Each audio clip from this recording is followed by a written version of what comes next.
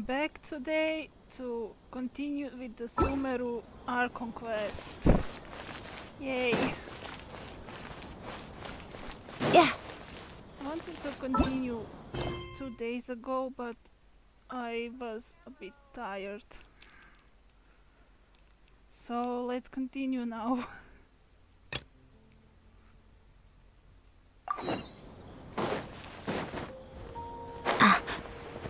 Oh yes! We're going to meet Nilu! Yay! I love Sumeru Castle. Yeah.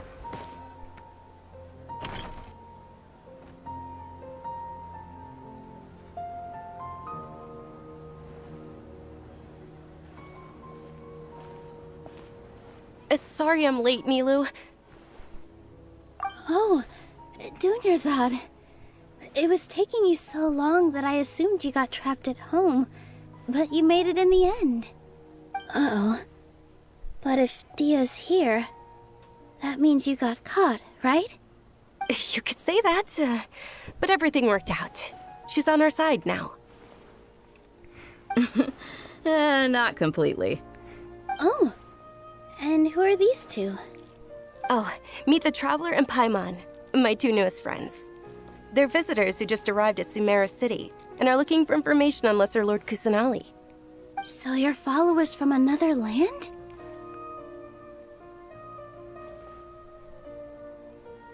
Truthfully, no. Oh, really? Well, that's okay. You're still invited to the Sabzerus festival. By the way, Dunyarzad, we've already started decorating the Grand Bazaar. It looks spectacular. Thanks to your generous contribution. You're very welcome. It's the only thing I could do. Do you still have enough Mora? Probably? But don't sweat it. We've already finished renovating the stage. Come on, I'll show you.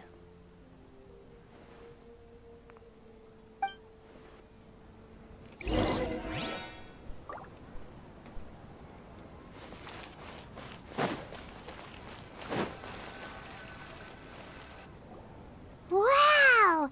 This place is amazing! Not bad. Last time I was here, the stairs were full of holes. The stairs were nothing. A little while ago, we discovered that the tree above the stage had a huge chunk of bark ready to fall off. Mr. Zubair was worried sick. We reported it to the academia many times, but they never sent anyone to deal with it. We didn't want anything bad happening, so we were going to cancel all the stage performances. Why didn't anyone come to handle it? Oh, probably because it was the theater asking. The academia looks down on performers like us. They probably think it would be best if the theater closed down completely. We can't let that happen, though. Not only would everyone involved in the theater go hungry, but then we wouldn't be able to hold the Sabzerus festival anymore. Thank the Dendra Archon for Dunyarzad. But the more she gave us, we hired someone to patch up the tree, and we also gave the stage a much-needed makeover. The stage is going to be even prettier when it's festival time. I can't wait for you to see it.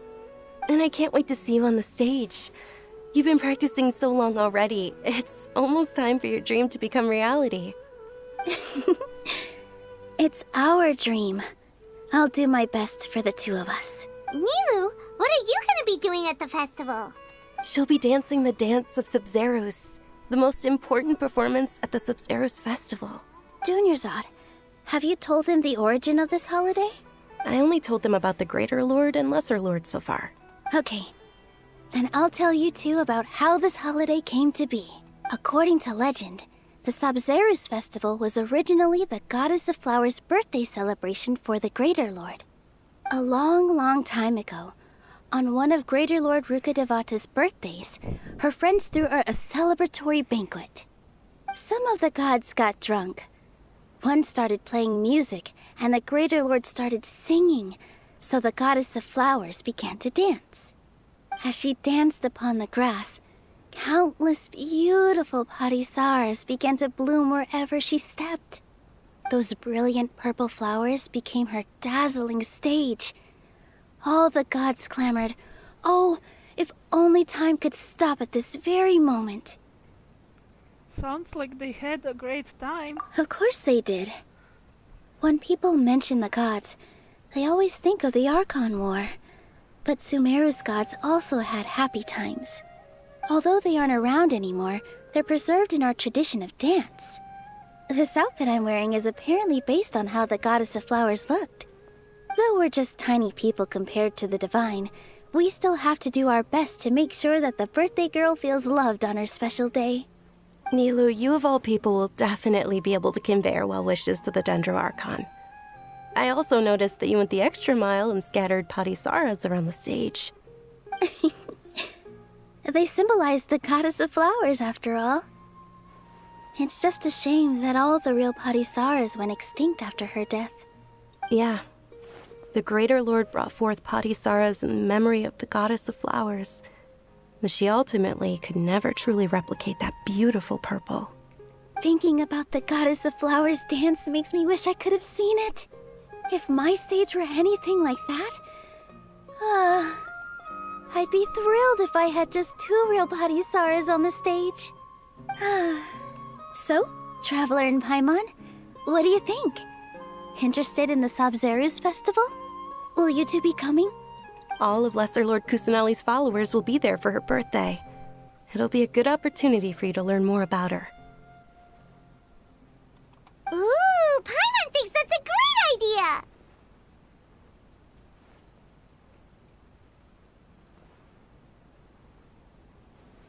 You sure it's not because you want in on the fun? Hey, come on! There's nothing wrong with enjoying a festival. Besides, it's Lesser Lord Kusanali's birthday. She'll be happy to have more people who are celebrating it. So how about we all attend the Sabzeruz festival together?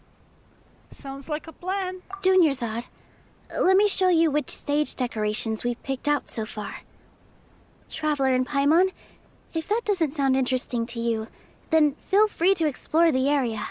Everyone at the Grand Bazaar loves Lesser Lord Kusanali, and we're all looking forward to the Sabzeruz festival. In that case, we'll take a look around.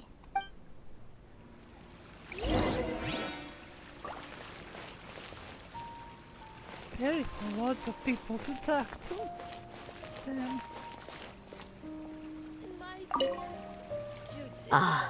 Dancing at the Sabzeruz festival. You know, I also danced when I was younger. As a child, I even asked my grandmother why we performed the dance for the Lesser Lord when it was originally done to honor the Greater Lord. My grandmother said that Greater Lord Rukkhadevata is a beloved deity and honored by all. And Lesser Lord Kusanali is too. If the goddess of flowers ever knew Lesser Lord Kusanali, then she would certainly have wished to be her friend and hold celebrations for her too. The Sabzeruz festival has been losing its appeal over the years. That is, until a wealthy benefactor stepped in this year and brought the festival back to life. I heard she forked out a lot of mora to make it all happen.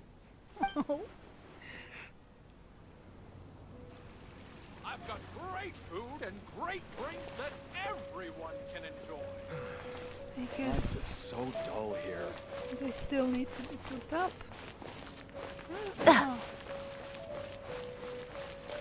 Hey, Things are really shaping up, and there's a buzz around the festival this year. We're expecting people from all over to come by this year and buy things during the festivities. Don't be fooled into thinking that Sumeru City has the best of everything.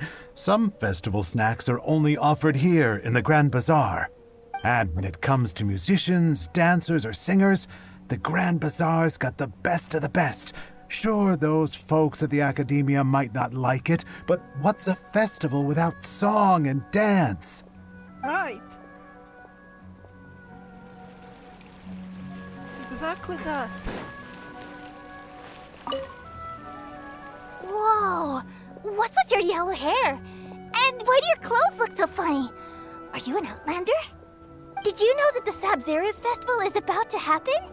There'll be loads of fun things to do at the festival, but The best part is when Ferris, the Knight of Flowers, passes out candy to everyone. Is it really that weird to have yellow hair? I mean, how they have yellow hair? What's up with that? Who else other than Mia?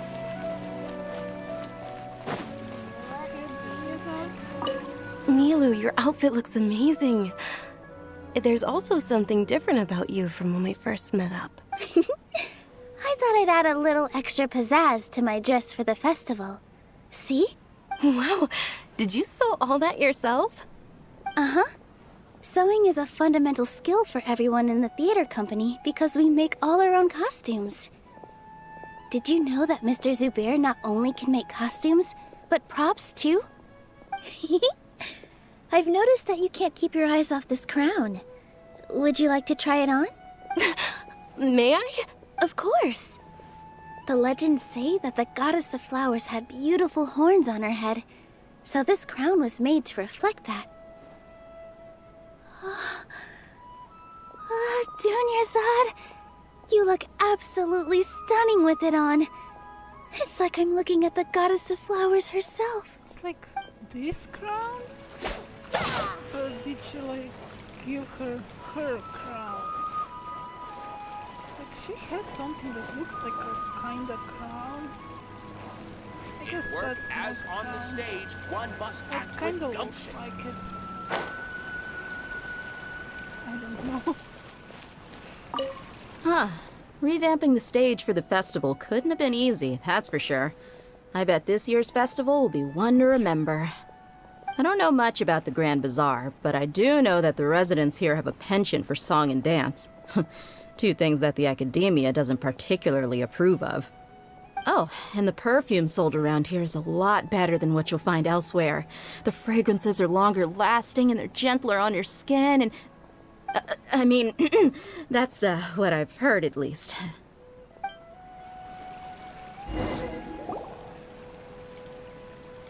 Interesting. Hey, is that who Paimon thinks it is? It looks like Catherine.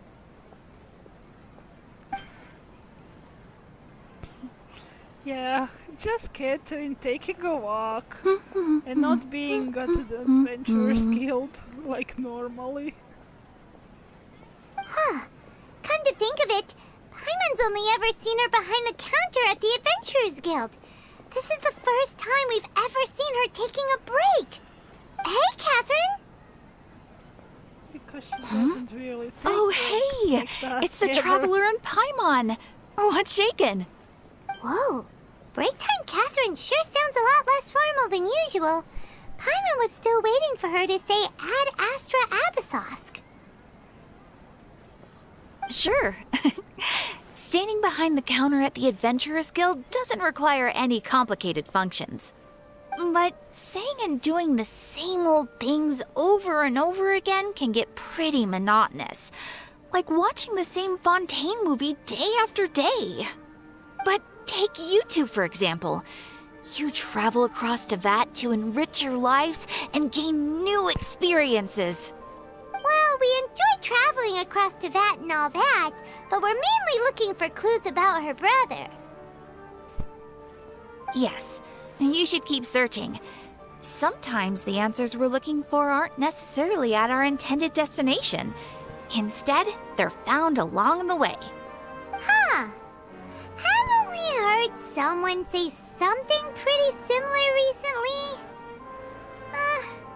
Anyways, what brings you out here, Catherine? Are you also a fan of the Sub-Zero's festival? Zero? No, not particularly. I guess you could say that I'm loving the recent atmosphere here. If festivals bring happiness to everyone, then that's where their true value lies. Oh, it looks like it's about time for me to be heading back now. Alright, we'll see you next time at the Adventurers Guild. Oh, by the way, thanks for connecting us with the Eremites. We've already made some great friends in Sumeru City thanks to you. I'm sure you two will get along well with the people here. You've already been blessed by the element of Dendro after all. See you around.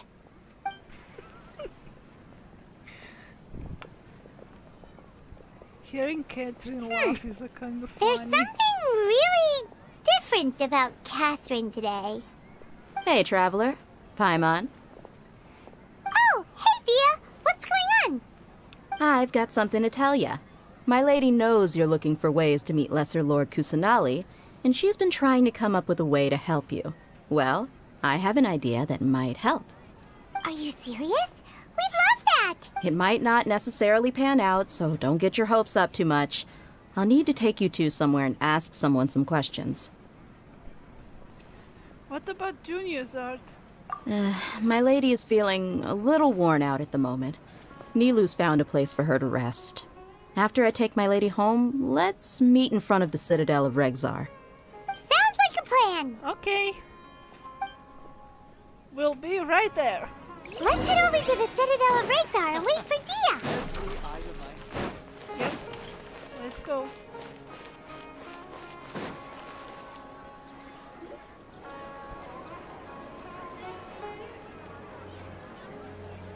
Sorry, I'm late.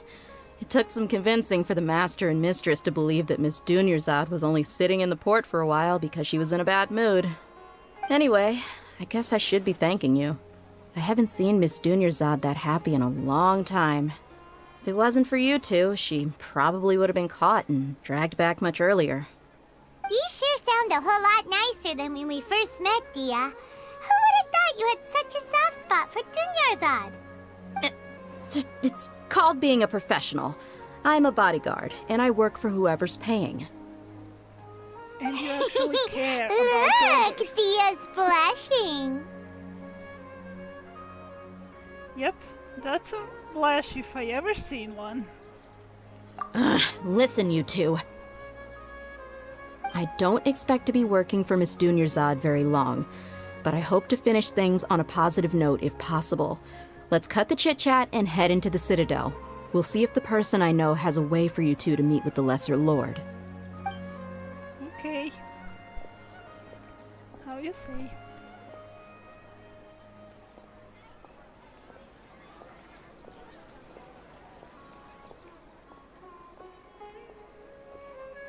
Oh, hey, Chief. Ha, Dia! What are you doing here? And well, didn't expect to see you three together. I take it you all know each other already? Mm-hmm. We met this morning after the Adventurers Guild pointed us to Ozfon for more info.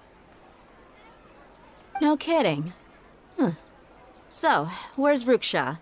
I thought I'd help these two out by asking about the theft. Anything you can tell him? Rukshaw's gone over to the Academia. The Grand Sage recently ordered Sumeru City to begin bolstering its defenses, so people from all over have been called back to the city. Since you've already mentioned the theft, I suppose I might as well tell him what we know. Appreciate it, Chief. Theft? Sorry, what the heck are you guys talking about? Just recently, the Academia lost something, and there's a chance the item is connected with the Dendro Archon. This case might just somehow help you in meeting her. I suppose that's one way to look at it. But if you ask me, the case is more about the Academia than anything else. Let me fill you in. The Academia recently sent a convoy to pick up an important package from Aru village. Word got out, and the convoy was robbed on its way back. The Grand Sage took the whole matter very seriously. Not only did he dispatch the Matra, but also enlisted our help in the search for leads. All we know so far is that whatever was stolen is currently in Port Ormos. You two have heard of Port Ormos, haven't you? It's the largest commercial port in all of Sumeru. You can travel there by leaving Sumeru City and heading south along the river. The Academia's grip isn't long enough to reach all the way to Port Ormos, so the city's a little more laid back, meaning the population's also a mixed bag. You never know who you'll meet there. Apparently what was lost has a great deal to do with the Akasha, knowledge, and even the gods. I'm afraid I don't have any other details for you, though. If you're interested, maybe you could head to Port Ormos and ask around yourselves. If you want my advice, try introducing yourselves as students of the Academia once you're there. Huh? Students of the Academia? Why should we do that? Are you serious, Chief? All the Academia students are in Sumeru City, you know. Why should they pretend to be students in Port Ormos? If you're also interested, just go there and see what happens. Count me out. I've got plenty of work to do here for the Homayani family. And take it from me, if you two really do decide to visit Port Ormos, you'd best watch your backs. Let's just say that the Eremites there aren't nearly as friendly as those here in Sumeru City. There are even some extremists who go around shouting slogans like, "Retake Sumeru for King Deshret." Word is that more and more are joining their movement. They're becoming a real headache for Chief and the others. You bet they are.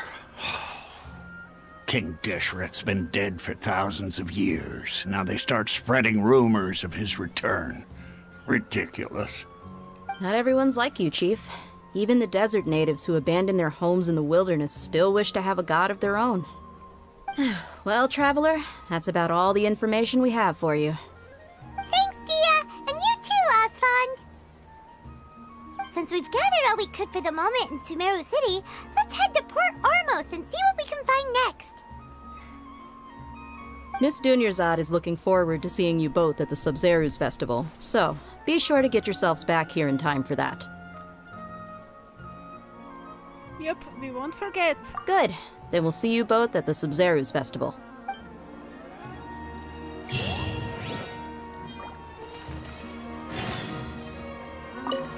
It's been a while since I visited the Citadel of Regzar.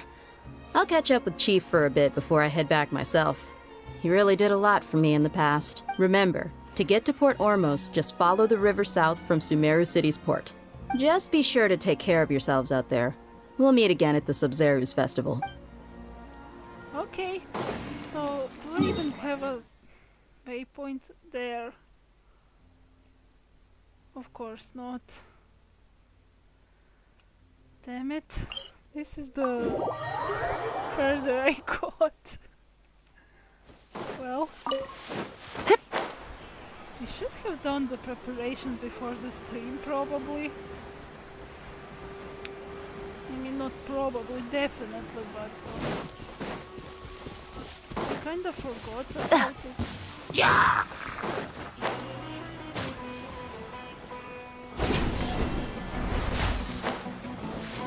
Be also faster if I without the character out. I can use those dendro like blooms, flowers that give paper. I mean, the glowing teleport thingy.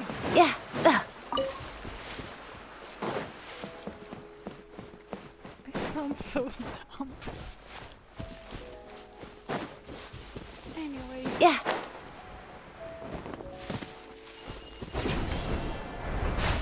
How much chance is there that I'm not really just talking to myself?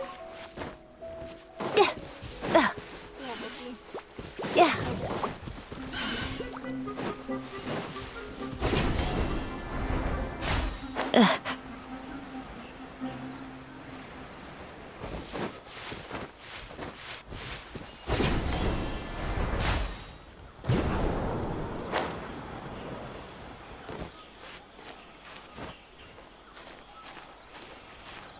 This is not ideal.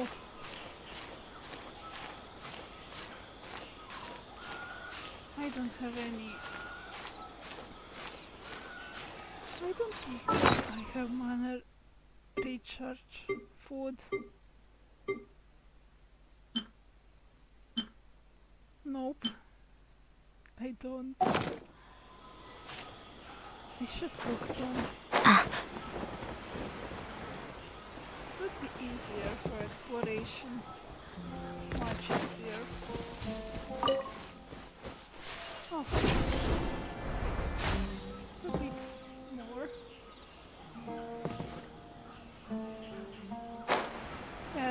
try to get to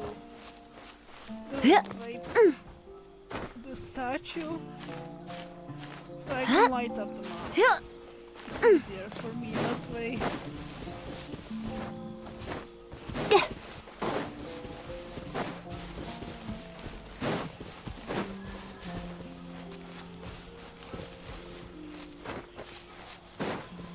Yeah.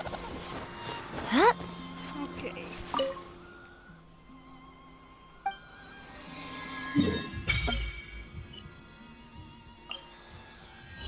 Finally, to the Port Ormos.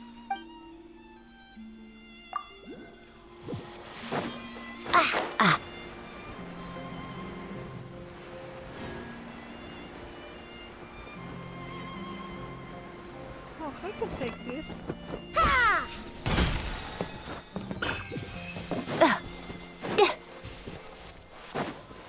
Yeah.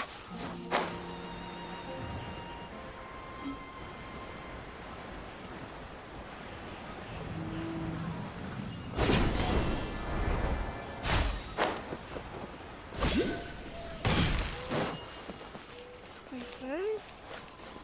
Did I...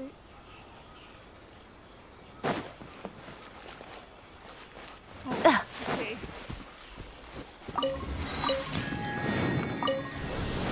Yeah. Be a bit faster.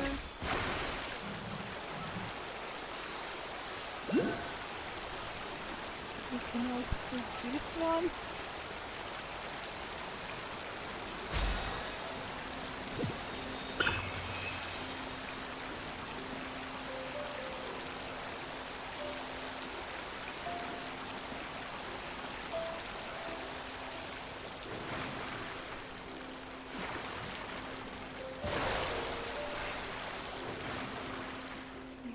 Which side do I... There. I can... teleport if something happens. Wait! Damn it.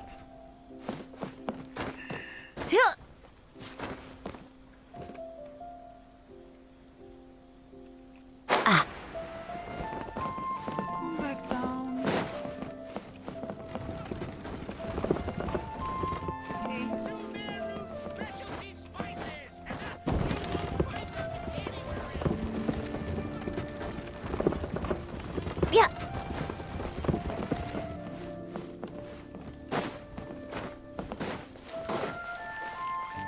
Okay.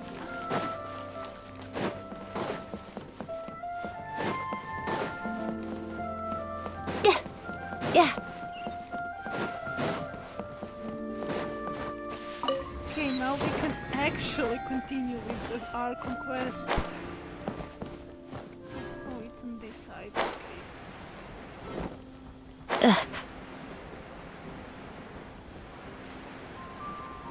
What does it telling me to go in the...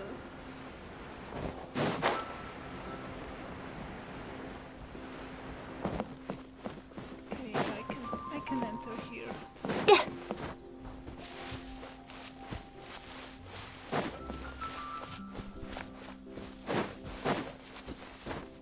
Yep.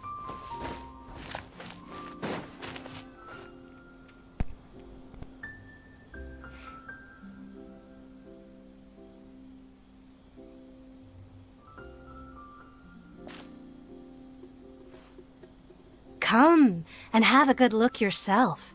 Traditional spices of the highest quality, made with pride and experience. You've got a deal. I can't thank you enough for always looking after my business. Believe me, I'm not making this up. Several Eremite mercenary groups are nearly in open conflict, but does the core of 30 care? And that's not all. Did you know that... Wow! Talk about hurly-burly! This place is busy! Well, guess that's only to be expected for the largest port in Sumeru.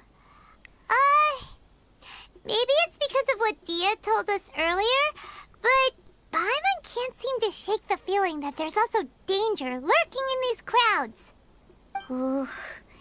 Let's get our bearings so we can start looking for leads. We know that whatever the Academia lost is related to the gods.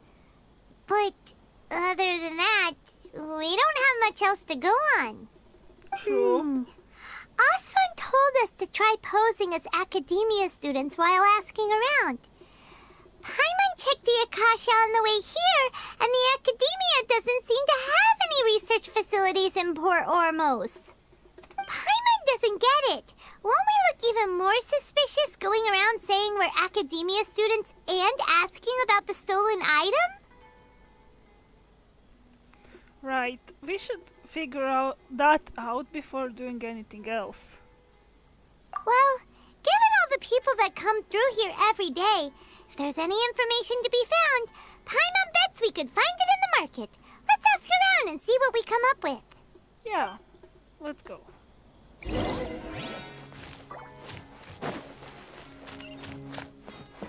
Oh. Give me that.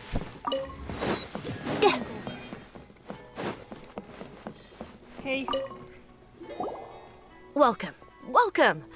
How can I help you two? Hi there. We would like to ask you a question. Do students from the Academia ever come to Port Ormos? Of course. Especially around this time of year. Students from Sumeru City that are about to graduate often come to Port Ormos to cut loose a little. Many people often talk about how hard it is to get accepted into the Academia, let alone graduate. But those who finish their studies and go on to become full-time researchers at the Academia have it even harder.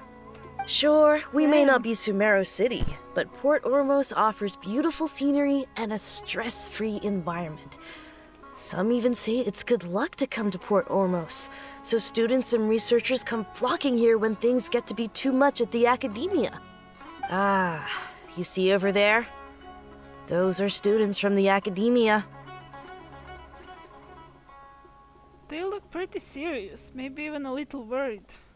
They've been looking worried and miserable ever since they got here a few days ago. If you ask me, the life of a merchant is better. So long as the Akasha teaches us what we need, then life is good. Those students seem to be discussing something. Let's see if we can listen in.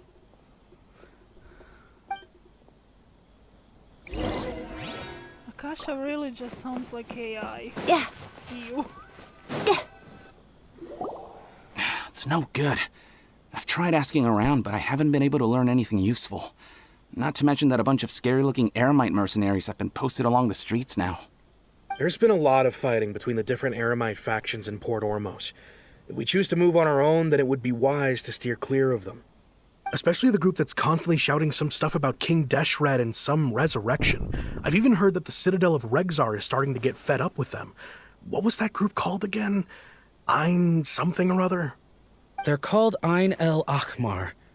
Today, I heard that the thing we're after might be in their possession at the moment. Wait, come again? Don't you see? Many of the Eremites in Port Ormos deal with trading this kind of thing. They're usually pretty wary of outsiders, but not so with students of the Academia. It's because the kind of goods that students are looking for aren't the kind of goods that Eremites are after. As long as they know you're a student, then deals can be made. I've heard that Ein El Hakmar likes to set up shop at the Jafar Tavern. Supposedly, if you're willing to part with 500,000 Mora, they'll give you info on anything. Wait, did you say 500,000? If information alone costs that much, then how could we ever afford to buy what we're looking for?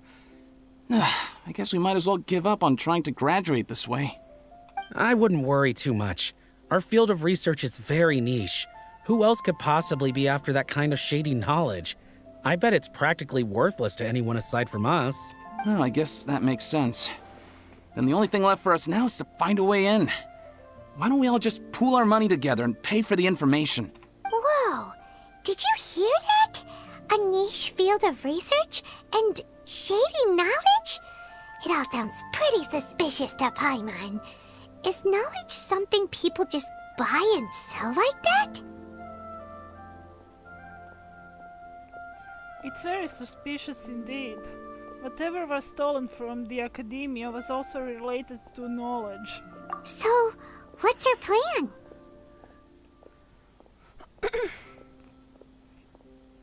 Let's go to the tavern. Let's try talking to one of the eremites. Wait! Didn't you hear what they just said? Buying information is going to cost us 500,000 mora! Have you lost your mind? Reliable information is worth the price. I won't let them off easy if it turns out to be a scam. Oh, alright. Paimon never thought she'd agree to parting with that kind of mora. But if you know what you're doing, then we should give it a shot.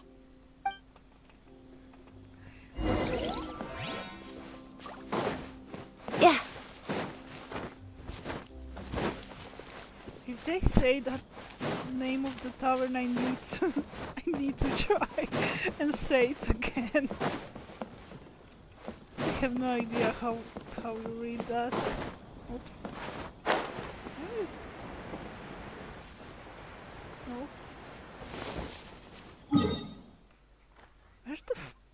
Where is exit? Whatever. I'm not searching further.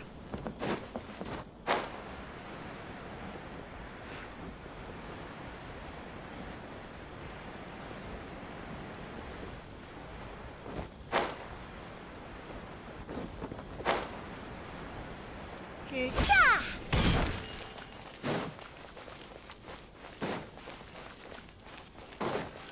This is the place we heard those students talking about. Let's find a seat somewhere and see if we can spot the group they mentioned. Okay. On it. Oh, you've arrived. Please, take a seat. So, they think that they can go toe-to-toe with the boss? Huh! Once we reclaim the power of King Deshret, they'll be the first that the boss punishes. They're nothing to be afraid of. Our main rival now is the Caracal Battalion. They've also amassed a significant amount of Mora this time, so we mustn't underestimate them. How can the Caracal Battalion compete with the boss when they're nothing but a bunch of money-grubbing opportunists out for a quick Mora? Yeah, with boss's fervent devotion, he'll be able to use this power to bring our god back this time. Huh. All these guys talk about is King Deshret, so they're probably the ones we're looking for. Greater Lord Ruka Devata. That traitor and her followers must not be spared. The day will come when King Deshret exacts vengeance on Sumeru, and all of them shall be punished. Great Lord Rukadevata? A traitor? What are they talking about? Yeah, Paimon was wondering what they meant too. We should ask about that if we get the chance later.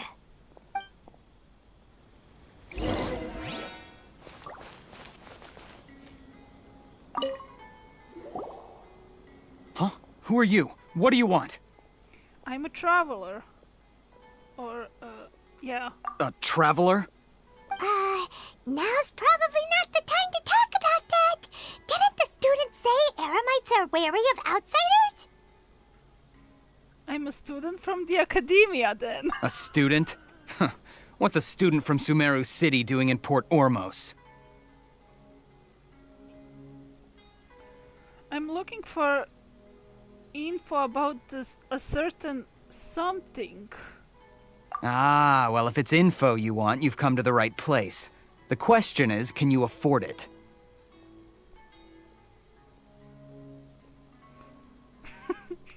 Hand him 50 more. Huh? What is this, some kind of joke? Oh! Sorry! She must have grabbed the wrong amount! Hey, what do you think you're doing? I think they're scamming me. But okay, we did already discuss this, I guess. Oh, Paimon can't stand to see so much more go. But there's no other choice right now. Here, this is the merchant's address. Whatever you're looking for, you'll find it there. Hmm? Well, what are you waiting for? I just have one more question. Oh, that's right! We heard you mention King Deshret just now. We're actually interested to know more because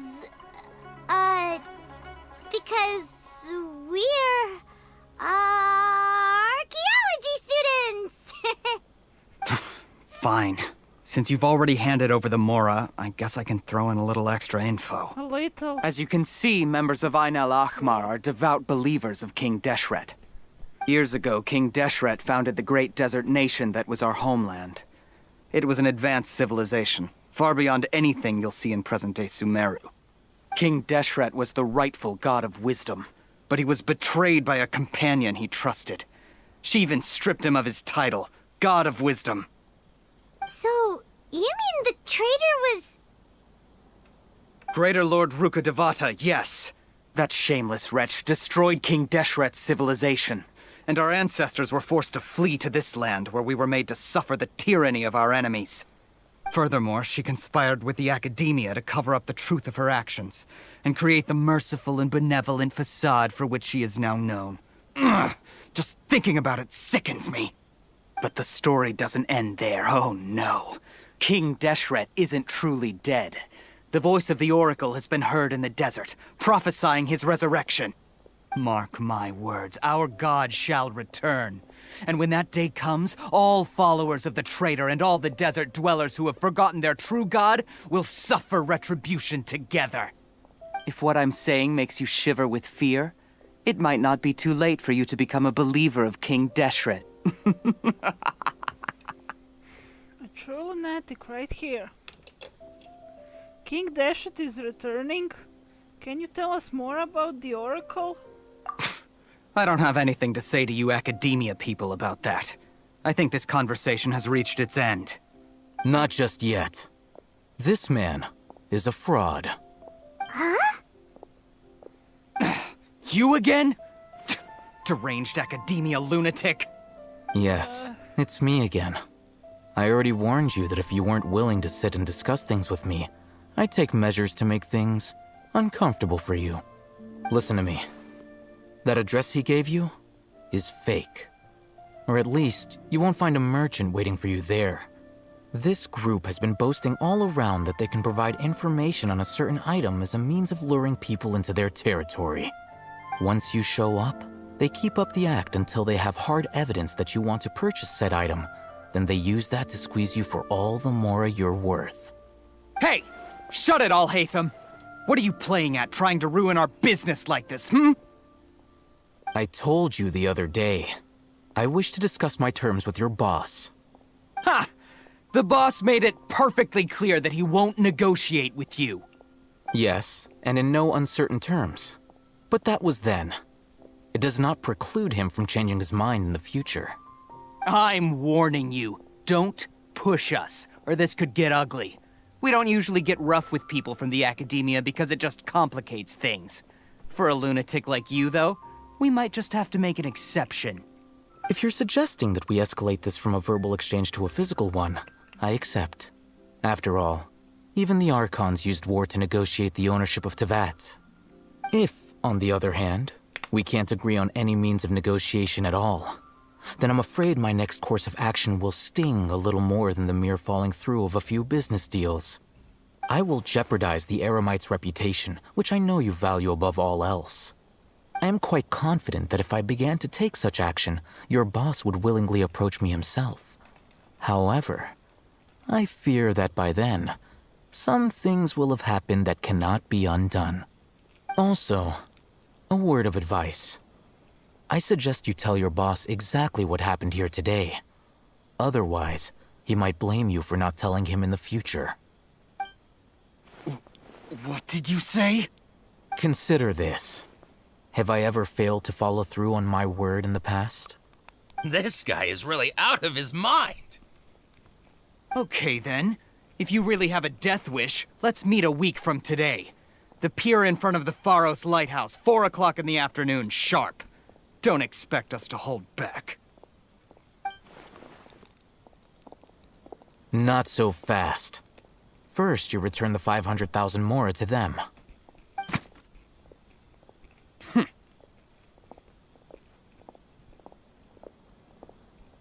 Please, I beg you, don't provoke them. We can't afford any trouble with this crowd. They haven't even paid for their food yet. Ah, Mr. Iman. There appears to be fewer staff in the restaurant recently. This wouldn't happen to be because they're all busy spreading the word to the students, would it? Well... Someone who chooses to do business with a group like that really can't afford to get so flustered the instant someone confronts them about it. Consider the meal compensation for our silence. I'd say you're getting an excellent deal. Whoa, did you see that? He not only got us our Mora back, but sent the Amorites running too! Plus, he seems to know a lot about what's going on around here. Let's catch up with him and ask some questions! He went that way! After him! Should I adjust Yes. the shipping schedule? Let's go. Yeah. Wait up! It's Al-Haytham, right? What do you want? Thank you for your help back there. No need for thanks. My goal was to get to them, and you two gave me just the opportunity I needed. We're even. Oh, I advise you to keep your distance from them. Since they weren't able to make off with your Mora in the end, they might harass you again in the future. All right. Goodbye. Hold your horses! We still have something to ask you about! Since you tore through their scam right in front of them, you must know the real story about certain something, no? Who exactly are you two? And why are you inquiring about that? I'm a student from the academia. A student. Right. Look, you should know that those thugs conducting business with you had nothing to do with your lie.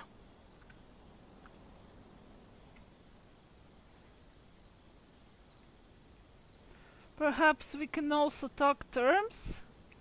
I know a thing or two about swordplay. Huh? Oh, yeah! She's really strong! Weren't you saying something about a physical exchange? We can help with that. She doesn't even have a vision. Forget it. Maybe not, but she can still use elemental energy. Otherwise, there's no way we'd go asking for info from from guys like that. Those high-headed thugs are definitely gonna bring a lot of backup for your next meeting. Even if you don't go alone, you won't regret taking us with you. All right. I accept. Got a pen and paper? If you're searching for someone who sells that kind of merchandise, I'll give you one of their addresses, and you can try your luck. We'll reconvene at the appointed time by the pier. It doesn't matter if you show up or not.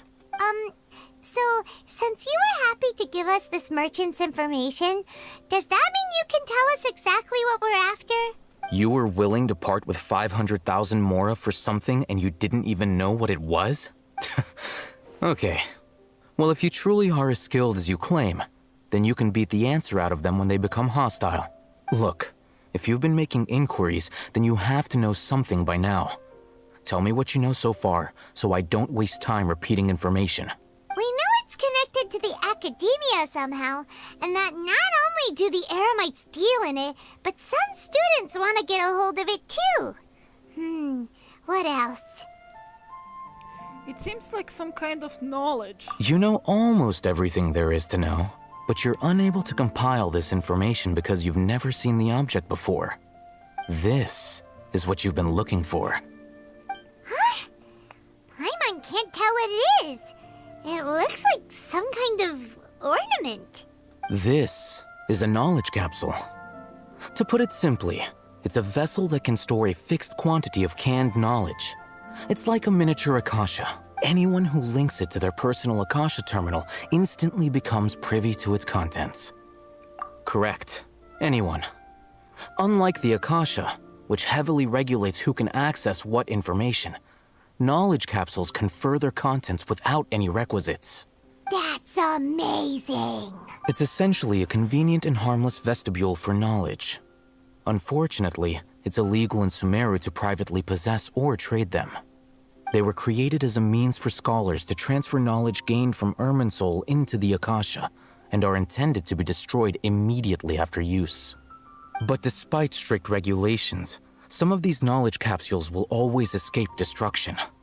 After all, there will always be those in this world who are dissatisfied with life as designed for them by the Akasha and wish to change their fate. Over the past century, a wide variety of canned knowledge has been leaked from the academia. Now, in Port Ormos, the valuable ones are a means to Mora for the Eremites. Meanwhile, those which the Eremites deem to be useless to them occasionally prove useful to the common citizens and hapless academia students. Well, I think that about sums it up. I heard that the academia lost something recently. Seems like it's a knowledge capsule? Oh, so that's your true objective. I want to learn more about it. With our current arrangement, I don't believe I can offer an answer. What do I have to do? Perhaps we can negotiate further? You're still resolved. Fine. Let's talk somewhere with fewer people.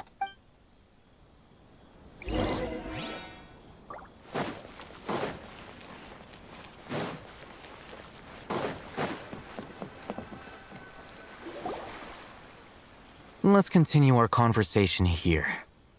If you wish to learn more about the knowledge capsule that the Academia lost, then you must help me with something. What is it? I need you to find someone named Dory, a traveling merchant. Unlike the peddlers who hawk inferior knowledge capsules, she often has quality goods in stock. Some say that as long as there is profit to be made, there is nothing she won't dare to sell. She's guarded against people from the Academia because most of her wares don't comply with Academia regulations. I think she blacklisted me. I met with her informant, but it soon became clear that they had no intention of letting me get any further. Become one of Dory's customers and earn her trust.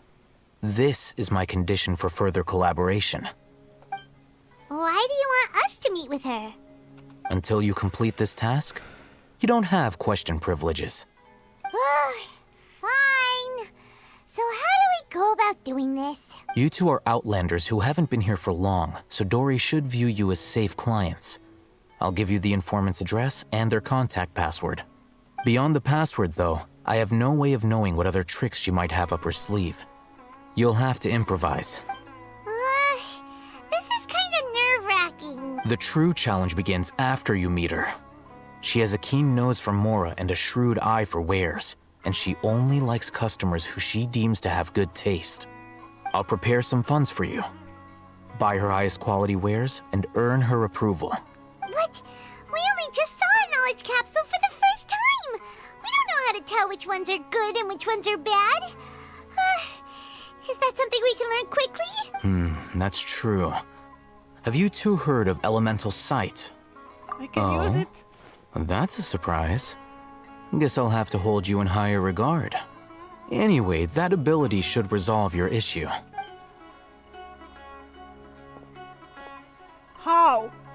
Here are 2 knowledge capsules. Tell me, can you detect any difference in their quality?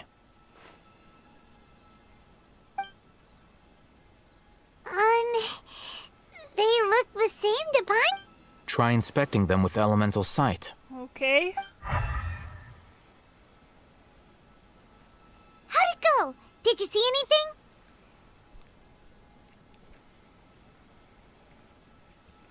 They both glow green. The one on the left shines brighter. Rumor has it that higher quality knowledge capsules generally appear brighter when viewed through elemental sight. That's because knowledge originates from Irminsul, the root of Dendro power itself. The more powerful the knowledge, the richer it is in Dendro energy. However, some canned knowledge with a high concentration of elemental energy is of little use in contemporary times, so those capsules are of little value.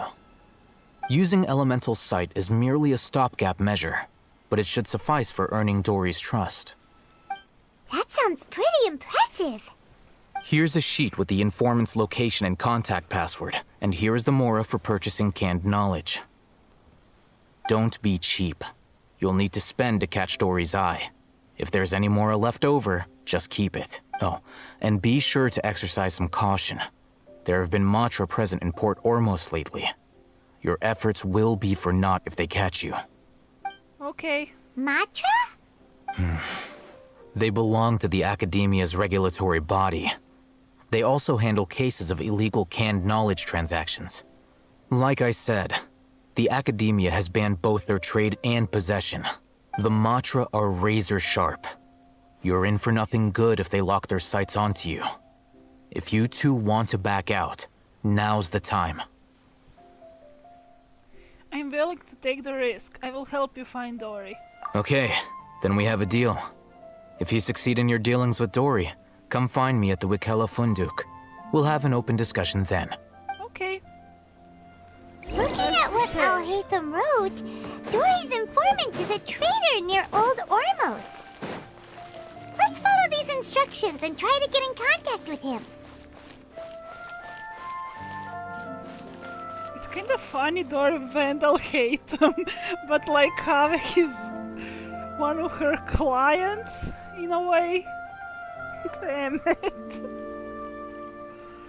Did he actually try to do something to like protect Kaveh in a way?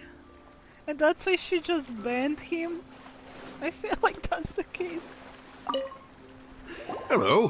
What are you two looking to buy? Because I mostly forgot that Al-Haytham said he was banned for her. Okay.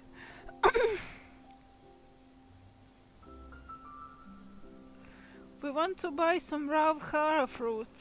Wait, are you sure you're remembering that right? Paimon doesn't think it was that on the paper. Oh, I should have checked the paper first. We want to buy some unripe hara fruits. What a unique palate. We have unripe hara fruits, but we usually keep them in the back. I'll have someone escort you. Following the paper got us past the first round. Ronak, these two want to buy unripe hara fruits. Show them to the warehouse. Got it. You two, please follow me. Hey? You two have a fascinating fashion sense. We haven't seen a customer wearing a Sumeru rose for quite some time. Hold on. Let me think. Sumeru rose means common merch.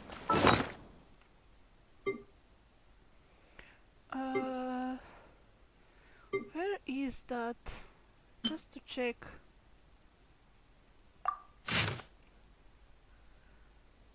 Looking take, wearing morning flower. Looking to buy canned knowledge, morning flower. Where is Sumeru rose? Looking mouse costumers. Abishal tiger matra. Taken by my soul to costumers. City style purchase small amount. Port Ormuz style to purchase the bulk.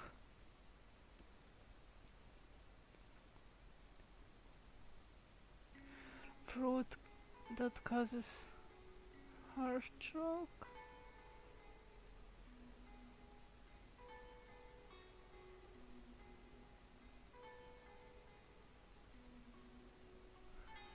Sumeru city style, I guess. A morning flower, I guess, will be the most. No, look again. We're obviously wearing morning flowers. Ah, my mistake. I do apologize. Hey. Whew.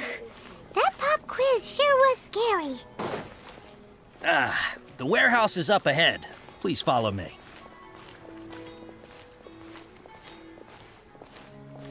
Okay.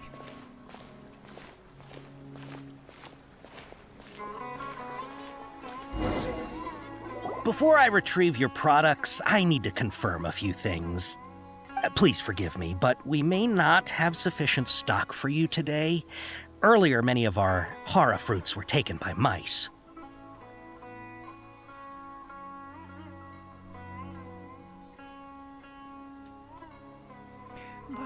Congratulations to you. Thanks. If better goods come in, you'll be the first to know. You look like you have some skill. Why don't I pick out some fruits that'll make you dizzy?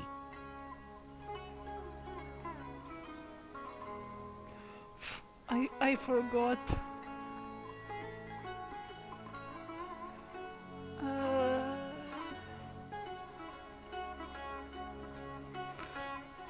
Damn it. Do I cheat? I don't wanna cheat this time.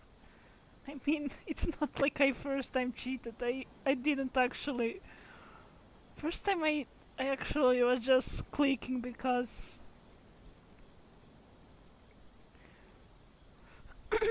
if I remember, I actually didn't really enjoy this part of the quest.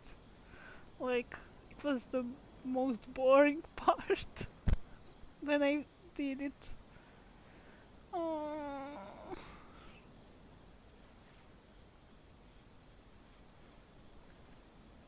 Maybe this? No, that's not it. The paper said that heat stroke is the answer to erudition. Eating something. Okay. I'm sorry. But as things currently stand... He's cautious of us. Let's take a closer look at the... Okay. I will just do clay.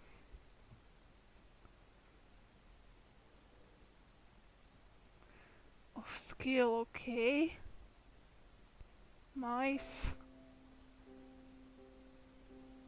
Tiger Yamat. Okay.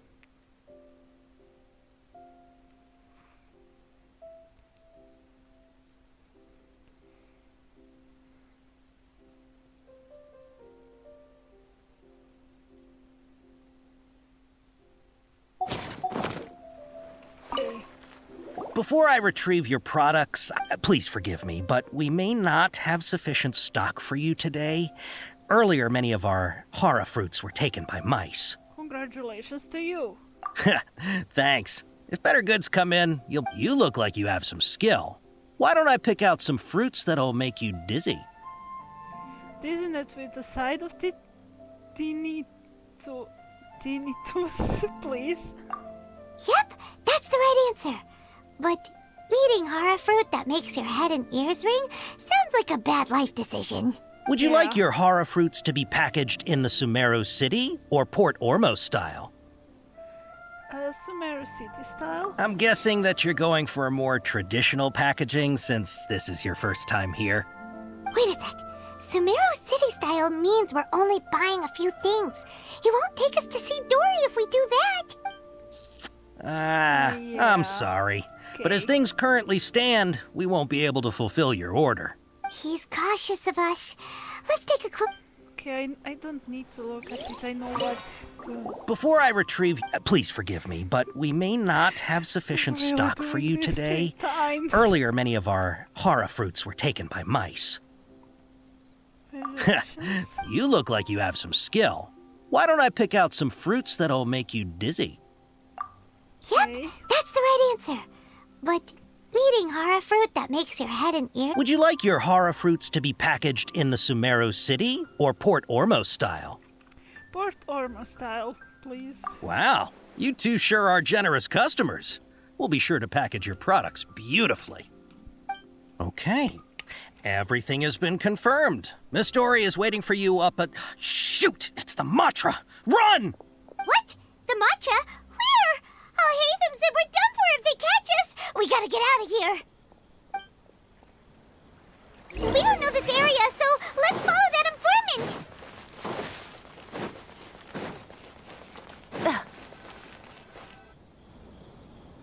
He ran that way. After him.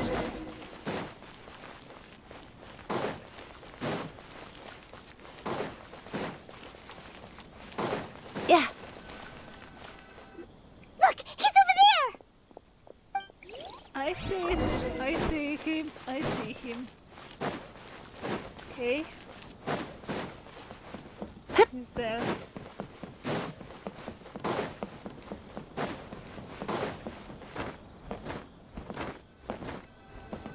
Hey, you're hiding from the Rishbaland tiger, come this way! Another password! Huh? Oh, that voice came from behind the building on the right! Here, over here. You can stop running now.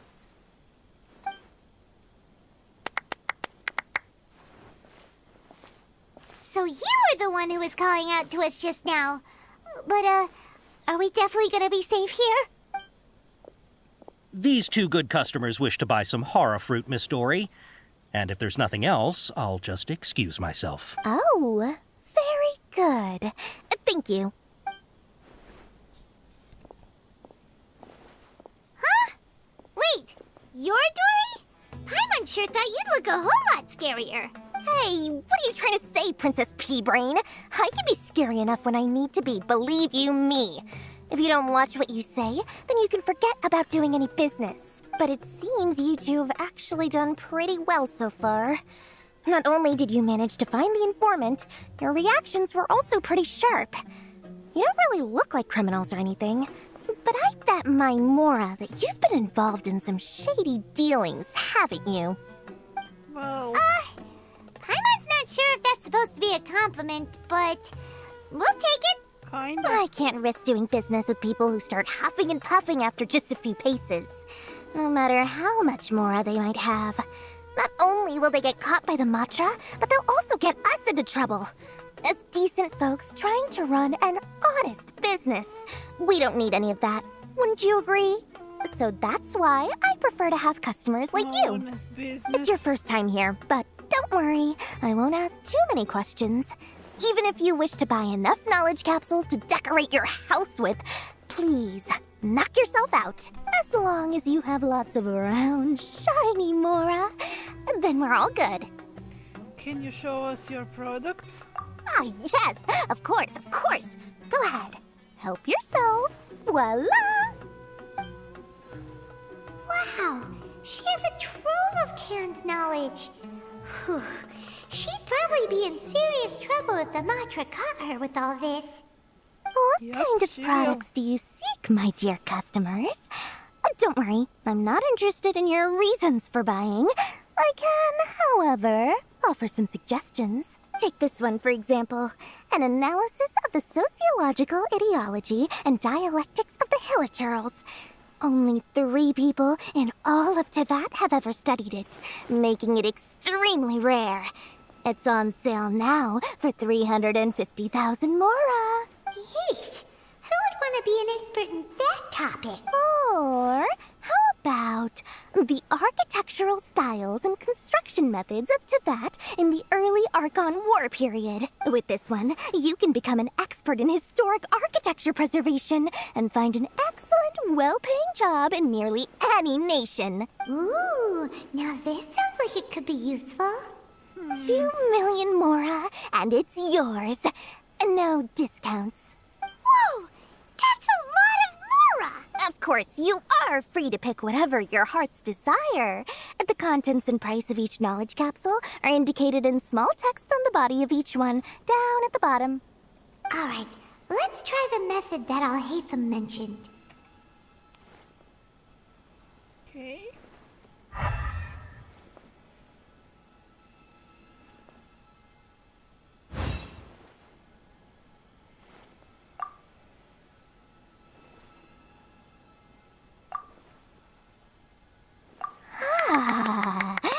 You've really got a good head on your shoulders, and quite the eye for quality. We'll take these, please and thank you. My oh my, you are blessed with a taste for both the exquisite and the extravagant. Customers like you are a rare breed. 1 in 100. No, 1 in 1,000 even. Listen, I have a special offer for you two. If you spend just 100,000 more, you can pick any knowledge capsule of your choice up to a value of 1 million Mora. Say what now? Hey, did you hear that? Spend another 100K and we get a capsule worth a whole million! Calm down, Paimon. Don't let her trick you into spending more. But all the canned knowledge we just bought is easily worth 500,000 mora. If we spend just a little more, we can get something worth 1,000,000 mora. Isn't that a fantastic deal? Think about it. We've gone to all this trouble to get this canned knowledge. And so far, everything we bought belongs to Alhaitham.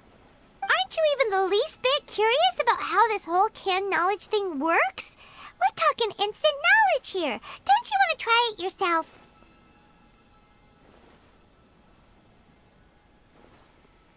I think you're the one who's curious. You just want to see me try it. Come on, come on! We still have around 100,000 of Alhaitham's moral left, so let's put it to good use by finding something useful for you. Ahem! You've got a deal, Dory! We'd like to spend an extra 100,000 mora. Excellent! Then please, select from this fine collection of canned knowledge over here.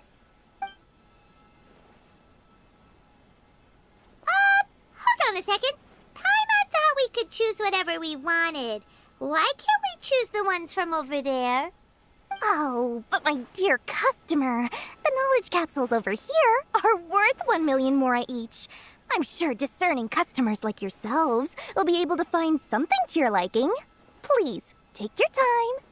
Uh-oh, Paimon has a bad feeling about this.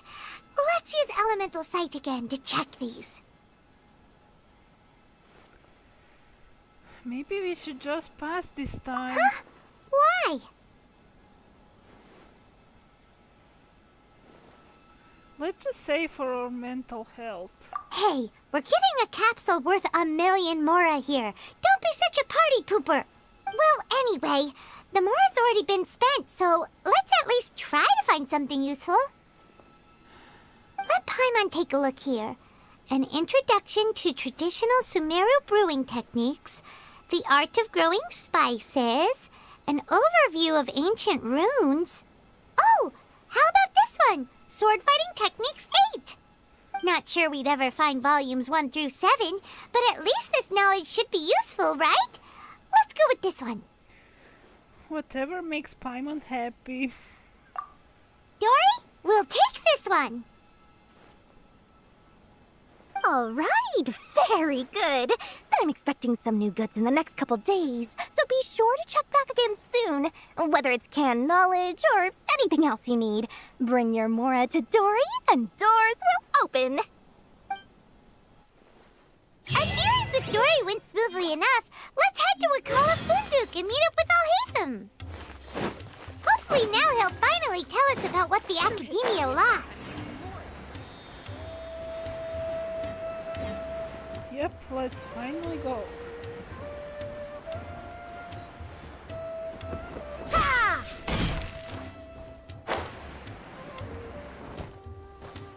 Ha! You two made it. And from the looks on your faces, you were successful. Whoa, there's so many people from the Academia here. Why would you pick this place as our meetup spot? Well, Wakela Funduk is under the Academia's control, so naturally the Academia has people working here.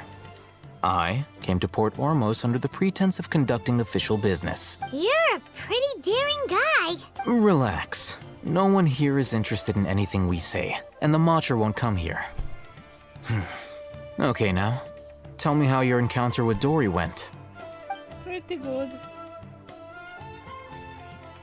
Okay, we did what you asked.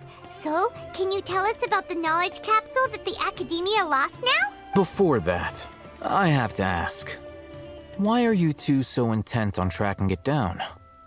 You don't have to answer, of course. It's not a secret or anything. We want to meet with the Danger Archon. Yeah, she just wants to meet the God of Wisdom and ask her about something important. We've been in Sumeru for a while now, but we still haven't found a way. When we heard that the Academia had lost something that might be related to the gods, we came here in case it turned out to be our lucky break. In that case, you're on the right track. A short while ago, the Academia lost a knowledge capsule in the desert. It's supposedly a divine knowledge capsule. Use it, and you'll gain the wisdom of the gods. Wow, there's really such a thing as that? Hey, if we find it, do you think we could learn how to meet the Dendro Archon? Ooh, or even how to find your brother? I highly doubt it has any mystical properties, but it does indeed exist. And it's right here, in Port Ormos. So, where exactly? That's what we need to find out next. Okay. Your goal is to find it too? I won't deny that. I am investigating because I'm curious as to what the Divine Knowledge Capsule truly is. As you know, the Eremites in Port Ormos also have their eyes on it. It is an extremely precious item. The knowledge contained within may bring great power or wealth to whoever has it in their possession. Several brigades have been vying for ownership of it as of late, but there is still no victor. My personal finances and connections cannot compete with those of the Eremites. After attempting various methods, I finally managed to reach a tentative agreement with several brigades. I agreed to forego ownership of the Divine Knowledge Capsule in exchange for the opportunity to study it. After all, there's no harm in understanding what it is. However, there are those who are less amenable to negotiation, such as those from Ain al-Ahmar. They adamantly believe that the Divine Knowledge Capsule contains King Deshret's power, and that he will return to this world when they obtain it. They refuse to let anyone from the Academia tarnish their deity's soul. So you kept hounding them because they refused to cooperate with you? Yes. Ain al-Ahmar isn't exactly wealthy, but its members are determined to get that capsule by any means necessary. To that end, they've resorted to many methods more foul than fair in order to amass sufficient funds. So, I've been sabotaging their business to force them into negotiating with me. The Divine Knowledge Capsule should be up for a secret auction within the next few days. Each brigade will place their own bid, and the prize will be covertly given to the winner. To ensure the capsule's security and to evade the Matra's notice, the winning brigade will not publicly disclose their victory. Unless I know whose hands the Divine Knowledge Capsule ends up in, my agreements with them will fall through. Dory is the most reliable source of information, but that avenue was previously closed to me. With you on board now, the situation is different. In other words, you wanted us to befriend Dory so you could find out where the Divine Knowledge Capsule is. Yes, you can say that. But this arrangement harms none of us. The day after tomorrow, go back to Dory and try to purchase information on the Divine Knowledge Capsule's whereabouts. If she has no information, wait 2 days and approach her again. If I get the opportunity to study the Divine Knowledge Capsule, I will relay my findings to you. Will that suffice as compensation? That's exactly what I want. Thank you. Okay. Then we'll meet up in 2 days. Alhaitham, before you go, we actually bought a knowledge capsule for ourselves, but we're not sure how to use it. You two want to try using a knowledge capsule? Sure, I can teach you. Doing so right under the Academia's nose is a bit problematic, though. What do you say we head to the outskirts of town? Sure. Sounds like a plan.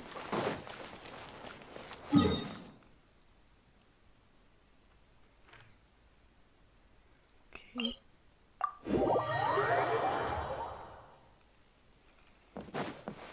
Seems like it's equally far from every waypoint.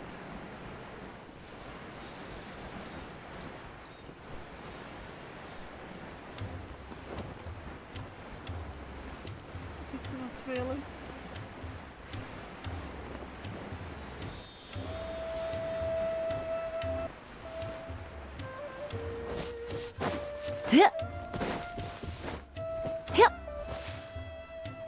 All right, this place works. Show me the capsule you purchased. Here. Sword Fighting Techniques 8. Huh. A combat class knowledge capsule. This class is something of a rare find these days, since most have been taken by the Eremites to augment their battle capabilities. Really? Ah, yeah, what a great buy! If you want to determine the efficacy of this capsule, I can evaluate your combat ability. However, effects will likely be minimal if you already possess a high amount of strength. We can conduct a controlled experiment where you fight 2 battles. One before using this knowledge capsule, and one after. While you fight, we can use an Akasha terminal to monitor your various physical parameters. There may be variances in your physical strength between the 2 tests, as well as a disparity in your opponent's abilities. But don't worry. I'll run statistical analyses afterward to mitigate any confounding effects. Wow! Okay. Oh, Hatham! You must have been one of those guys at the academia who got top grades on everything. Paimon's curious about something, though. You definitely weren't one of those students who needed canned knowledge to graduate from the academia, right? So, why are you risking getting caught by the mantra for this capsule? I'm also curious about this. When you are unable to understand a researcher's actions, most cases can be attributed to curiosity. This is but one theory. Sounds like you're trying to avoid the question. All right, let's begin the test. Just fight as you normally do.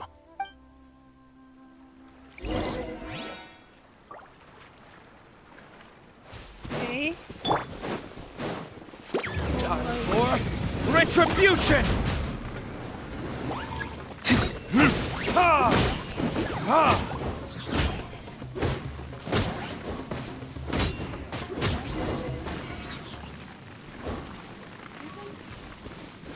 Wait, now I won't have that one shot for you.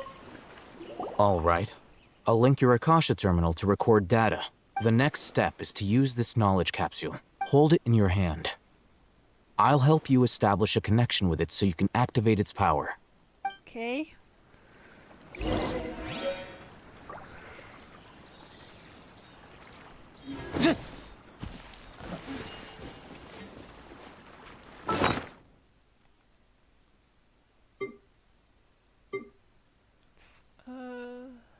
Wait. Where is... Oh yeah, okay. Use?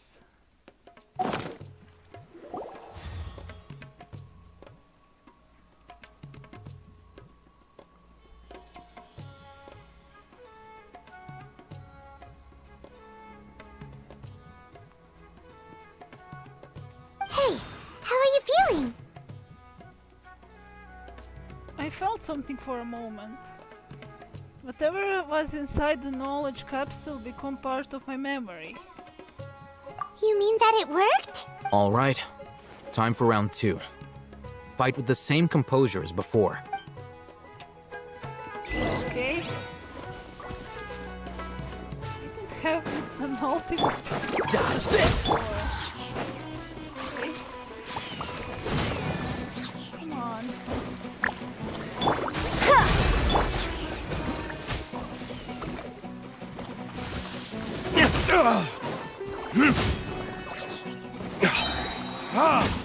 It's not like it's much different.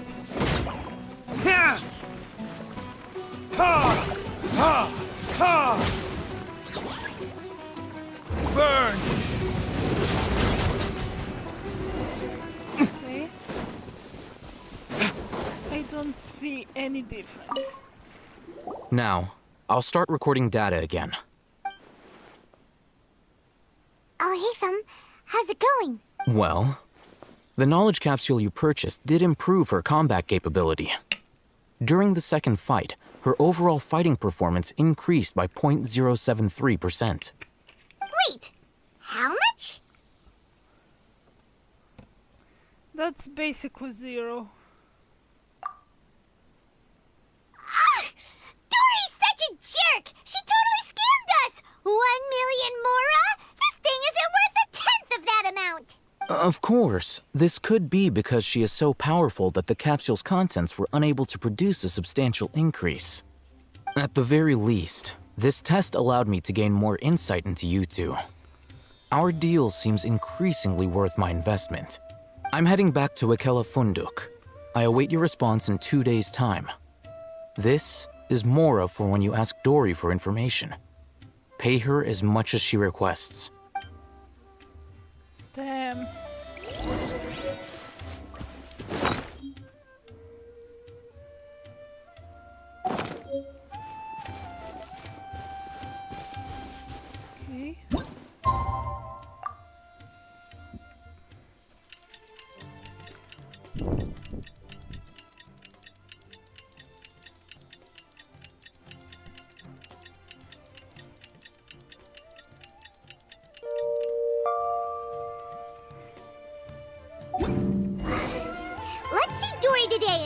sure about where the Divine Knowledge Capsule is.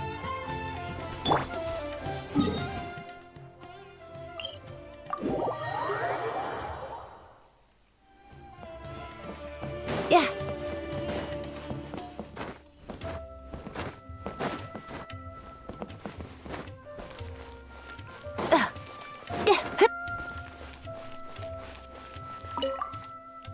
Here, over here! Oh, welcome back, my loyal patrons. What can I do for you this time? You name it. Can knowledge, supplies, or anything else you need. I'll find a way to get it. Where there's a waterfall of Mora, there's a way. Can you really get us anything we want? Anything at all? Aha! So it appears that canned knowledge alone is no longer sufficient for your opulent appetite. Then please, oblige me. Tell me what you have in mind. I want to buy info on the whereabouts of the Divine Knowledge Capsule. Oh! I knew customers with pockets as deep as yours would undoubtedly crave something more profound than ordinary canned knowledge. But you know, that kind of information isn't going to be cheap. After all, I had to work really hard to weasel my way into the auction site. Not to mention that if anyone found out that I was the leaker, I would be in big, big trouble. But how can we be sure your information is accurate? Paimon's curious how you just happen to have this kind of info the moment we need it. Because to me, anything of value is what I consider to be my supply. Therefore, I must always be aware of what's hot on the market in order to secure more sales. As for the information's authenticity, well, you've no need to worry about that. I used a camera to take a picture of the transaction. That way, no one can dispute it. Name your price, I will buy the information. It's always a pleasure doing business with such sterling patrons. Now that you've paid in full, here's the scoop. The Divine Knowledge Capsule was purchased yesterday by a certain Misery, the leader of Ain el Ahmar. Ain el Ahmar? You mean the Eremites who worshipped King Deshret? Ah, so you're already familiar with them. Kind of, The group has done everything in their power to obtain the Divine Knowledge Capsule. After all, they believe it contains the power of King Deshret. That Divine Knowledge Capsule is unlike any other canned knowledge I've seen before. It was glowing bright red. The capsule is clearly visible in the picture I took. You can look for yourself. Thanks for the info, Dory. Please, it's my pleasure. It's all thanks to discerning customers such as yourselves that my efforts yesterday were not in vain. Please, don't hesitate to contact me if you ever need anything else in the future. Mora for Dory opens doors. Well, we figured out where the Divine Knowledge Capsule is. It turns out it ended up... Oh, I actually wanted to see it. Oh well. Let's head back and talk to Al-Haytham.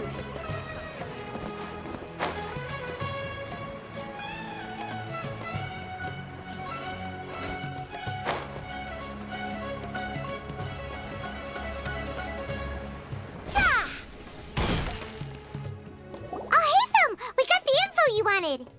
Really? All right. Let's hear it. It's in the hands of Ain al-Ahmar, the very group that we're about to face. Dory even gave us evidence to verify the intel. Have a look. Huh, look at that. Clear as day. It must have taken some guts just to infiltrate the scene of the Eremites' transaction. But then to get close enough to take a picture like this. Bold move, Dory. Very bold move. All right. The person in this picture is indeed Misery, the leader of Ain al-Ahmar. And the glowing red capsule he's holding appears to be the Divine Knowledge Capsule. In which case, if we play our cards right, when we confront them next week, we should be able to force them to show their hand. At first, Paimon didn't get why you were provoking these Ain el-Ahmar guys. But now, it sort of makes sense. Everything's playing right into your hand. After we defeat them, we can finally have a serious talk with their boss and get them to lend us the divine knowledge capsule. Hopefully. Thank you for your time and efforts. Take a few days off while I make some preparations. Let's meet up again on the afternoon of the arranged date, 3 o'clock sharp. We'll be there. See you then. See you. Okay. Oh, Hatham sure is taking his time. Where could he be? Oh, there he is. Sorry to keep you waiting. Let's head to the pier in front of Faros Lighthouse. Yep, let's go.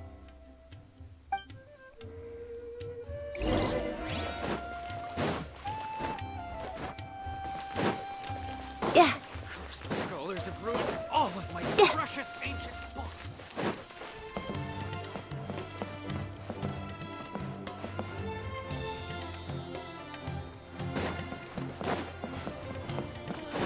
Yeah.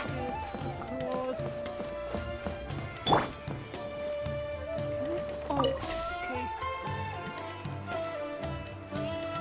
Still there.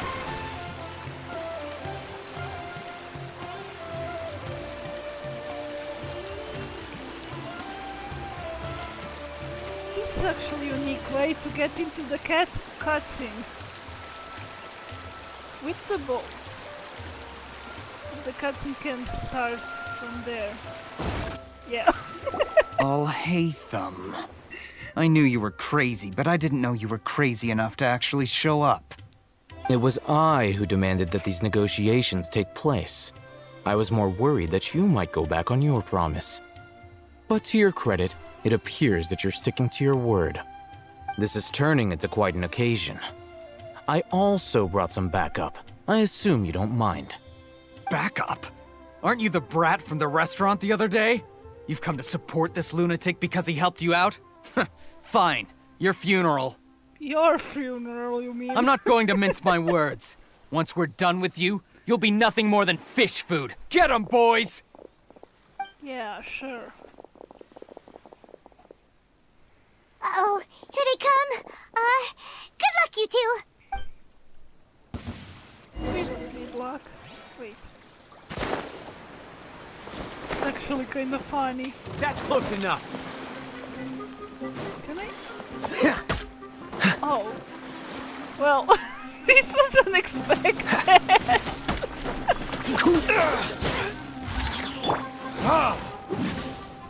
can't do anything if they don't come.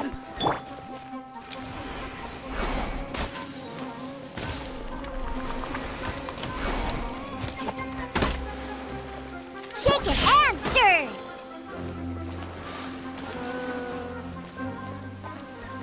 How do I fucking enter? Law of the jungle. Where do you think Dodge this? I guess like this. Where do you think you're going?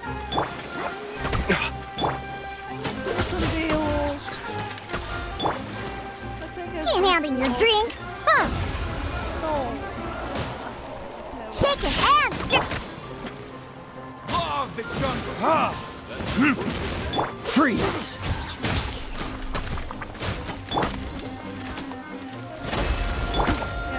Cool it! Where do you think you're going? Okay, this is the fight now. Law of the jungle. Freeze! Where do you think you're going? Guy's doing his job, I guess. Cool it! Yeah. Verdict is...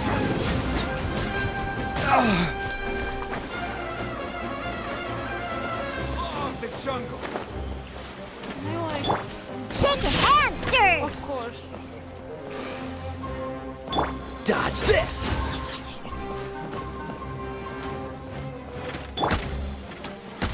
Diana Special. Law of the jungle. Cool it! I can do Scratch I'll be back.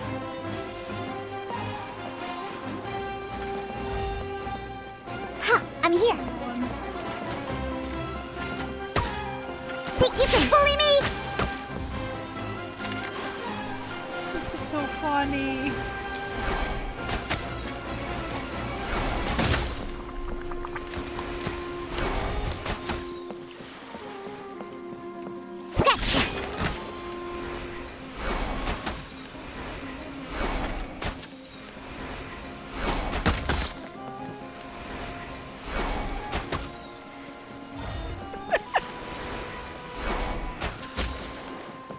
Oh, there is another wave. How am I supposed to do this? Freeze! Don't get frostbite. Think you can bully me? I'm a rock. It wasn't intense. Dodge this!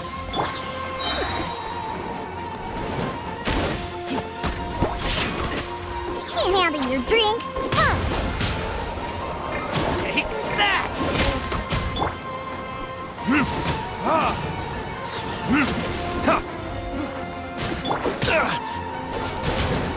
Push your luck. No more tricks up your sleeve. Cool it. Shaken and stirred. Time for retribution! Okay, this almost worked.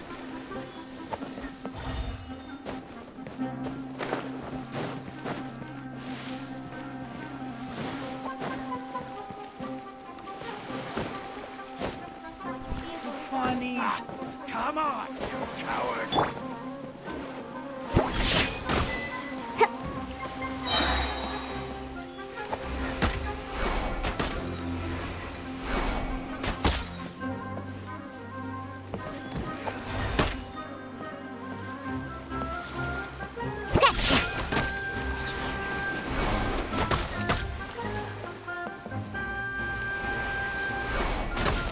Shaken and stirred. What's the hurry? You want this one?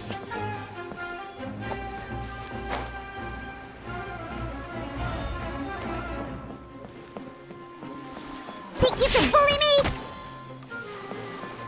And the last shot. Finally.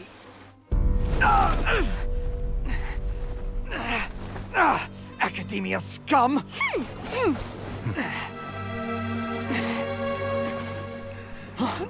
Boss! Finally! Did you use it? Great! Now we can...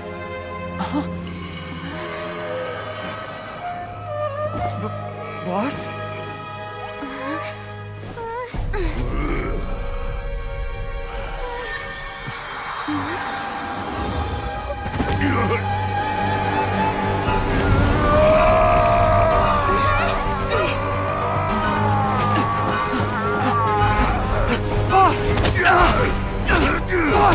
What's wrong? What happened to him? We have to cut his Akasha connection, now.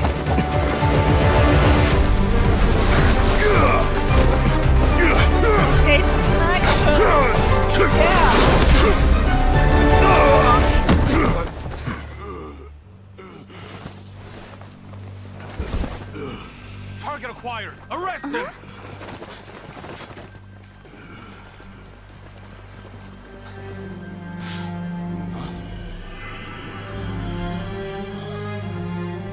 Do not impede our work. Is that understood, Al-Haytham?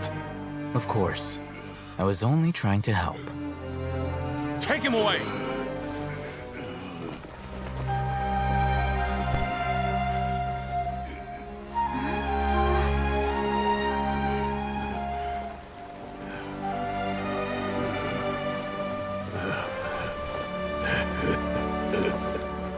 World, forget me.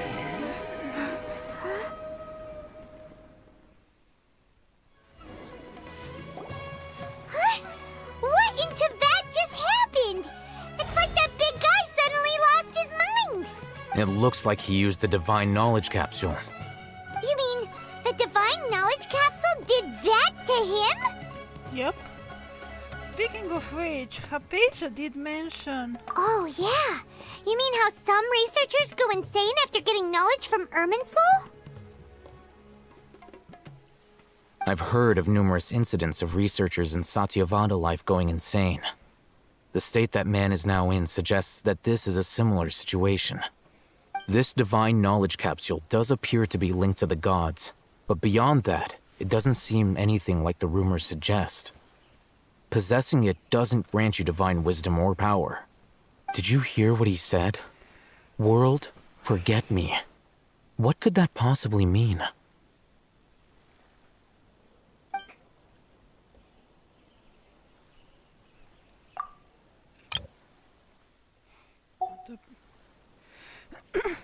That's exactly what I heard before at Irminsul. If the mantra took him away, then that means the Academia got the Divine Knowledge Capsule back too. What a shame. We were so close. Still, Paimon didn't expect the Divine Knowledge Capsule would be so dangerous. Imagine if we tried to open it. Oh, who knows what would have happened to us? As things stand, there is no reason for me to remain in Port Ormos. I believe our collaboration has also reached its end. Oh, we were so busy trying to find the Divine Knowledge Capsule that Paimon forgot to ask you something. Since you're a member of the Academia, do you have any idea how we can go about meeting Lesser Lord Kusanali? Truthfully, I don't. Lesser Lord Kusanali appears to exist outside of Sumeru's entire administration. Most of the time, you wouldn't know she exists at all. Moreover, since the Academia possesses the Akasha, a symbol of our deity's wisdom, scholars have no reason to desire to make contact with the deity herself anyway. Everything about Lesser Lord Kusanali is such a mystery! I'm heading back to the Academia. How about you two? It's almost the day of the Sub-Zero's festival. Maybe we should head back too. We've been rushed off our feet over the past few days, so maybe a little rest and relaxation will do us good.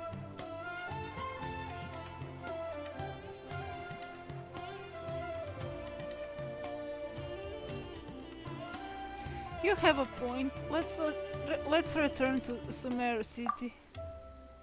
Then we'll part ways here, Alhaitham, until we meet again.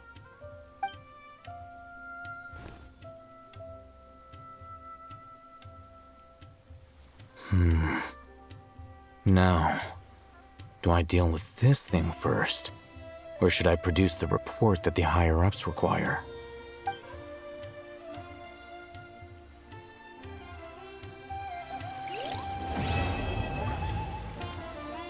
Act 1 complete.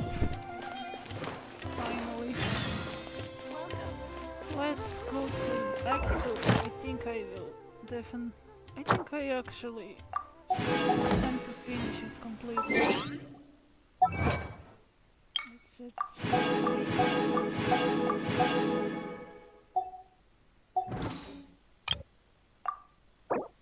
What? Oh, okay. Don't slack off. What's going on? Everyone should check out.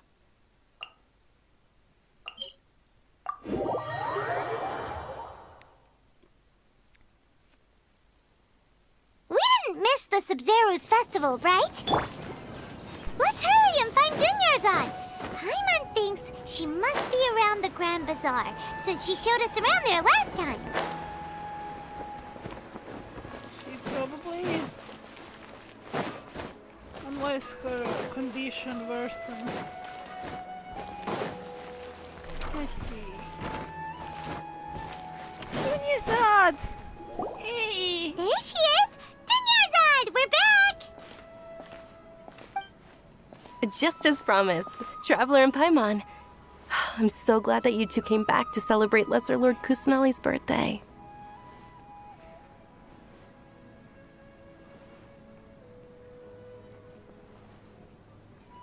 Looks like we made it back in time.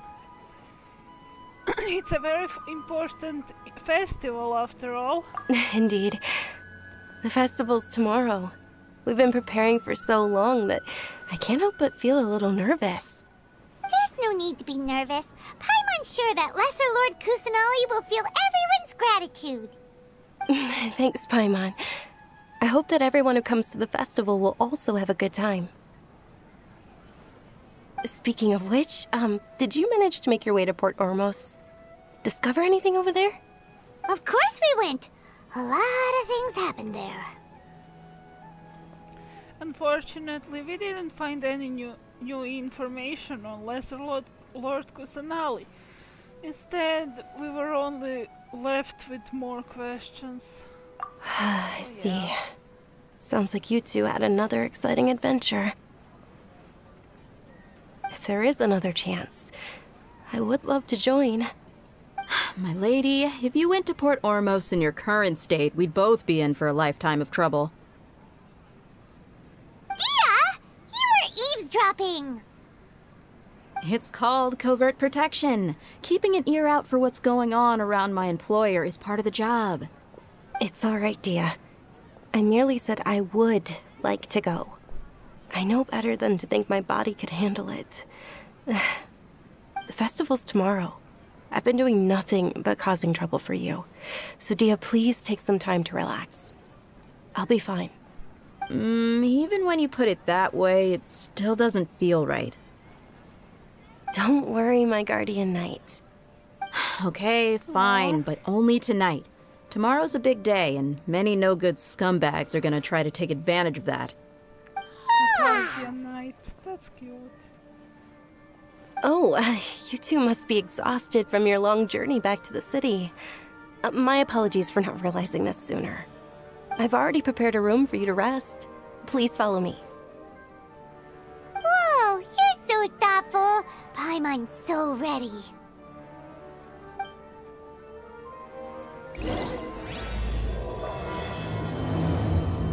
Okay. Let's go.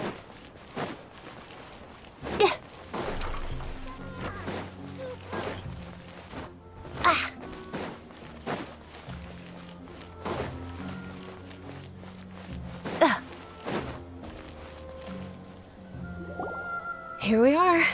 It's also fairly close to where I've been staying. It looks really nice.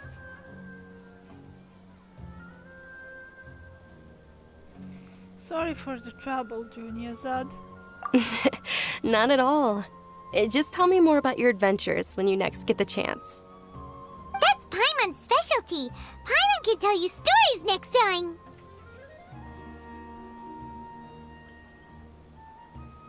About our plans for tomorrow. Oh, if you don't mind, how about we all walk around together tomorrow?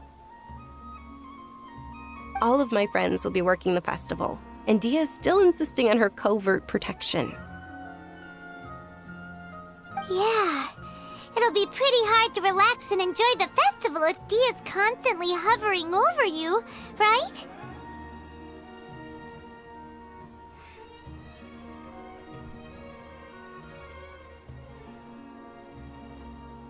I will keep you company tomorrow. It will be easier to get information with your help. Then let's meet at the nearby bazaar first thing tomorrow morning. Have a great night. It's a deal. Good night, Dunyarzad. I may be too excited to fall asleep tonight. See you tomorrow. Paimon's starting to really look forward to the Sumeru festival too. Will there be lots of yummy food? Oh no. Thinking about food is just gonna keep Paimon up all night. The earlier we sleep, the better. Let's go inside, traveler.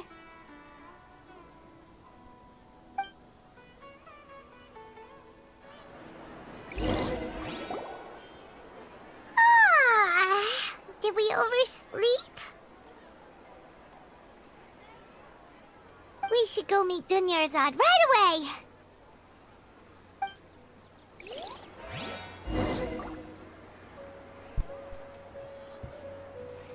Okay.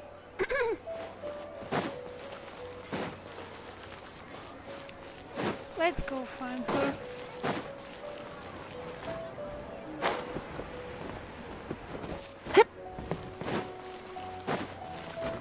There she is. Hello. Traveler, Paimon, I've been waiting for you two. Good morning, Dunyarzad. We must have overslept a little bit. Not at all.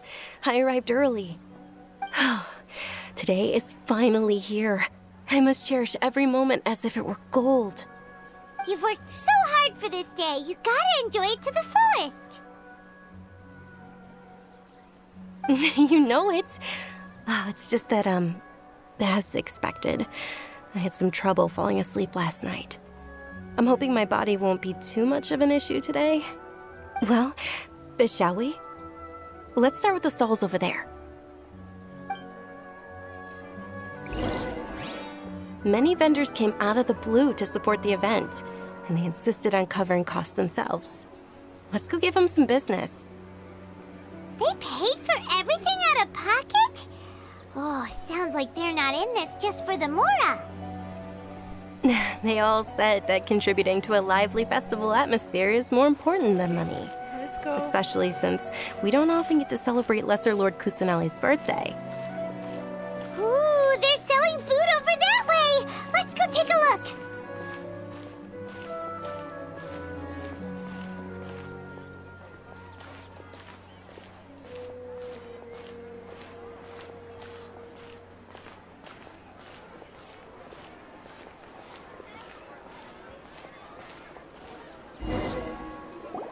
This is a stall offering foods from the Haftmewa feast. Oh, you could tell straight away. I thought most people nowadays wouldn't know. Mushrooms, flowers, and all kind of fruit? It's all vegetarian stuff. Oh, Paimon's a little disappointed. So, what's the Haftmewa feast you mentioned just now? It's another Sub-Zero's festival tradition.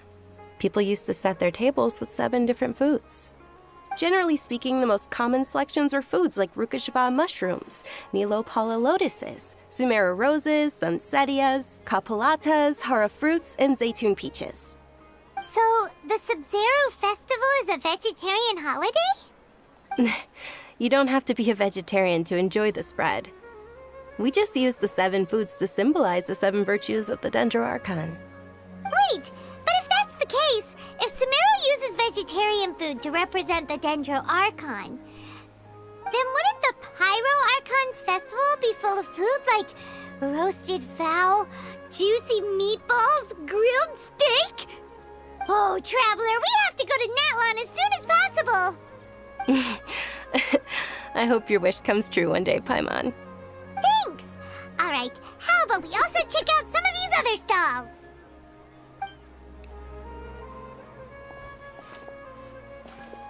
Dear customers, would you like to try your hand at alchemical divination? What's alchemical divination?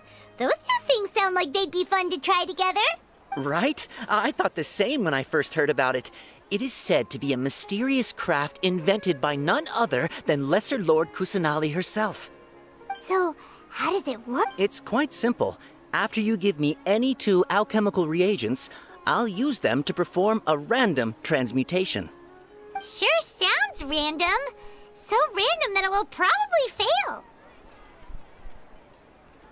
That is precisely what we need. After the transmutation fails, your one and only diviner here will interpret the remnants.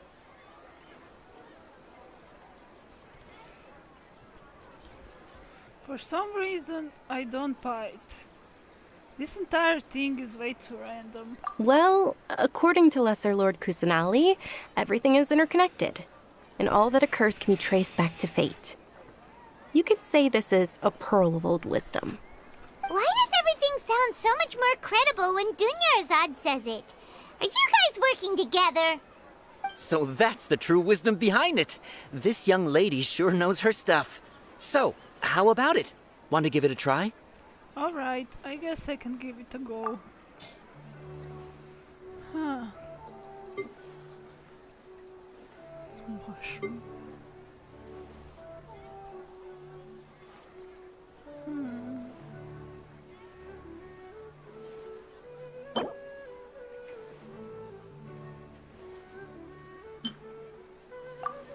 Let's go with... Actually, no. We just try the prettiest flowers. Or... This looks cool. So,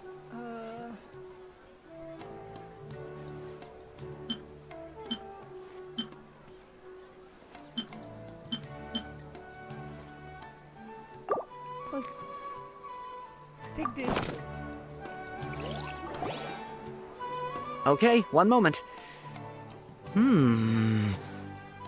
It's the moon. Paimon wants to take a look too! Is it?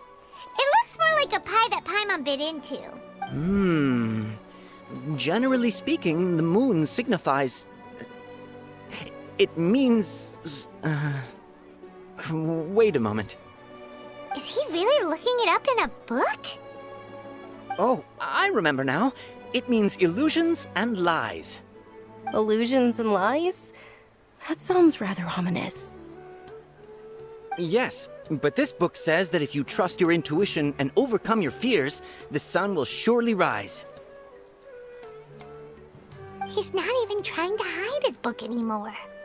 Naturally, fate will only ever show you the beginning of a journey. It is up to you to forge your own ending. Oh, thank you so much. I'll keep that in mind. Oh, it's nothing.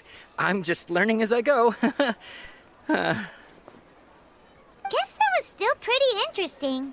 Okay, on to the next stall.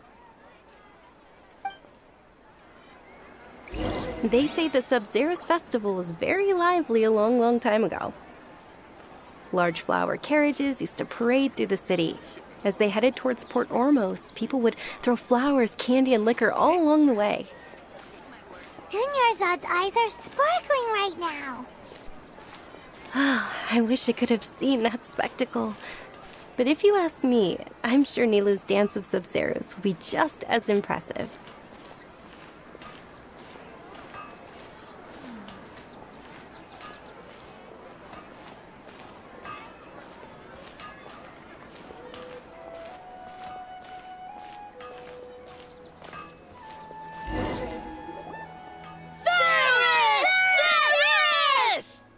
Attention! Soldiers, fall into formation if you want any Yalda candies. It's a weird guy with a weird hat. Hey, it's Dunyarzad! Miss Dunyarzad, the children love you even more than the Yalda candies. In the few short days it took to prepare for the Sub-Zerus festival, the children have all grown very fond of you. The Hallowed Knight of Flowers. It's an honor that you know my name. Attention! In the name of Ferris, the Knight of Flowers, I commend you on your contributions to the glorious Sub-Zerus festival. All right, little soldiers. Take your Yalda candies and don't forget your loyalty to Lesser Lord Kusanali. Dismissed! Yes, Knight Ferris! Just what is going on here? Ferris, the Knight of Flowers, is another Sub-Zerus festival icon, and one immensely popular with children. In the past, the actor portraying Ferris would also sit on a flower carriage. It's all thanks to Miss Dunyarzad's sponsorship that the children can make such wonderful memories today. As are we to you, Vihar. Oh, not at all. Oh, speaking of tradition, do you want some Yalda candies? They're a festival staple, and I happen to have some boxes readied here. Take a look and pick whichever one you want. Whichever one? Don't these boxes all look the same? That is the fun part. Each box contains a random flavor. It's up to the luck of the draw. Flavors include lavender melon, hara fruit, sunsetia. Ooh, those all sound pretty good. And there's also lizard tail and oni kabuto. Huh? What's up with those two flavors? Oni Kabuto is a little spicier than Lizard Tail. Dunyarzad, you tried them before? Traveler, help Paimon pick one. Paimon wants the Sunsetia flavor. I doubt I will be able to get the exact flavor you want. Don't blame me if I choose the wrong one. It's alright. Paimon believes in you. I also believe in your intuition. Okay. Great. These boxes of candy are numbered 1 to 5 from left to right. Which one do you want? I don't remember which one was it. 4 or 2, I think. I kind of wanna just look at others.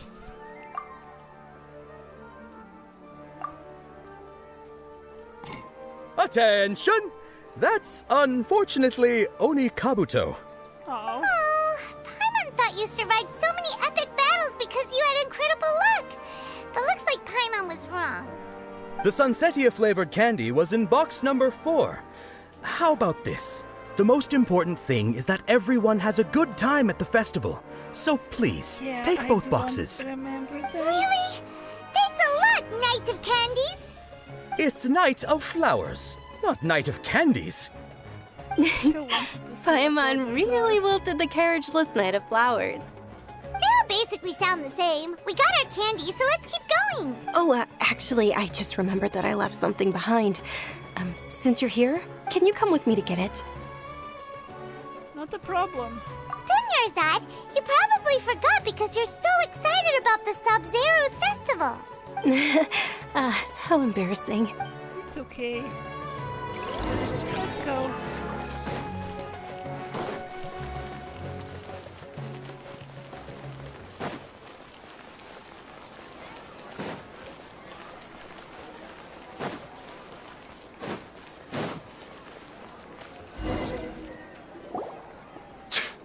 We're too late. Who knew the little lady was such an early riser? I know, right? Hey, wait a minute. Boss, isn't that her? Oh, that most certainly is. We're in luck. She's walking right into our clutches. Those Eremites don't look like they're up to any good. Who are you? I don't believe the Homayanis hired you. That's right. We haven't received any of their mora, but I wonder how much the Homayanis would shell out to get you back. They're a gang of kidnappers! Traveler, hurry and protect Dunyarzad!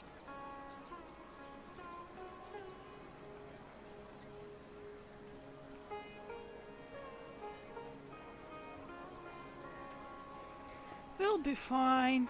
Professional here, ready to go. Hey, did you scumbags even consider that the Homayanis might have hired a merc that outclasses you? You're... Dia! Dia the Flame Mane! No wonder we mercs haven't heard anything about you for so long. You sold your unruly mane to the highest bidder. Don't speak so disrespectfully. My family started working with her as gratitude for her past kindness to us. Don't worry about it, my lady. Just some friendly banter between mercs. One punch and those rabid dogs will expose themselves for what they really are. Aren't your claws all dull by now? Don't get too cocky!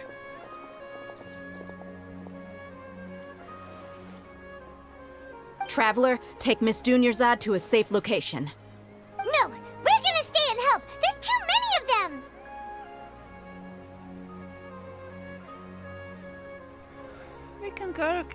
We can't guarantee anyone's safety here. The top priority is her employer's safety. You're right. All right, fine. Please be careful, Dia. Don't waste your time worrying about me. This is my job. Look out for yourself. After I've wiped the floor with them, I'll go find you all.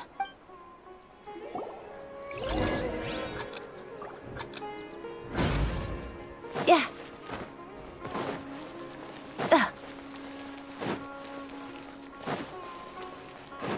Yeah. This is easy. Dunyarzad, are you okay?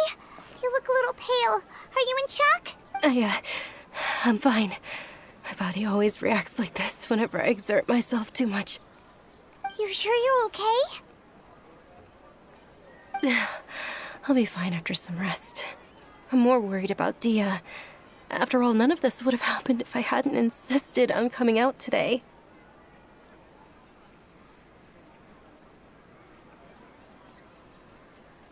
Don't worry, she's tough. She's protecting you because she agrees with you. Yeah, don't worry.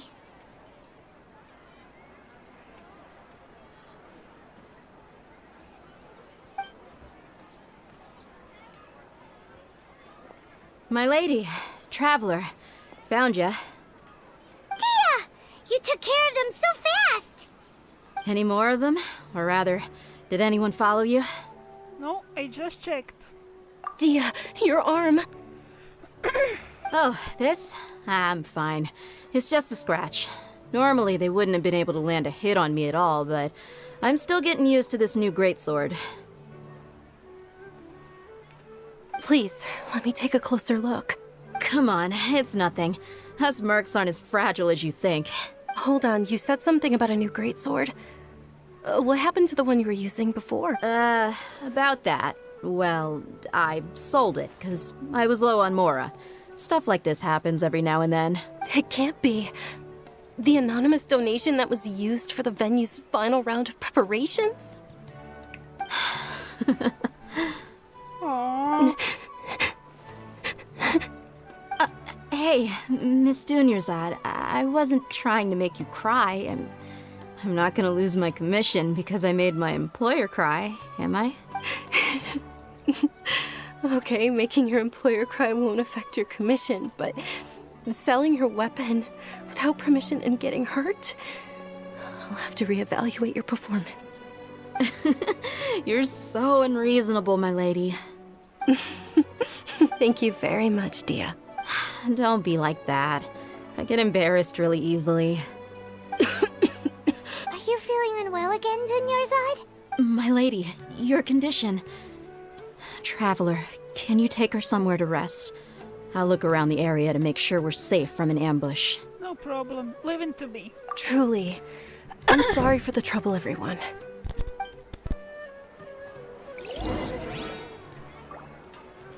Okay, let's go to a safer place.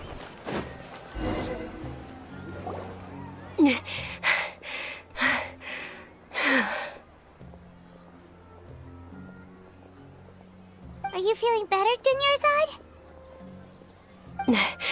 Yes, much better. Just give me a few moments and I'll be good to go.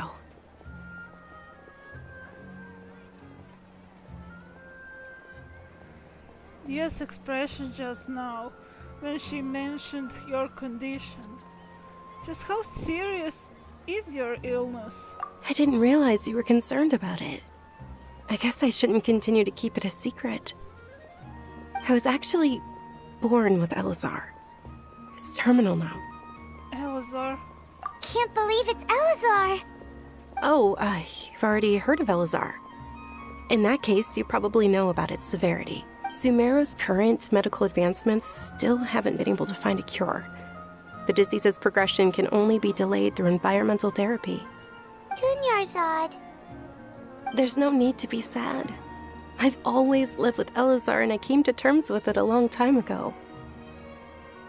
Compared to the simple fact that I'm afflicted with this, its effects on my life have been much more painful. I know that my family loves me dearly. They've done all they can to provide the best environment for me so that I can live for that much longer. However, I know I will one day succumb to this.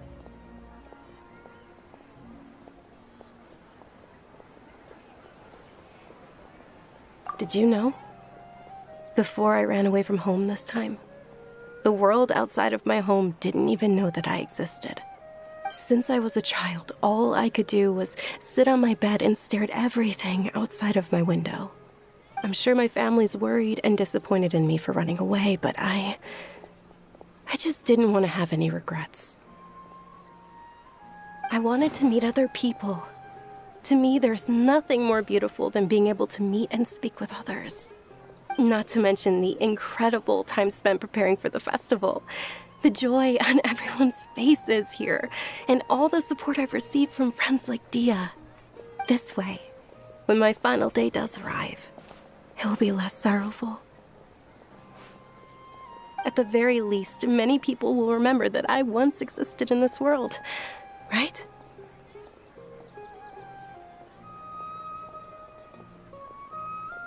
Don't say that. You still have happy times yet to come. As long as you don't forget Paimon. Paimon also won't forget about you. No, even if you forget Paimon, Paimon will still remember you. Thank you two so much. I apologize for the depressing conversation. This is out of character for me. To be honest, Lesser Lord Kusanali gave me the courage to do all of this. If it weren't for her encouragement, I wouldn't have taken that first step.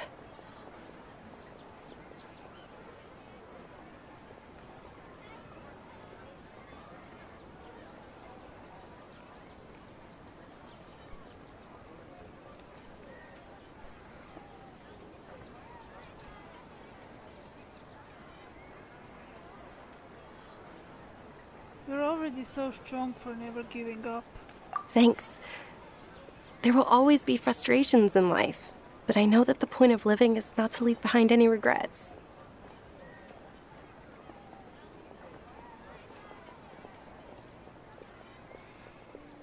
Right. That's a wonderful mindset.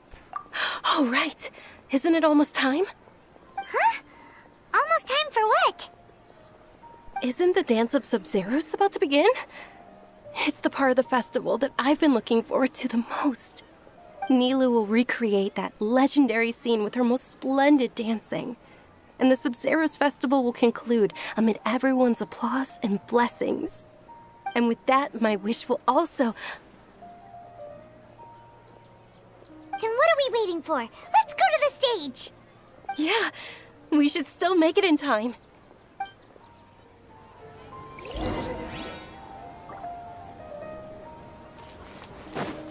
Yeah.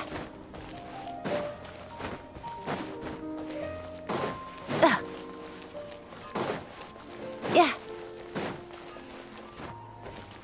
Yeah.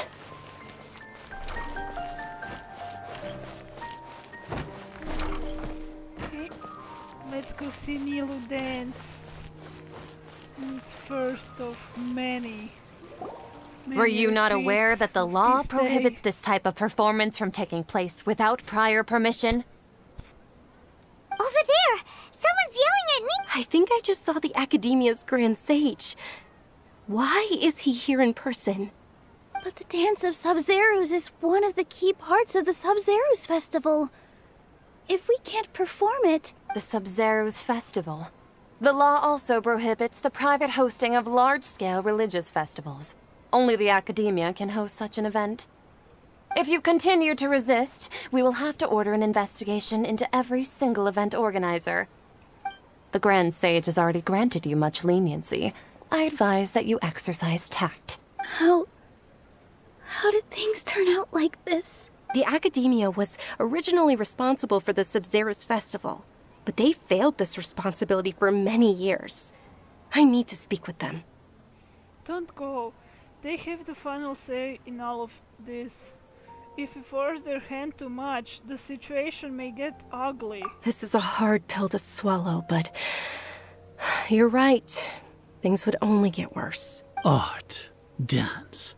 Aren't you ashamed of pursuing such frivolous and meaningless activities in this land of knowledge and reason? Our Archon created the utopia that is Sumeru City for all scholars who sought validity, verity, and truth, while people like you wish to defile it. No. I believe that our Archon never rejected the arts. Even the goddess of flowers dedicated a dance to her. With your lack of intellectual credentials, I do not believe you are qualified to debate with me. What you should be doing is finding workers to tear down this ridiculous eyesore. It's kind of funny that they are against art. Well, one of the one of the smartest people in Sumeru is pretty much an artist. Like, I mean, you can argue that architect is not the same thing, but it is kind of. It's just a kind of art. Architecture. When we return, have the scribe draft an ordinance before the next Nyargarbaha Day that prohibits public art performances. We will announce it to the public later via the Akasha. Understood. I will inform him when I return.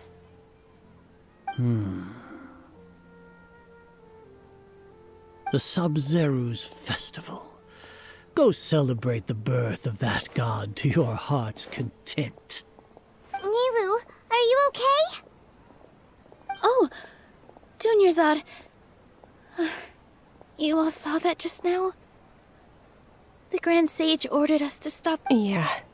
Let's go somewhere the Academia can't find us and perform there. But how do we let everyone know? And what about the atmosphere on the stage? Or we could get people to block them off so they can't interrupt the performance. No. They just threatened to investigate the organizers. If we were caught... Nilu, it's all right. Don't worry about it. But you've been looking forward to the Dance of Sub-Zero so much. And I know how important this festival is to you. I don't want you to have any regrets. It's okay. Seeing you care this much about my feelings is more than enough. It would be too risky to continue the Sub-Zero's festival at this point. I don't want to get everyone in trouble. If you say so. But you can sneak out for the next Sub-Zero's festival, right? We'll make sure the next one is a smashing success. The next one. Yes. Okay, it's a promise. It will be a smashing success. Oh. Paimon can't believe this is how things turned out. Those heartless geezers. Is there anything else we can do? Should we try to think of another way? It really is okay. There's nothing we can do about it. Still, I'd be lying if I said I had no regrets. I would have loved to see Nilu's dance.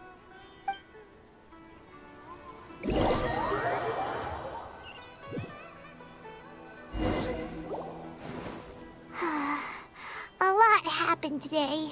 It's a shame the festival ended the way it did.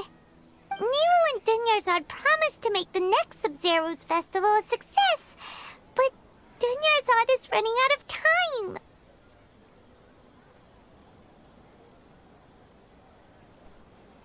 I'm sure she knows that very well.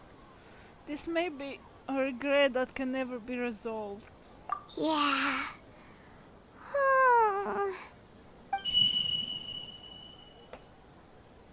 All connections have been secured to construct the most stable framework possible. The project has entered its most critical phase. Power has begun to flow from... Huh? Ouch. Oh, we're gonna be late! It's all because you wouldn't get out of bed! We should go meet Dunyarzad right away!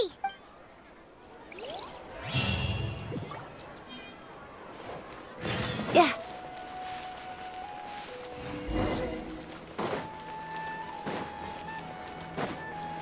Yeah. Yep. Ha! Yeah. Yeah. Good morning, Dunyarzad. Sorry we're late. Not at all. I arrived early. You seem kinda tired. Did you not get enough sleep? I'm doing well. There's no need to worry. Shall we go? Let's start with the stalls over there. Sure! Traveler? Why are you just standing there? Let's get going! There's something very weird going on. Didn't we just been here yesterday? Ooh, they're selling food over that way! Let's go take a look!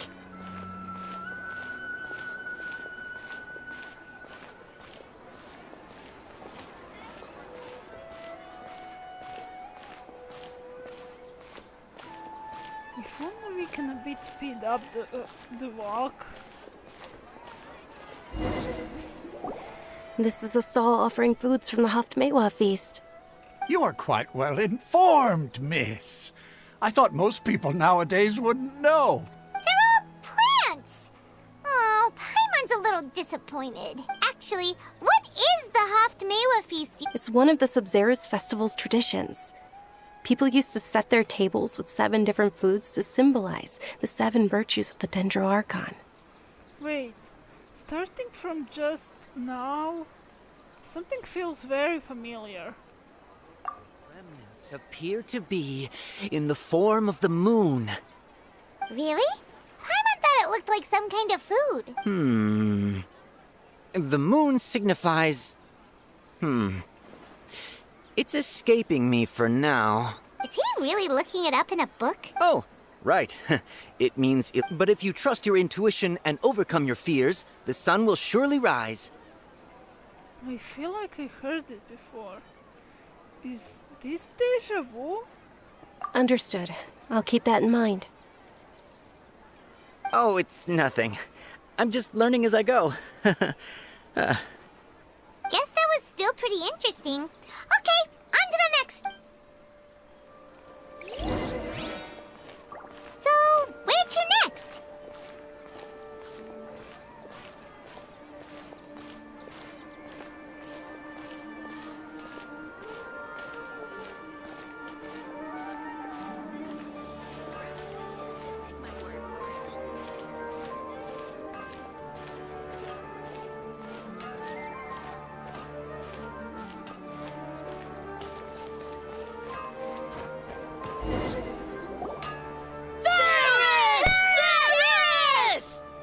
All right, soldiers. Now that you have your Yalda candies, don't forget your loyalty to Lesser Lord Kusanali.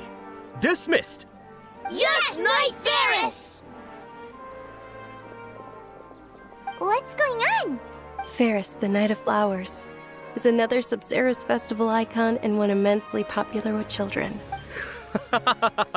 It's all thanks to Miss Dunyarzad's sponsorship that the children can meet the Knight of Flowers. Oh, do you want some Yalda candies? I happen to have some boxes readied here. Take a look and pick whichever one you want. What's to pick? Don't these boxes all look the same? It's not that simple. Each box contains a random flavor. It's up to the luck of the draw. Flavors include lavender melon, hara fruit, sunsetia. Ooh, how interesting! And there's also lizard tail and oni kabuto. Ugh, why do those flavors even exist? Traveler, help Paimon pick one. Paimon wants to eat the Sunsetia flavor. Great! These boxes of candy are numbered 1 to 5 from left to right. Which one do you want? I go for...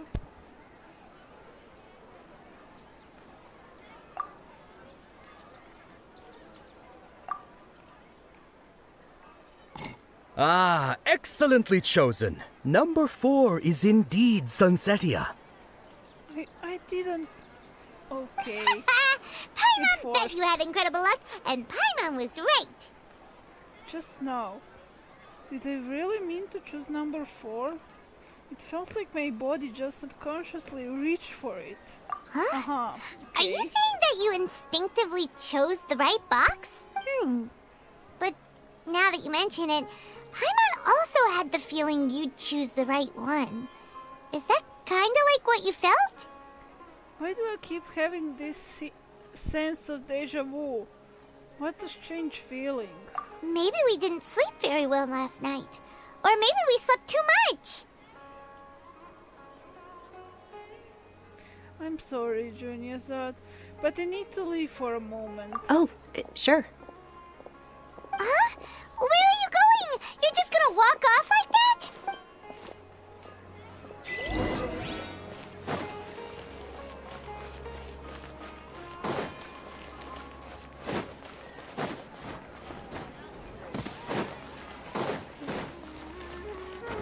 Wrong way.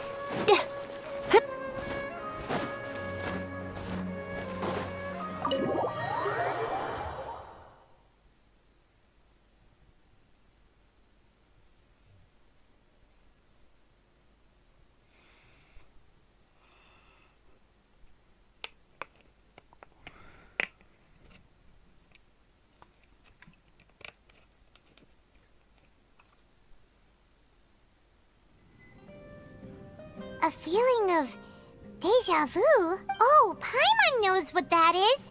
It's when you feel like you've already experienced whatever is going on. In that case, Paimon also felt something like that today. But that's just our brains playing tricks on us, isn't it? So, why'd you run here in such a hurry?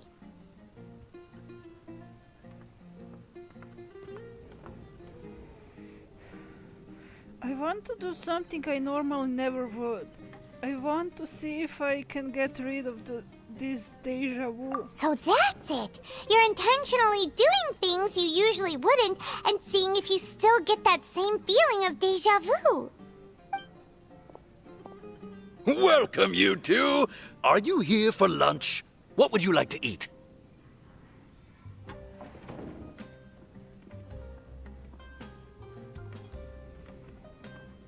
Got it. You don't look like you're from these parts, but I gotta say, you've got good taste. I'll give this order to the kitchen. Charcoal-baked Angelina cake? Isn't it that burned thing that didn't look tasty at all? Oh, Paimon understands what you're trying to do now. You'd never normally order something like this.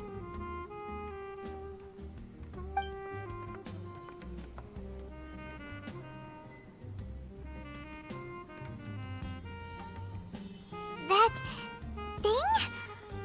Are you really gonna eat it? Isn't this going a bit too far? Here goes.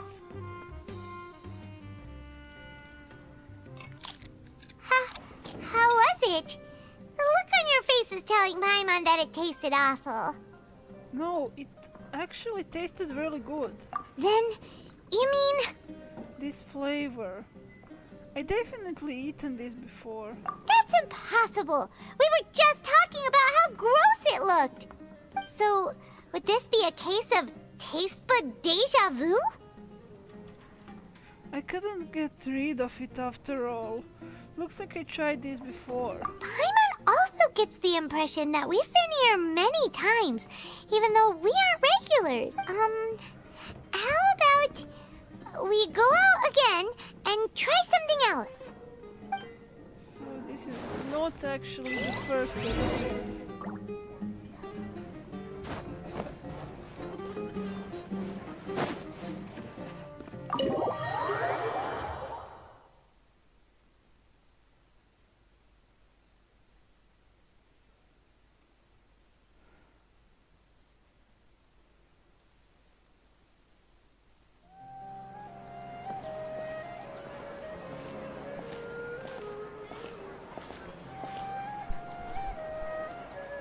Hey, Dinyarzad is sitting by herself on that bench over there.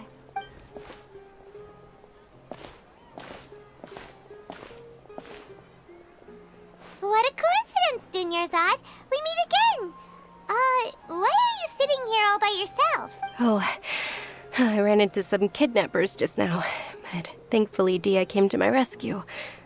I started to feel unwell after that, so I sat down here. Kidnappers? Oh my goodness, are you hurt? I'm okay. Dia's arm got scratched, but it isn't serious. Whew, that's a big relief. But, Dunyarzad, you seem a little down today. It's the Sub-Zero's festival, and you've been looking forward to it so much! Not at all. I've always been like this. Excessive physical exertion or strong emotions tend to aggravate my illness. Besides, no matter how amazing today may be, it is but a single day. After however many more days, my time will come to an end. Paimon doesn't quite follow you, and Paimon feels like something's really got you down right now.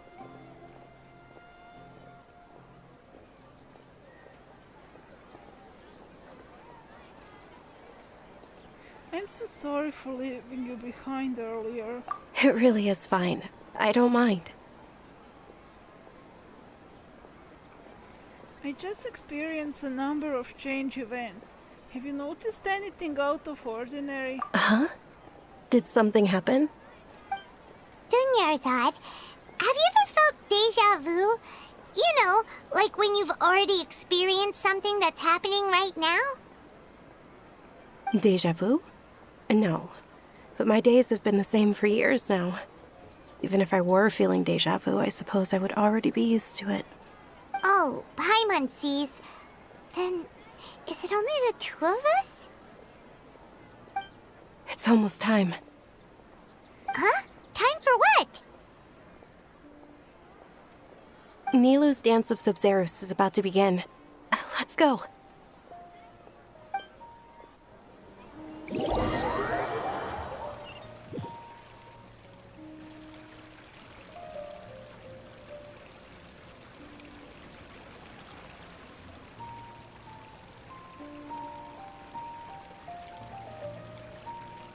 With your lack of intellectual credentials, I do not believe you are qualified to debate with me. What you should be doing is finding workers to tear down this ridiculous eyesore. When we return, have the scribe draft an ordinance before the next Nyargarbaha Day that prohibits public art performances. We will publicly announce it later through the Akasha. Understood. I will inform him when I return. The Sub-Zerus Festival. Go celebrate the birth of that god to your heart's content.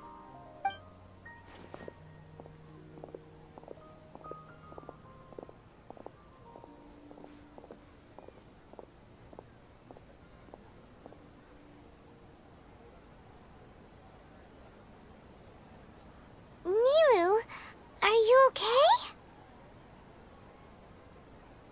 Oh, Dunyarzad. The Grand Sage ordered us to stop the performance. It's okay.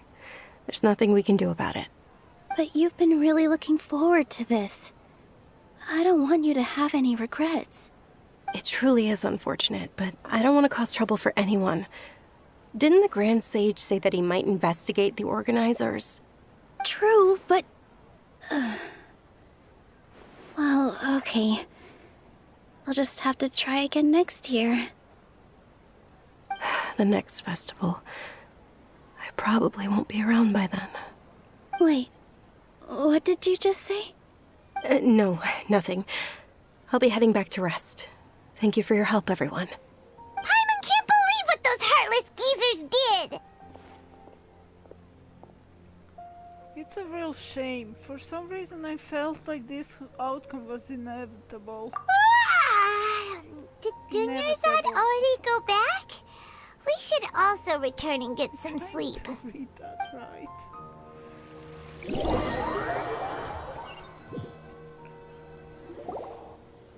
So, in the end, you still couldn't figure out what that deja vu feeling was all about? Maybe it really was because of exhaustion.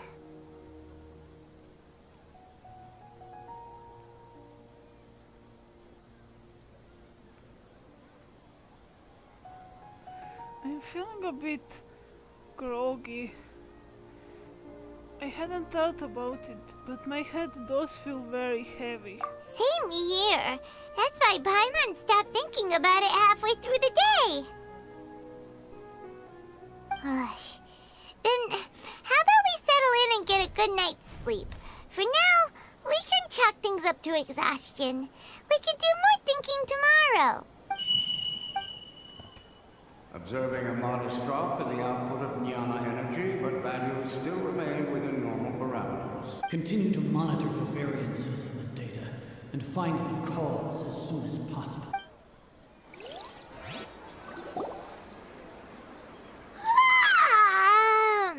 Why does Paimon feel so tired after so much sleep? Anyway, we should go meet Dunyarzad right away.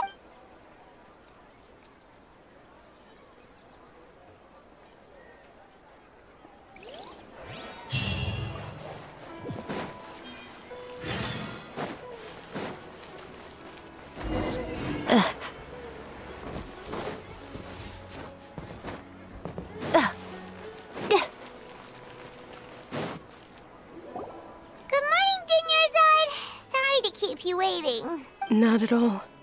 I arrived early. Huh? Paimon thinks you sound kinda tired.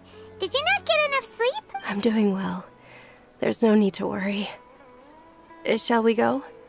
Let's start with the stalls over there. Great idea! Let's get going! Traveler? Hey. This feels all too familiar. What a strong sense of deja vu.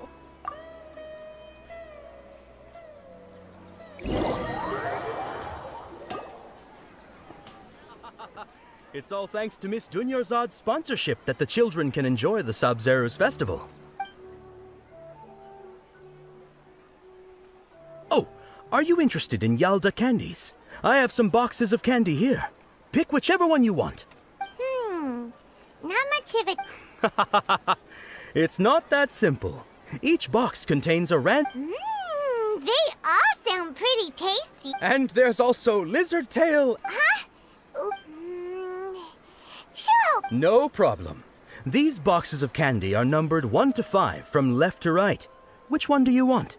4. Oh, I like your confidence. No hesitation at all. Oh,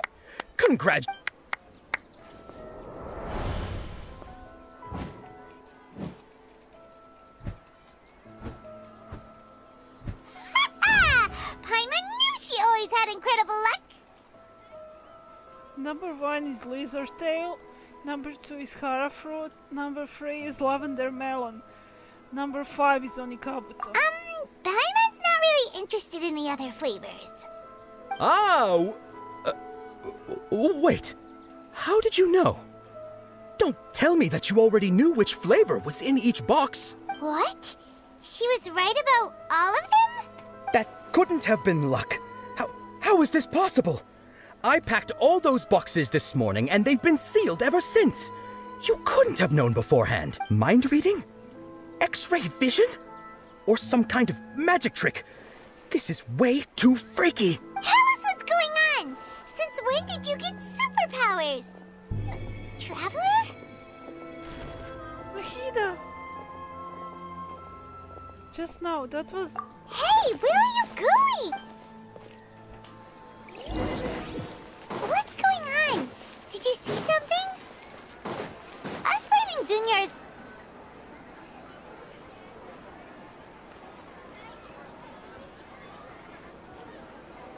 Oh my god. Yeah. Mahida, wait here.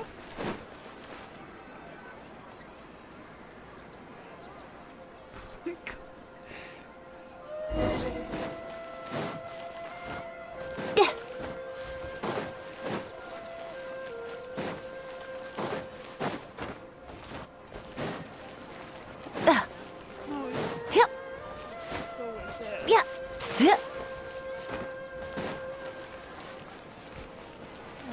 Little radish.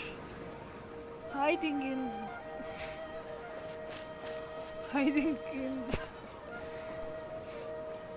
the yard. What are you looking the for? word? Why did we come here?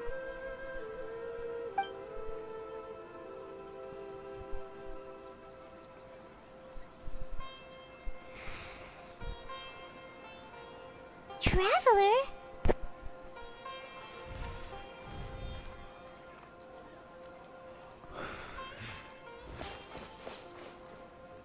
Over there. That's...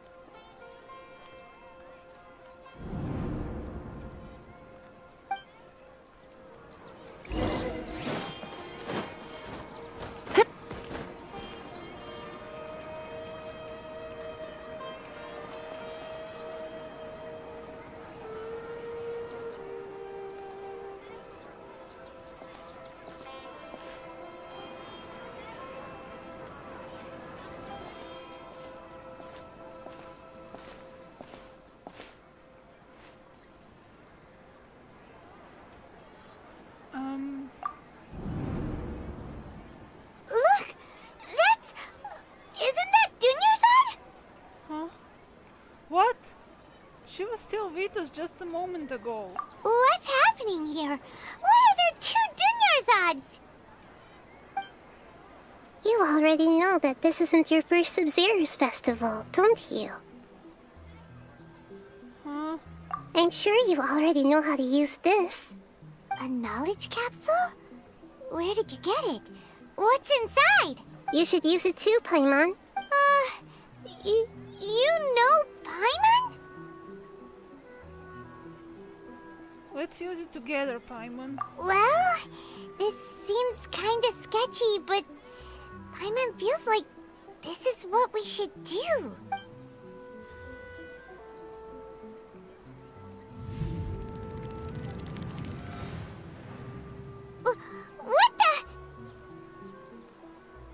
memories. So many days worth of memories. This is our 20th time at the Sub-Zero's festival? Huh? No. The 30th? 40th? Just how many times have we been to the Sub-Zero's festival? Have we been trapped in a single day? If it weren't for you, we wouldn't have even realized. What the heck was inside that knowledge capsule? Your memories are still scrambled? Try your best to remember. This isn't the first time we've met, and I answered that question a long time ago. Let Paimon think. Oh, it's coming back. Meeting you was the real catalyst for restoring our memories, and the knowledge capsule was just your means of showing our minds the way. What about everyone else? Why are you only helping the two of us? Your sense of deja vu is stronger than everyone else's, yes? As for an explanation, you two received the blessing of Dendro, and you also have special, sensitive constitutions. It was as if a single sheet of paper was separating those memories from your consciousness. What's wrong with Junior Zod over there? A familiar question. I think this is the 7th time you asked that. As you can see, she isn't doing well. You probably sensed it too. The Junior Zod you were just with is different from the first Junior Zod you met. That first Junior Zod is in front of you right now, and she doesn't have a lot of time left.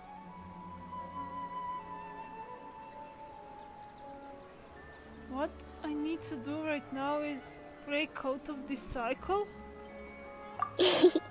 Looks like you're almost done sorting out your brain. Oh yeah, I'm Nahida. Nahida. I know, you introduced yourself before. Good, you passed the test. What's happening? You can awaken our memories, and you seem like you know what's going on. Oh, wait, please don't tell Paimon even you don't know. Everything in this world runs in a loop. This cycle is called a samsara.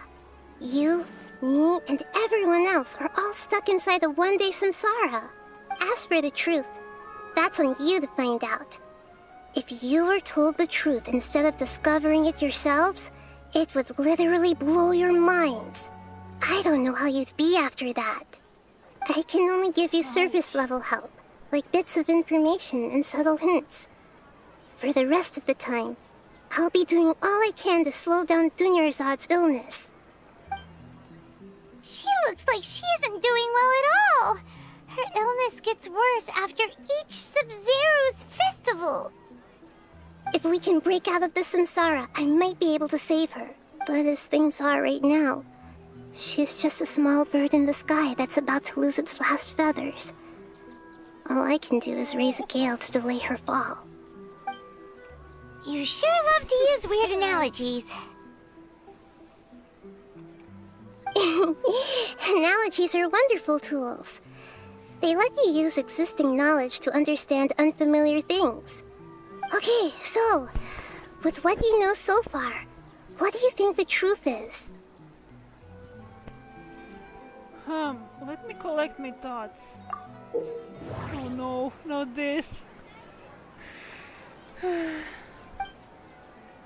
Let's actually try, I guess.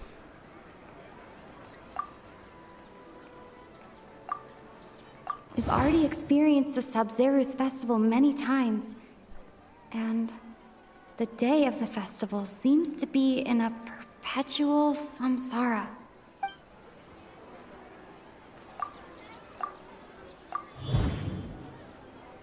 Oh, okay.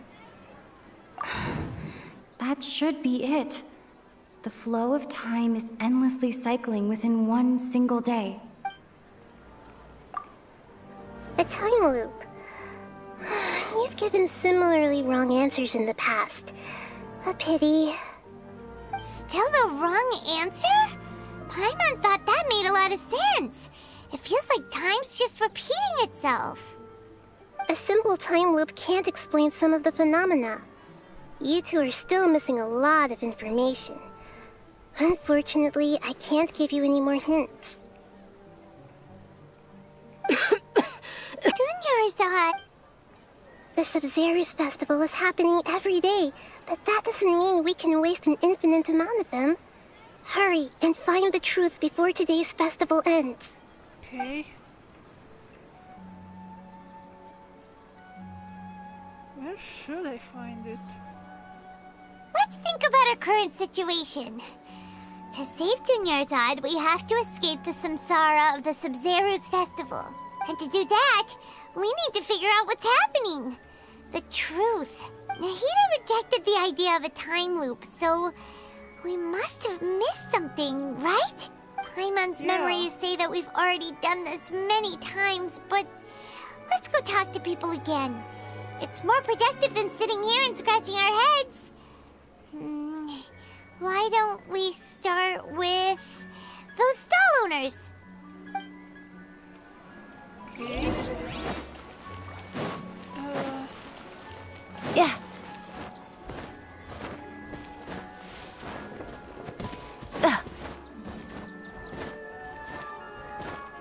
Yeah. Ah.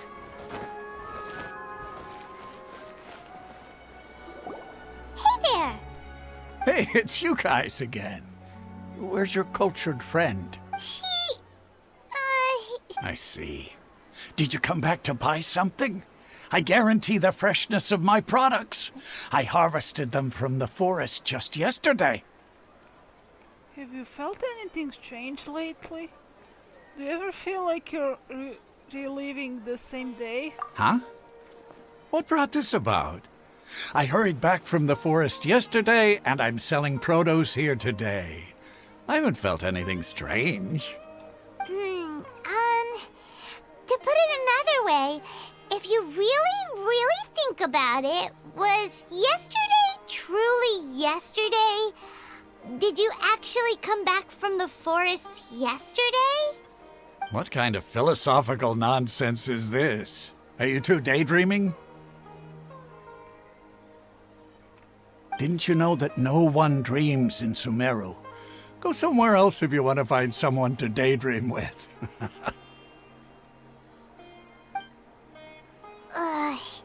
He actually has a point. Is this a dream? Is everyone dreaming?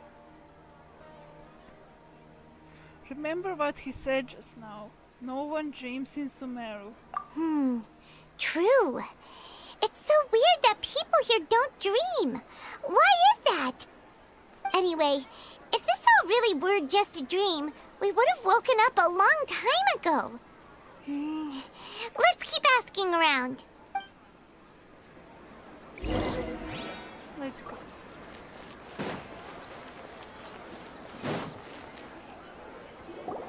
Oh, it's you two. Was my divination so accurate that you felt compelled to compliment me in person? We actually did run into a situation, but I'm not sure if it's related to your divination. Ooh, I knew it! I told you, the god's divination is highly accurate. You just hadn't fully understood its significance yet. You're really excited about this, huh?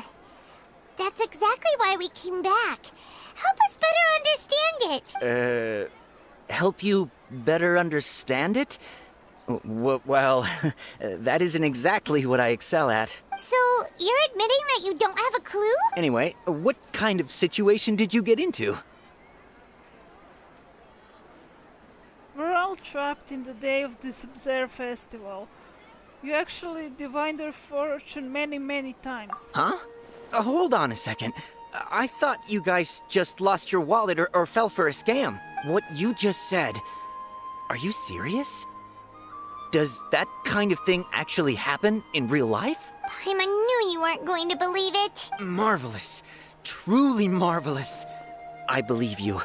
Recall the interpretation of your divination. The moon, illusions, and lies. It really felt like an omen. When you say it like that, the divination does sound like it's related to what's going on.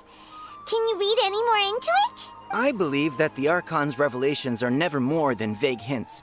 anything more specific is beyond the reach of mere mortals. The book only says, if you trust your instincts and overcome your fears, the sun will surely rise. So that's how it is. Looks like fortune-telling is just fortune-telling. It's no good for practical problems. We haven't made any progress. Who else can we talk to? Let's try talking to Dia again. Paimon remembers that we tried talking to her a couple of times, but she always thinks we're playing pranks on her. You think she'll brush us off again? She cares a lot about Dunyazad. Let's try talking her to see the real Dunyazad. Yeah, if we tap into Dia's strong sense of responsibility as a mercenary, then she'll definitely take us seriously. At this time of day, Dia's probably just finished beating up those kidnappers. Let's go find her.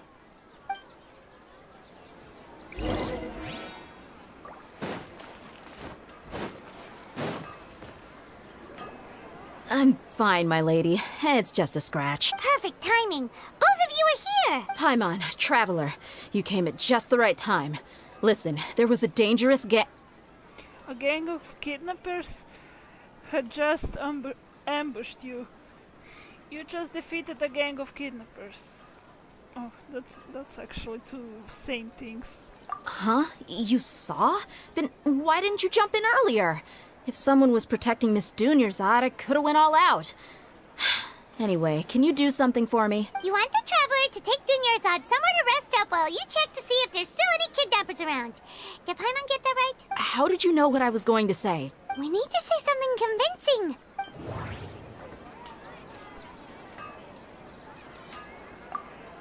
Dia sold her greatsword to raise additional funds. And tell her, Traveler! You got injured because you aren't used to your current greatsword.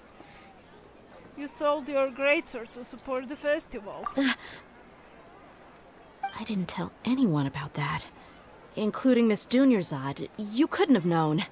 And just now, you literally took the words right out of my mouth. What's going on? All right, so this is the situation. It's kinda hard to believe what you just told me. First, let me make something clear. Most of us desert dwellers might not be the scholarly type, but we do have basic common sense. Haven't you noticed something off about Dunyazad? She's quieter than usual, uninterested in anything, and really gloomy. Yeah, she isn't the same as before, but her parents said that this is how she was like at first. Huh? At first? I don't quite understand what you're all talking about. I'll go rest on the bench over there. My lady, are you angry? Come with me, I will show you some evidence. All right, I'll give you the benefit of the doubt since you knew about my greatsword. Let's make this a quick trip. Miss Dunyazad isn't completely safe here.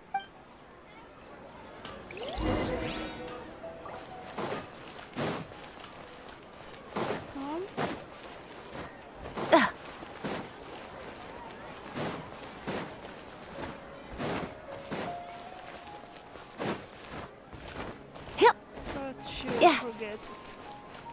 Won't she?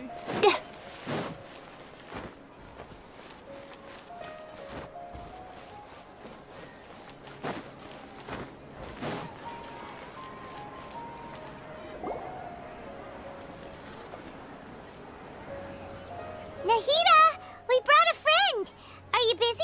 I thought I told you that it won't help to bring anyone here. We just wanted her to see the real Dunyazad's condition. The real Dunyazad? Where and who are you talking to? Huh? I told you that you two are special.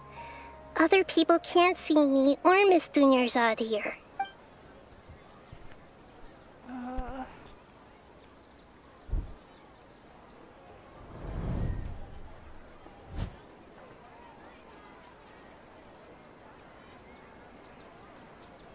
Hold on.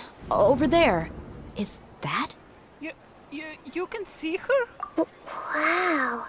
How perceptive. Does she have invisible antennae?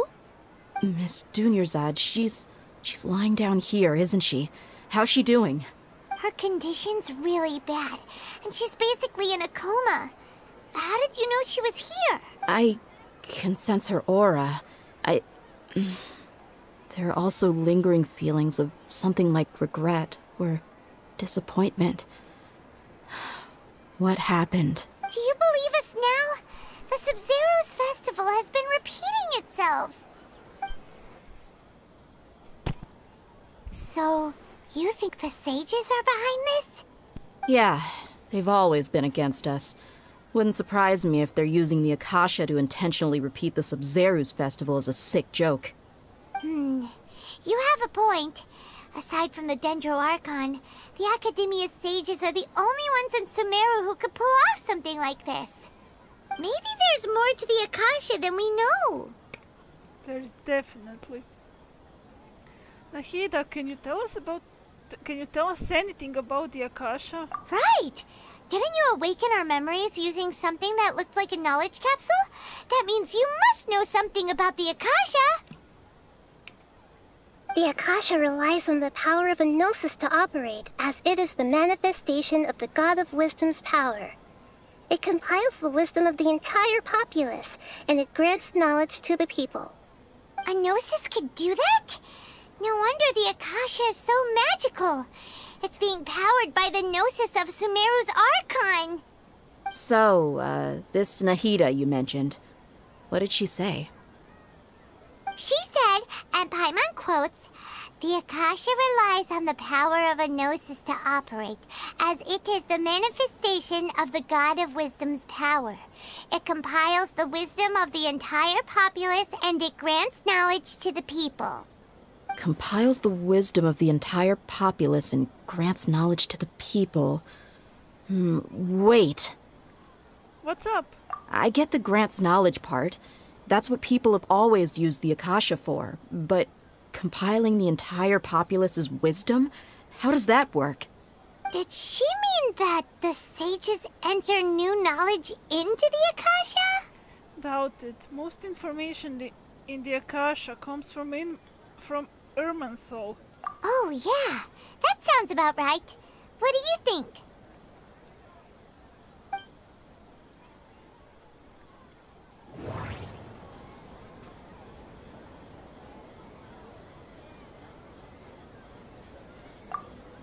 Okay, Nahida said, the Akasha relies on the power of a gnosis to operate, as it is the manifest...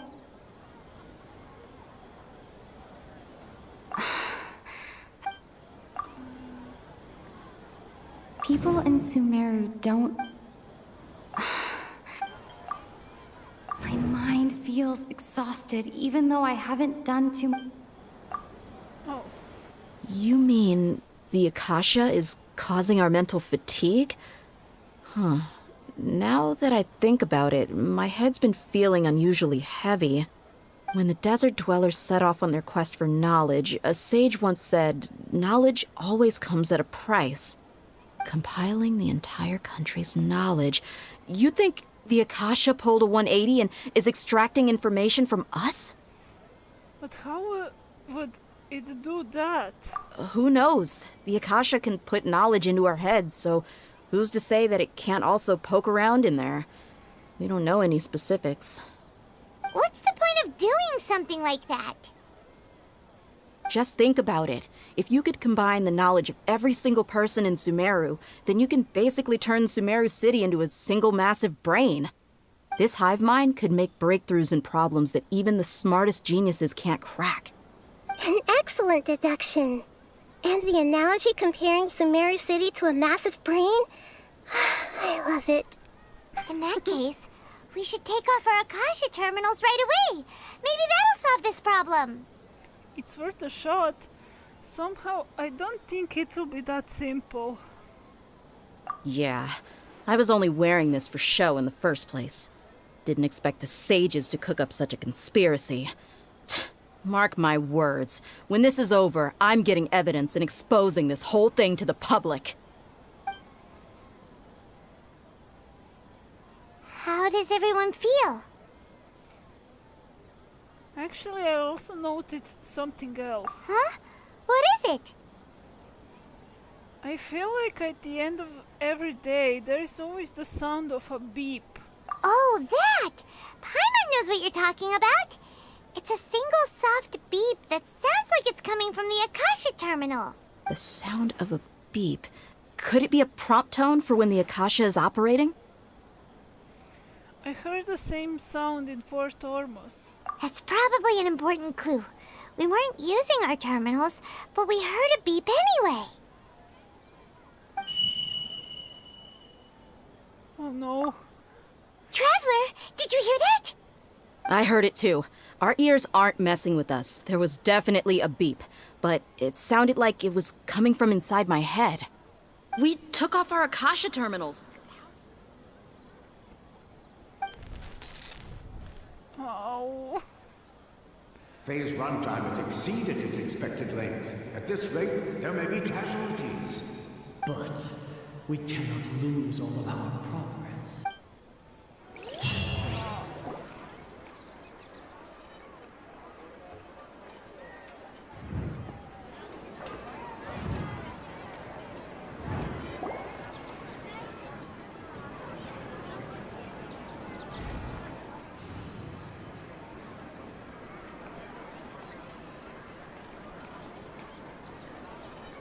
Paimon remembers everything! Good. You adapted quickly this time. At the end of last night, We definitely took off our Akasha terminals last night, but we still heard that beep. Why is that? we've been implanted with another form of terminals.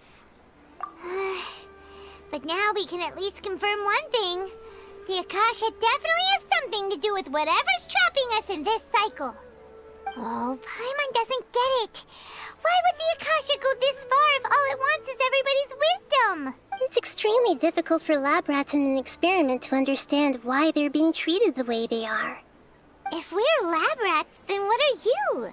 Nahida, you've never told us anything about your... I guess I'm the moon. The moon? Wasn't that the result of our divination? Anyway, knowing who I am won't help you get closer to the truth, so you should focus on other things. Don't get distracted and miss any clues. Okay then. Dia helped us a lot yesterday, so let's go find her. If Paimon's reading the time correctly, those kidnappers should be showing up soon.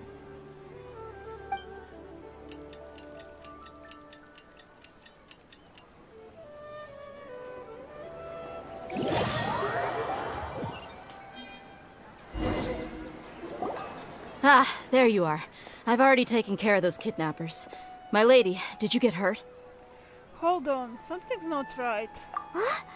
Dia? What's wrong? Why are you both gawking at me like that? You didn't get hurt this time. Huh? What do you mean this time? Why are you so surprised that I managed to get out unscathed? Those kids were amateurs. Aren't you still getting used to your new greatsword? Shh! How did you know about my greatsword? I haven't told anyone about it. Please, don't tell Miss Junior's So Dia's lost her memories after all. During your battle, did anything feel strange? Anything strange? You already know that I got a new greatsword. If I had to say something, it's weird how such a new weapon could feel so familiar. It's as if I've already used it to fight a countless number of battles. You're saying that although you don't remember using it, your body feels like it does? That's right. Both mercenaries and warriors heavily rely on muscle memory. Only knowing the theory of battle won't get you anywhere. Traveler, what do you think? Could it be because we removed our Akasha terminals? This has never happened before. Yeah! Paimon's feeling really hopeful. Is it possible that we have already broken free? Oh, you're right! Earlier in the Samsara, something like this would have never happened! We will know for sure at the end of the day. I have no clue what you two are talking about, but it's still dangerous here, so... So you want us to take Dunyarzad somewhere else to rest while you check if there are still more kidnappers around, right? How did you know what I was gonna say? Can you read minds? Forget it. Go and do your thing.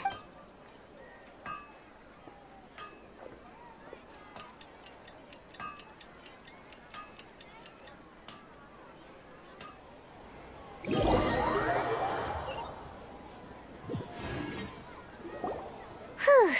It's finally nighttime. Aside from Dia not getting injured, everything seems to have stayed the same.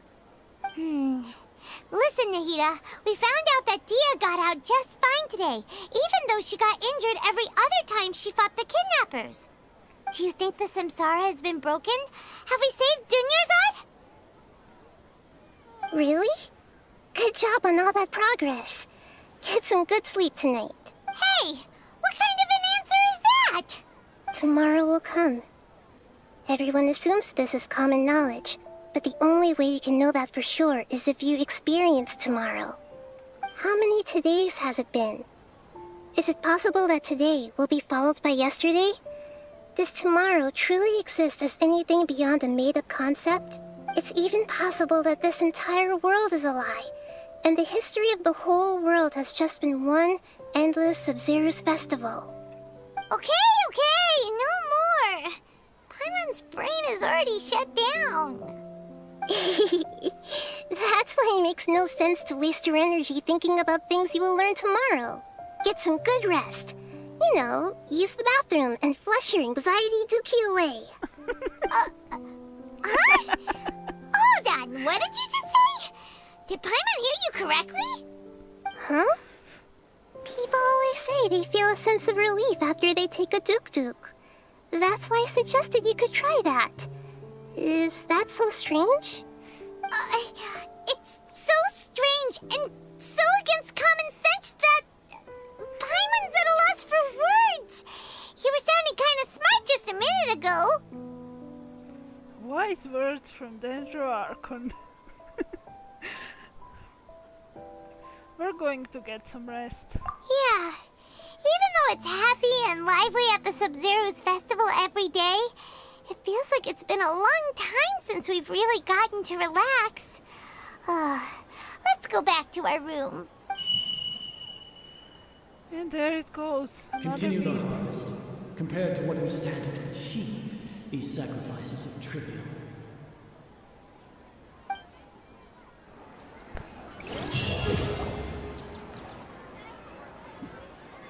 We're still in the same day! As expected.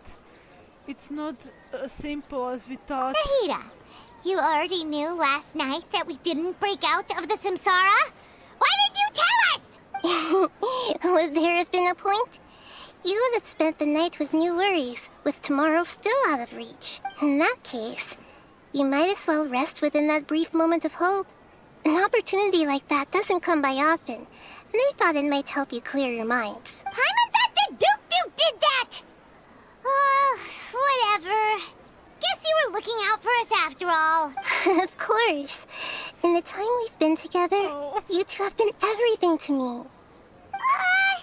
Paimon's flattered and everything, but maybe you're taking things a little fast. Little cat. What I mean is, even though I had asked you to solve this puzzle, you two are still the only ones who can see me and sense my presence. In other words, if you weren't here, I may as well not exist. That's why you two have been everything to me. Get it? Nahida's talking about confusing stuff again. Anyway, that's enough chit-chat. So, Traveler, did the new clues yesterday help you gain a new understanding of the situation? The time loop theory is indeed incorrect. Huh? Why are you scrapping your previous theory? Dia's fighting skill have been improving. Junior's illness has also gotten worse. Oh yeah, you're right! Gosh, how did we not notice that? In a simple time loop, people's physical condition should also reset. Yep. So, what's your new hypothesis? Well,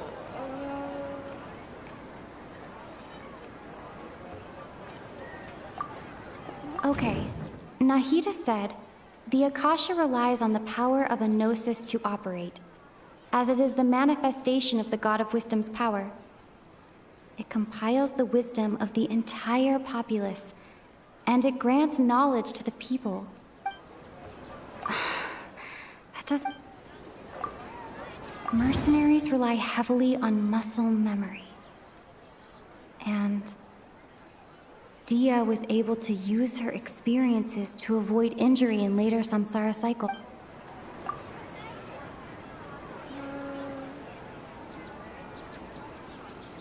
Godly memories.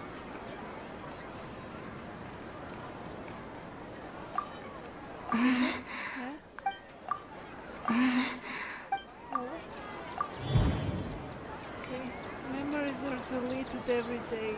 If all our memories of a day are erased at the end of that day, then we would unwittingly relive that same day again and again.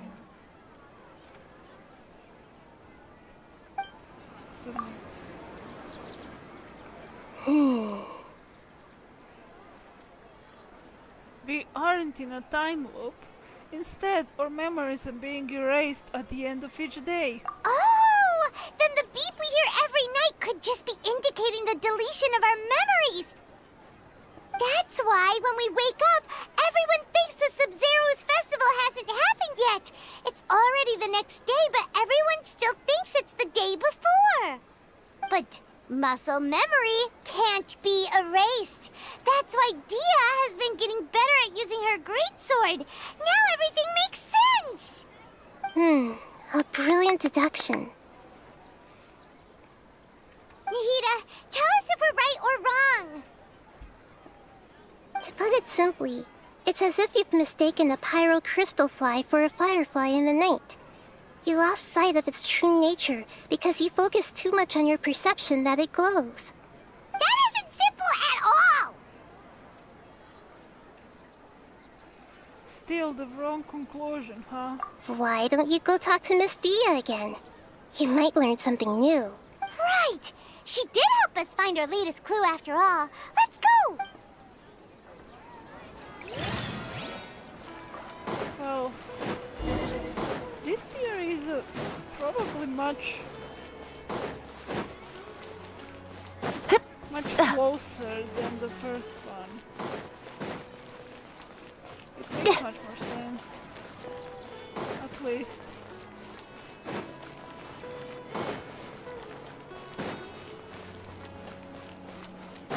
It's also interesting that the first time I did this quest, I didn't realize how much Dia was giving information on this without actually meaning to. There you are.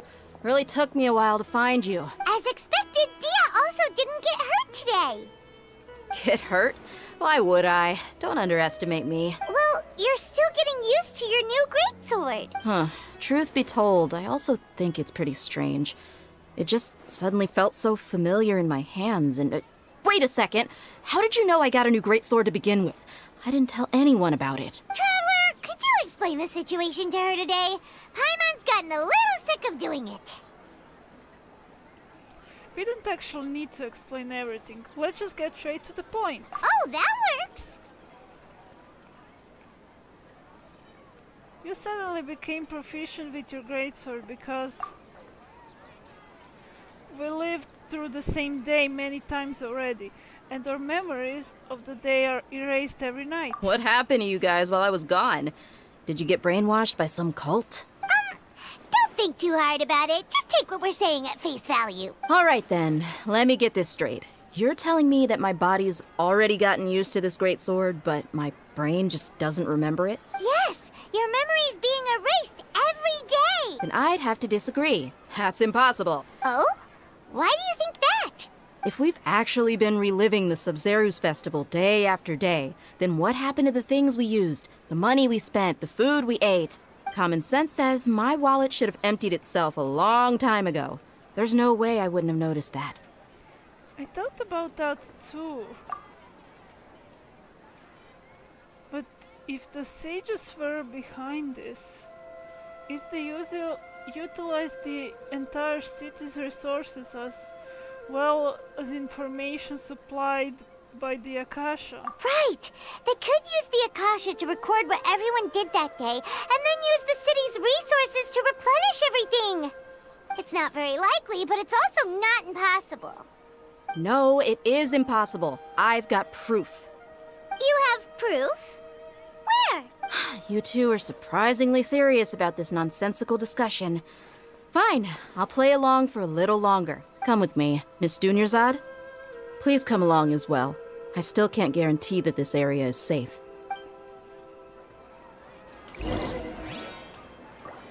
Paimon can't believe it's Dia who wants to show us something this time. 2 days ago, we were the ones taking her to see Dunyarzad.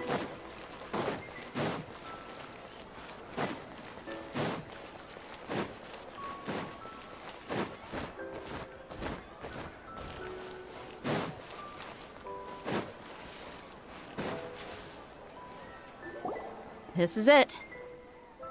Huh? This is a wooden training dummy. What about it? See those marks on the dummy?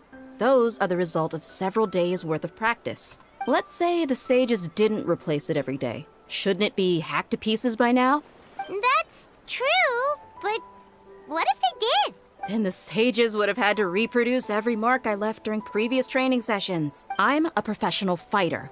My martial school has always emphasized the importance of refined control. The force, angle, and entry point of each strike is calculated and deliberate. That's why I remember every mark on the dummy, as well as my state of mind as I made each strike. It's just as they say, each swordsman has their own unique style, and even the same swordsman can't make the same cut twice. It would be impossible to copy these marks. Is it really impossible? What if they used some fancy machine to carve every single mark? People often say that a camera's photo can never replace an artist's painting because the former has no spirit to it. The same thing applies here. At a mere glance, I can differentiate carved marks from the results of combat training. That makes sense. It seems we will have to abandon this theory. Whew! I hope that cleared things up for you. Hey, is this that new brain exercise game that's been super popular with the scholars lately? It's surprisingly fun. Anyway, it's getting late. I should escort Miss Dunyarzad to Nilu's stage. See you later. Well, back to square one. Is our memory deletion theory also wrong? Kinda. But at least we've reached some other conclusions in the meantime. We're not in a time loop. We're not in the real world. Yep, that's true. So, can we think of any new ideas right now? Let me think. I suddenly realized that something is strange. Strange? Paimon feels like everything's been strange lately. How come we never thought about leaving the city? Huh? Leaving the city? You're right! It's really strange how we never thought of such a simple solution! Many things should become clear if we can confirm the flow of time outside of the city. Paimon can't believe it! Did we miss this because we're tunnel visioning too hard on our other theories? Or because we're just too tired? Is it really strange? It is really strange, okay. We should have thought of this a long time ago. How about we go back and ask Nahida? Maybe we've forgotten something about leaving the city.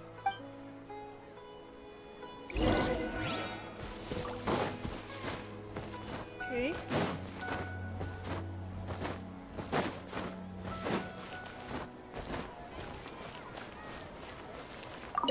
Nahida? Nahida! We're back! You're back early today. Did you find something new? Yeah. Sort of. We're mostly sure now that we're not in a time loop. And we also aren't in the real world. But at the same time, we have a new question. What will happen if we try to leave the city? Have you ever tried leaving the city before? Leaving the city. As far as I remember, you've mentioned your plans to do that twice before. Huh? We did? But we don't remember anything. What happened after we talked about those plans? What did we say when we got back? Let me think. I don't think you ever actually told me what the outcome was. Oh, it's probably more accurate to say that both times you never came back the whole night. But you two sometimes stay out the entire night anyway, so at the time, I didn't think too much about it. It is true that sometimes we lose track of time during our investigations. Before we know it, it'll already be the next day. But still, neither of us remember anything about leaving town. Really? That's kinda strange. In theory, I should have already awakened all your memories.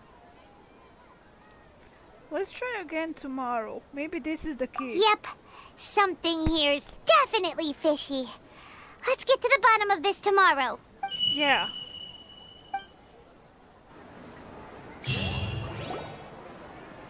Our memories are back!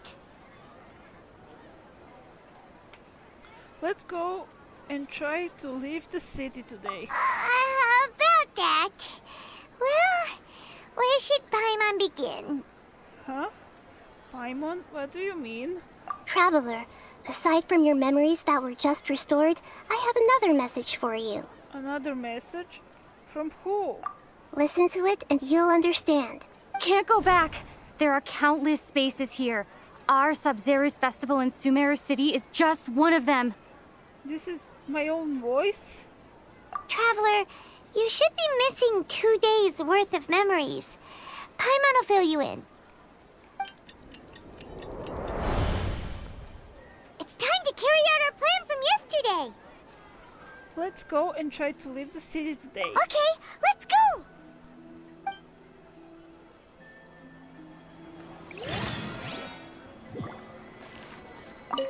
We don't have many more festivals to waste.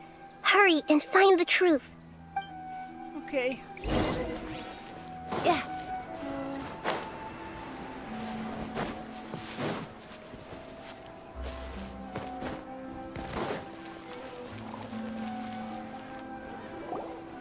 Why can't we leave the city? What is the Academia up to now? Don't ask me. It's not like I can tell you anything. This is a direct order from the Grand Sage. Just wait until tomorrow. I have a real emergency. My goods have already arrived at Port Ormos. If I don't hurry, they'll be stolen. That's your problem. Make sure you make a request in advance next time. But it's not like you can just predict business matters in advance. It looks like the Academia already announced a lockdown for Sumeru City today. Let's go and question them. Hello, sir. Why can't we leave the city today? Here we go again. Don't ask me. I don't know either. We just received an order that no one is allowed to enter or exit Sumeru today. They didn't tell us anything else. Of course, the Academia wouldn't share their plans with a pawn. So the Academia doesn't trust you at all. Angering me won't get you anywhere. If I had that kind of insider info, I would have left this stupid post long ago. It looks like he really doesn't know. If we can't get anything out of him, let's take matters into our own hands. Why don't we climb over the walls? Those guards can't be everywhere at once. This is a good spot, and the guard hasn't noticed us at all. Let's hurry! Paimon, stay here. Huh? Why? Are you going to leave Paimon behind? Leaving the city might trigger disruption in our memories. We need someone to stay and witness events from this side. But what if things get really weird out there and you get into some trouble? Then Paimon won't be able to help you. Oh, Paimon knows that Paimon can't do much, but we've always been together, haven't we? Don't worry, Paimon. If we live together, it will just be the same as before. Okay. Paimon will wait for you. Promise Paimon that you'll come back as soon as possible. Just a quick look. Okay, okay. And please, be careful.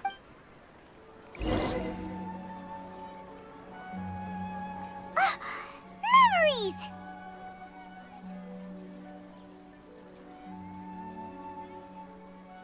Let's go and try to leave the city today. Traveler!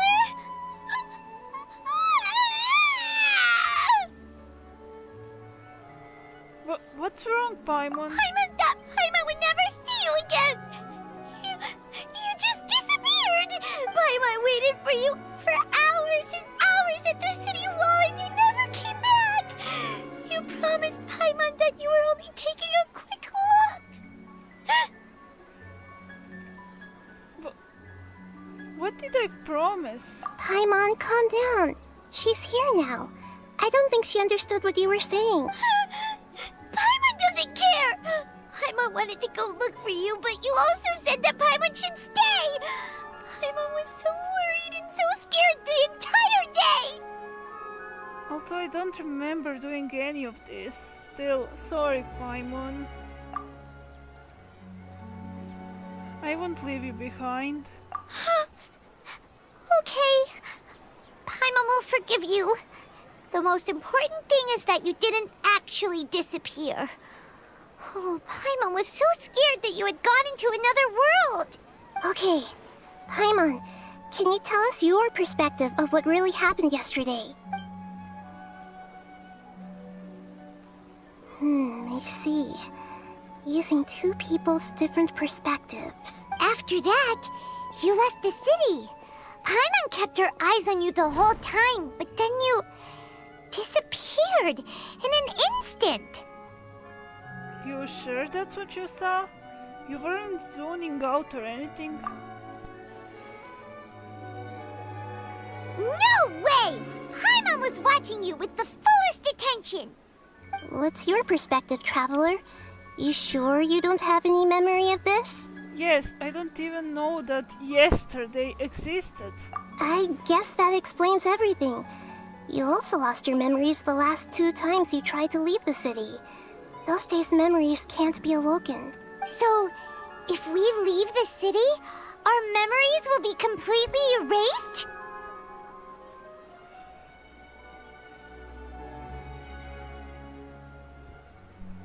So, they didn't just restrict access to Sumeru City. They are also erasing the memories of those who leave. It really sounds like something big outside of the city is being hidden on purpose. But this way, we'll also never discover what's outside! If our memories will be erased, can we leave behind something other than memories? Something like a message? But how can we send it back? Don't look at me like that. I'm not used to being stared at. Well... Okay. You want something that can pass on messages, right? Give me some time and take care of Dunyarzad for me. Yep! Now we're talking!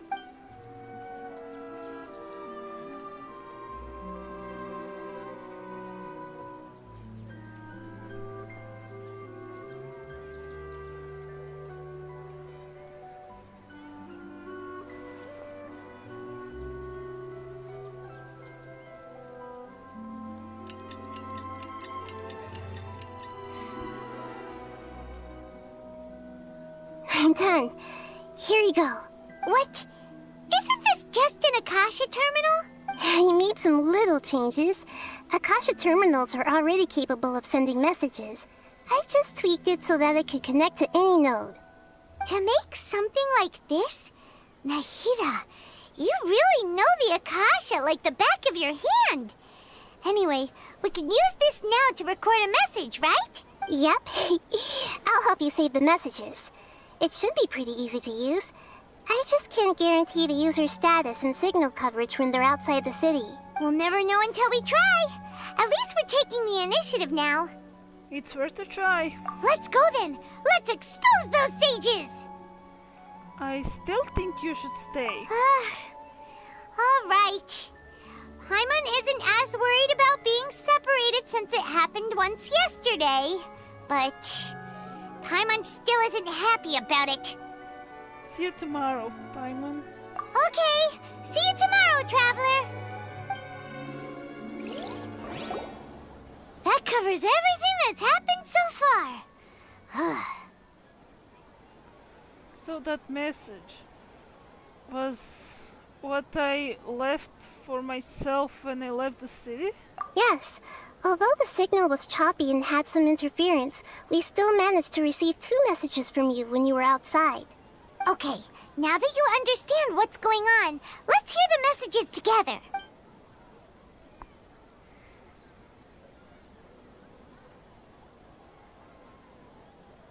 Can't go back. There are countless spaces here. Our Sub-Zeru's festival in Sumeru City is just one of them. I've entered another space. Before me are flowing sandstone and howling fish. Impossible and surreal sights. All these spaces are empty, except for the occasional ones that contain mute puppets rather than people. I can't sense any human presence.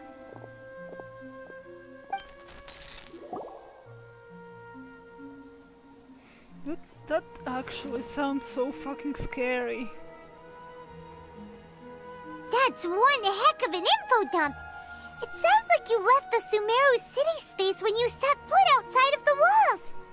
But everything looked completely normal when Paimon was looking out from the inside. That's unbelievable. And if we take your word for it, the other spaces all had very weird contents. There's another part here. We only received it last night. These spaces have been disappearing, one after the other, absorbed by something like a sun in the sky. And now, even the final space has also disappeared. Behind me, a lot of spaces just appeared again from thin air. I get it now.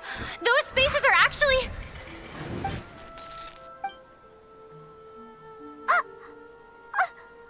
Why did the message end right there? What did the Traveler want to say? What are those spaces? Probably because yesterday just happened to end at that moment. Oh, right. Paimon did hear a beep from the Akasha. Did it come from here or from the message? The message. It should have come from the Traveler's Akasha terminal. After the beep, Traveler said even the final space has also disappeared.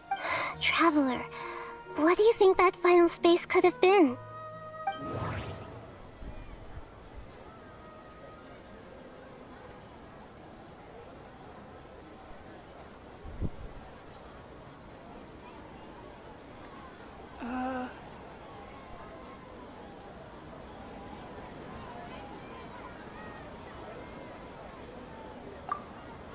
My impression is that each day in this samsara only ends at the sound of that beep from the Akasha.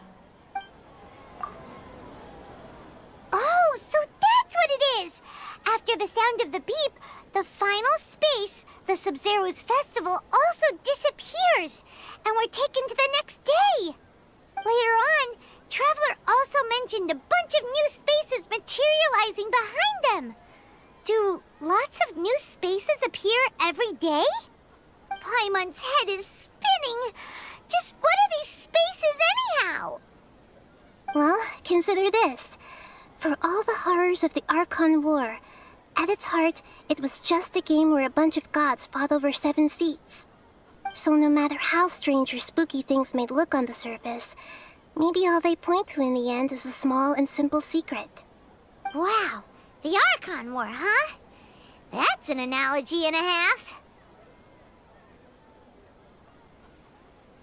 A secret, huh?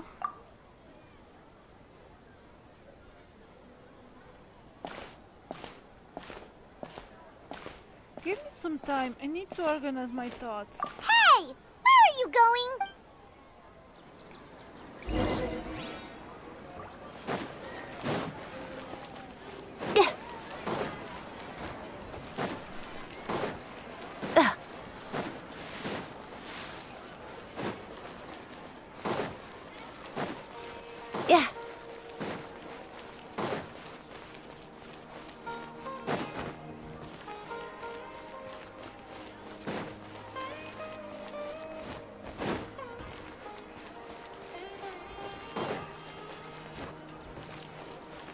Do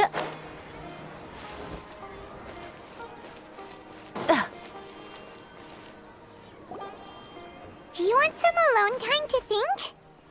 Alright then, Paimon won't disturb you.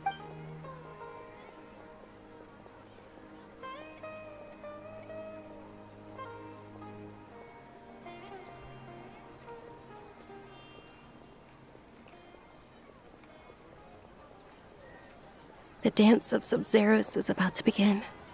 I'm going to go watch it. The dance of Sumeru. It's that time already. Okay. Why don't you go ahead, Dunyarzad? We still have some other stuff to do. Okay then. See you later. Have you figured it out yet, Traveler? Time is ticking away. I think I know the answer now. Awesome! What is it? Paimon wants to know. Oh, wait, no. Let's meet up with Nahida first. You can tell us both together. This time, we're gonna get to the truth.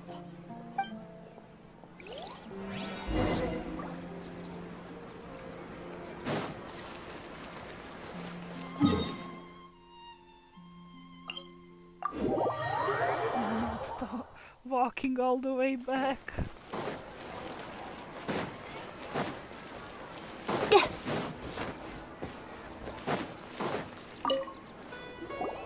You're back!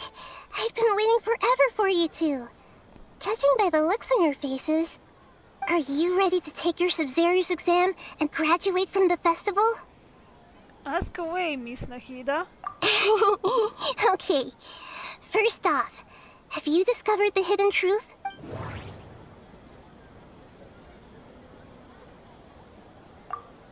We've already experienced the Sub-Zeru's festival many times. People in...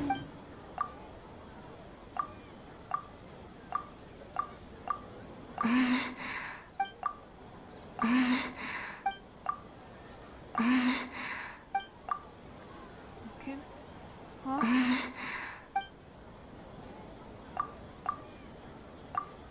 Okay. Okay.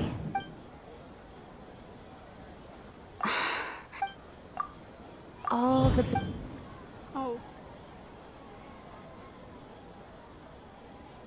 Those spaces remind me of... dreams. Like the one I had in the Avidia Forest. Except... these have no sign of human presence. Wait, associate? We are all in a dream. It isn't that the people of Sumeru don't dream. Rather, the Akasha is taking their dreams from them. People in Sumeru think they don't dream, but the truth is the Akasha steals their dreams without them knowing it. And those spaces with no human presence are stolen dreams without their host. That would explain why they sounded so weird when she was trying to describe them. Huh. So people in Sumeru do dream after all. In fact, we're all in one big dream together right now. Correct answer. Now, how did you conclude that the Akasha is capable of this? The Akasha is manifestation of the gods of wisdom's power. It is the manifestation of the God of Wisdom's power. Oh, okay. Those dream-controlling creatures in the forest also get their power from the Dendro Archon, right? That would explain why the Akasha has the ability to control people's dreams, too. But is stealing everyone's dreams really how the Akasha compiles their wisdom? Isn't there anything more to it than that? Dreams are fantastical, complex, and full of imagination. People's brains are the most active when they're dreaming. In other words, dreams are rich bundles of human wisdom. So in other words, the complete opposite of how Hypatia understood it. Paimon remembers her saying that the sages think dreams are foolish delusions, and the fact that no one dreams is a blessing from Greater Lord Rukkhadevata. So it was all a dirty trick? The real story is that the sages from the Academia are using the Akasha to steal people's dreams for their own use, huh? Yes, and they don't intend to stop there. Oh? By the sounds of it, you understand the current situation pretty well. So then, what about the samsara? Grand Sage said, go celebrate the birth of that god to your heart's content. That's a... Oh. Those dreamscapes kept vanishing. But as soon as that beep sounded...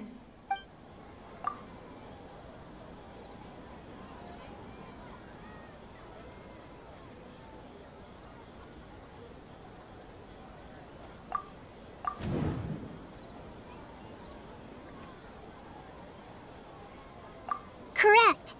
The Akasha is keeping each person's brain in a constant dream state, but also separating their consciousness from their own dream. Their disembodied consciousness is placed inside the collective dream of the Sub-Zero's festival along with everyone else's, while their now vacant dreams are harvested by the Akasha. No one is any the wiser as another day passes in the dream, and so begins another samsara cycle. People wake up to yet another dream about the Sub-Zero's festival. The dreams that belong to them are once again harvested by the Akasha, and so it continues. So, this is like a dream factory, and the Akasha is a dream harvesting machine. Did Paimon get that analogy right? Very good, Paimon. Using analogies well is an excellent habit to get into. Okay, so that beep we keep hearing is actually from our real-life Akasha terminals. Taking off our terminals in this dream doesn't do anything. All right, last question. Who am I?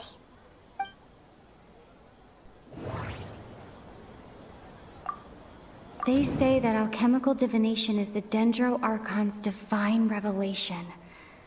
So then, if Nahida has referred to herself as the moon... So you noticed. You are Lesser Lord Kusanali. I thought that one would be the hardest question. That's why I put it last. That wasn't hard at all. Even Paimon guessed that. Everything about you is different. We just didn't want to expose you, is all. Now that you mention it, Yeah, right, Nahida, Paimon. you've been hinting to us since the very beginning. It's funny. Thinking back to when we were asking all over the place for info about Lesser Lord Kusanali, Paimon didn't expect to meet you like this. I have a lot of questions for you, but this doesn't seem like a good time. Yes, those can wait until we're back in real life. On the other hand, I'd be happy to answer any more questions you have about here and now.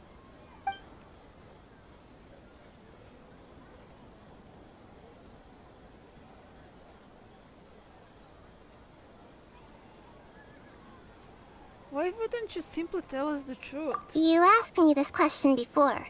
My answer was, it would literally blow your minds. Now that you know this is all a dream, this answer should hopefully make more sense. Have you heard the saying, don't wake a sleepwalker?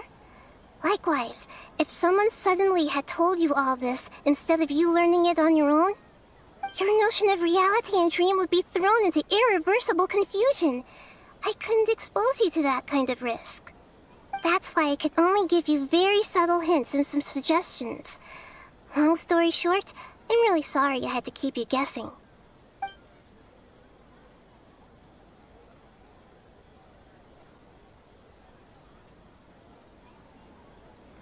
How do sages manage people from noticing this? Firstly, this dream we're in is completely based on reality. People have already experienced this Sub-Zero's festival, so it would be very difficult for them to find anything that strikes them as surreal. Secondly, you're probably wondering why people don't have any memories from earlier samsara, right? That's because people don't remember their dreams most of the time anyway. And in any case, their actual dreams are being taken away from them by the Akasha. So whenever they wake up in this dream of the Sub-Zero's festival, they don't remember anything from their previous identical dream. That reminds Paimon. Traveler had a dream when we were in the Avidia Forest, but couldn't see what it was about after waking up.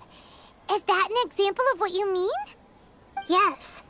Only after receiving the blessing of Dendril can a person gain the Dendril element's dream-enhancing power. That explains the feelings of déjà vu. Meanwhile, everyone else has no idea that they are in the Sabzeruz Festival Samsara, while their dreams are stolen from them over and over again. About the side effect of a mass-produced dream. Can humans really keep dreaming forever like this? Will it ever end? And if so, when? We might say your mental fatigue has already answered this question. Eventually, there's only so much that people can tolerate. Especially those whose health is compromised to begin with, like Dunyarzad. This relentless exploitation takes an even harder toll on them. People's lives are at stake here, and nobody knows a thing! We've got to put a stop to this!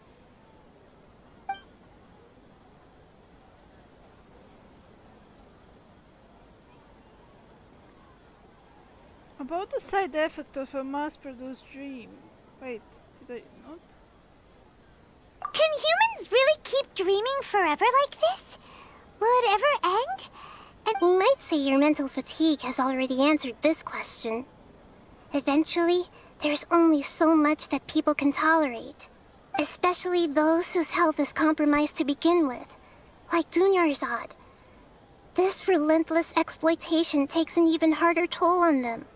People's lives are at stake here, and nobody knows a thing! We've got to put a stop to this!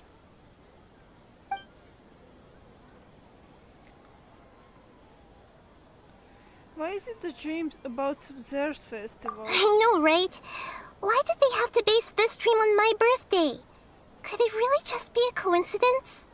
Even you don't know the reason? Wow. The Academia sages are determined to harvest lots of dreams in a short time, no matter the cost. They have to be up to no good. Unfortunately, I don't know anything about it. Traveler, do you have any information?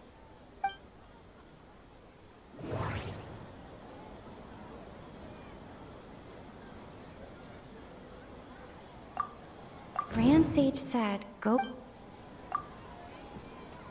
Celebrate the birth of that god? Could it mean...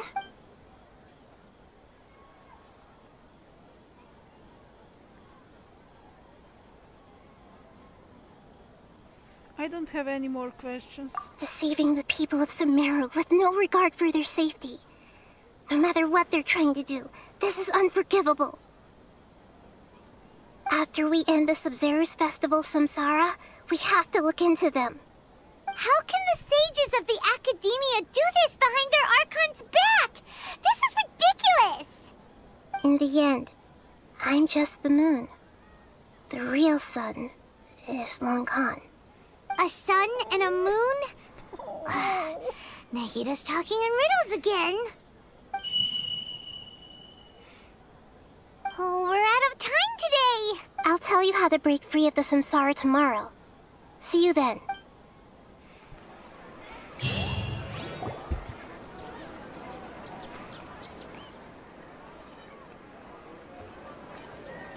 morning, Nahida. Wait. Now that Paimon remembers everything, should we instead say good morning, Lesser Lord Kusanali? Hey, what's wrong, Nahida? You don't look too good. Where is Dunyarzad? She couldn't have... I'm afraid that what you're thinking right now is correct. Did Dunyarzad already disappear? The real Dunyarzad's consciousness has indeed disappeared. It can no longer endure the constant dream harvesting. We were so close. Paimon can't believe it. Wait, so what about that other Dunyarzad? Just what is she? Is she also going to disappear? She's actually something like a puppet, but not completely. The real Dunyarzad's consciousness could no longer keep playing her role in this dream. So another Dunyarzad appeared to replace her in the dream. Just like the grass and the trees, that Dunyarzad is just a building block of the dream that helps to keep it going. But personality-wise, she's nothing like the real Dunyarzad. Puppets are stiff and can't copy a living person's vitality.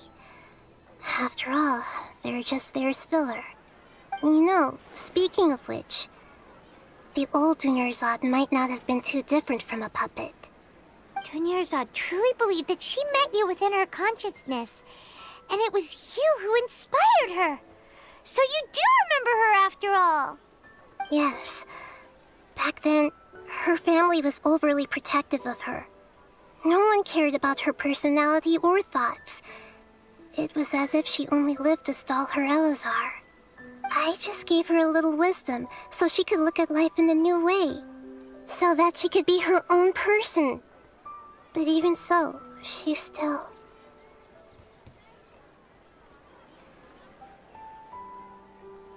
It still meant a lot to her.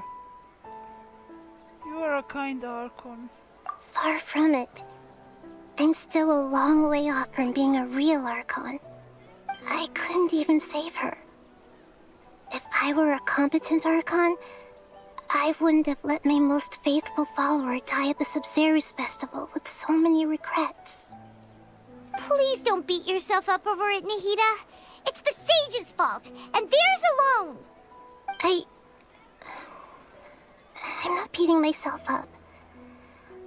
All I did was to rationally observe the distance between myself and a real Archon. Don't be like that, Nahida. Even real Archons are still allowed to be sad. To prevent more tragedies like this, we must end the samsara as soon as possible. Great, but how do we do that? Although the Sabzeruz festival dream is under the Akasha's control, only humans can dream. Even the Akasha is unable to create them. That means this dream belongs to a host who created it.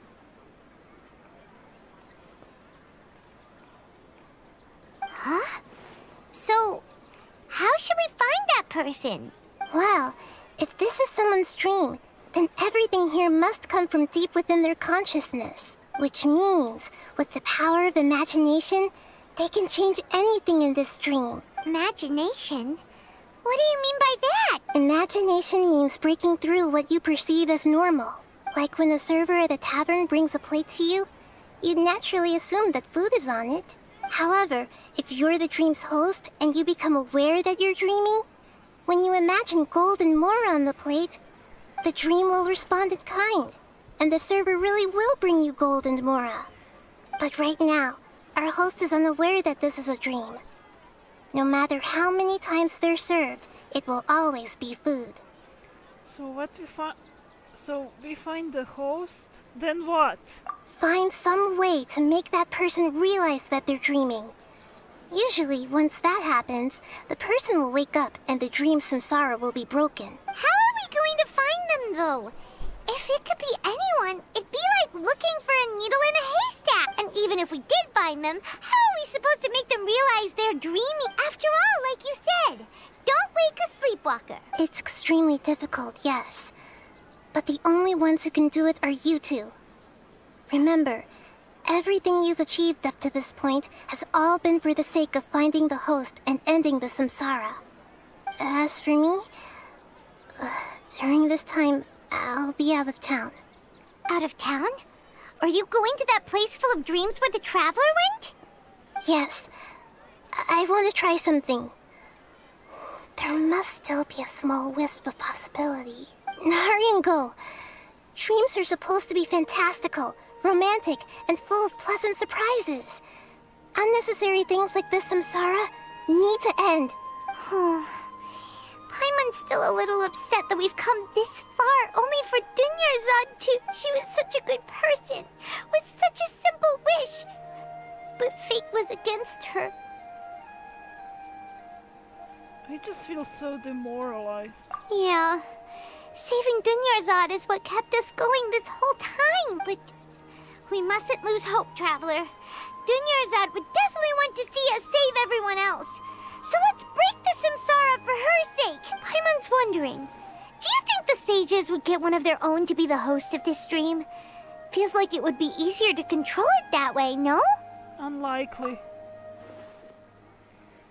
Knowing the plan, they'd probably become aware that they were dreaming, and unsuspecting host would be less likely to realize this is a dream. Huh. That's true.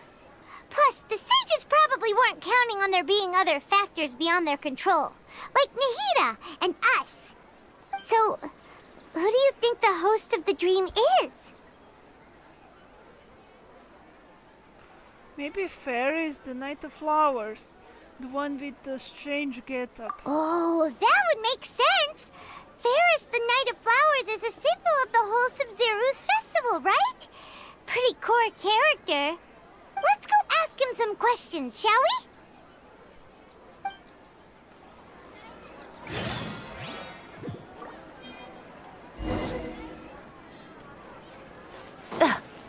Yeah.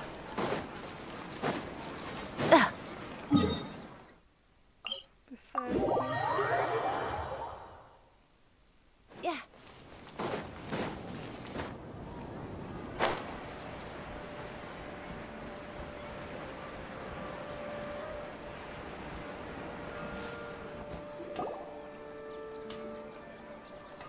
You're back.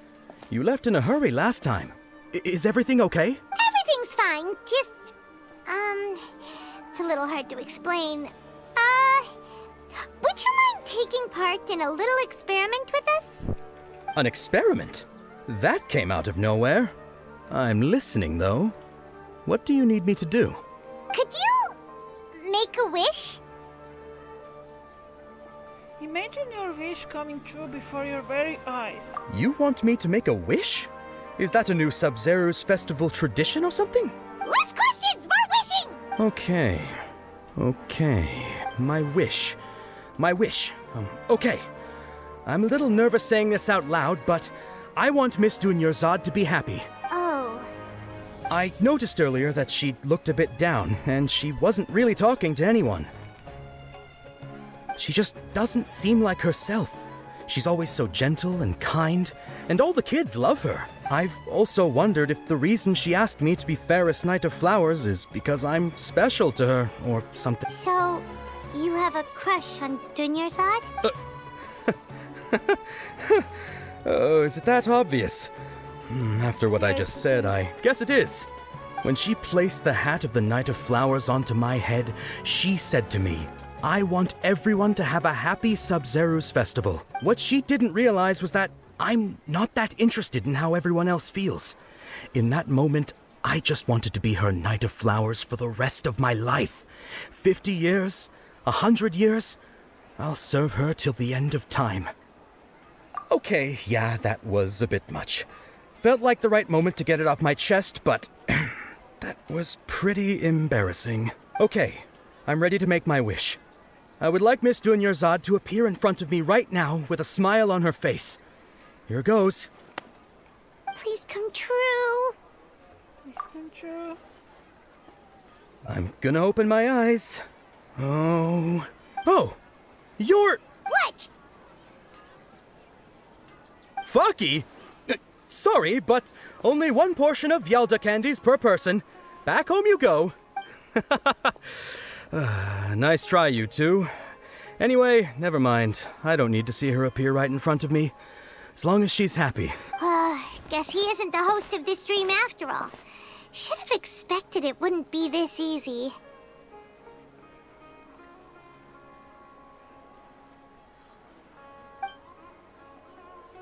It seems like everyone who knows Dunyarzad loves her. But none of them has any idea that she... My lady, step back. That sounds like Dia! Oh, right. This is when Dunyarzad bumps into the kidnappers. I will teach them a lesson they won't forget. Huh? But Dia can handle them. Hey, Traveler!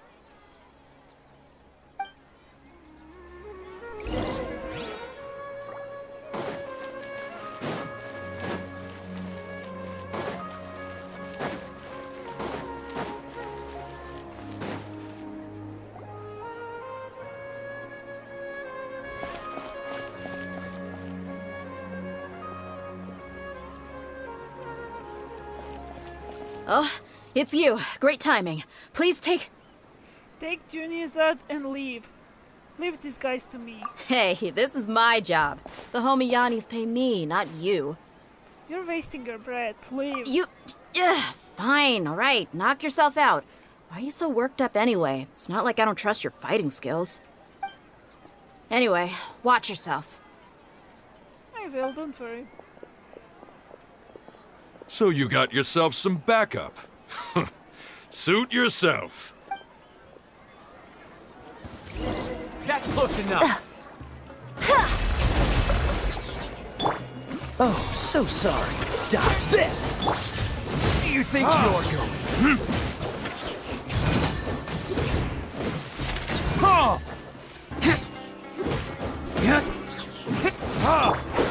Freeze.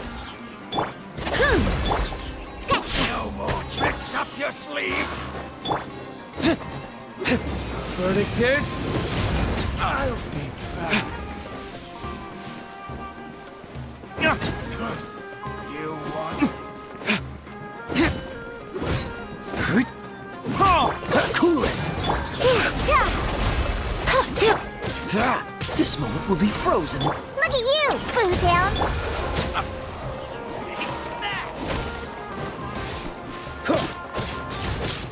Dodge this!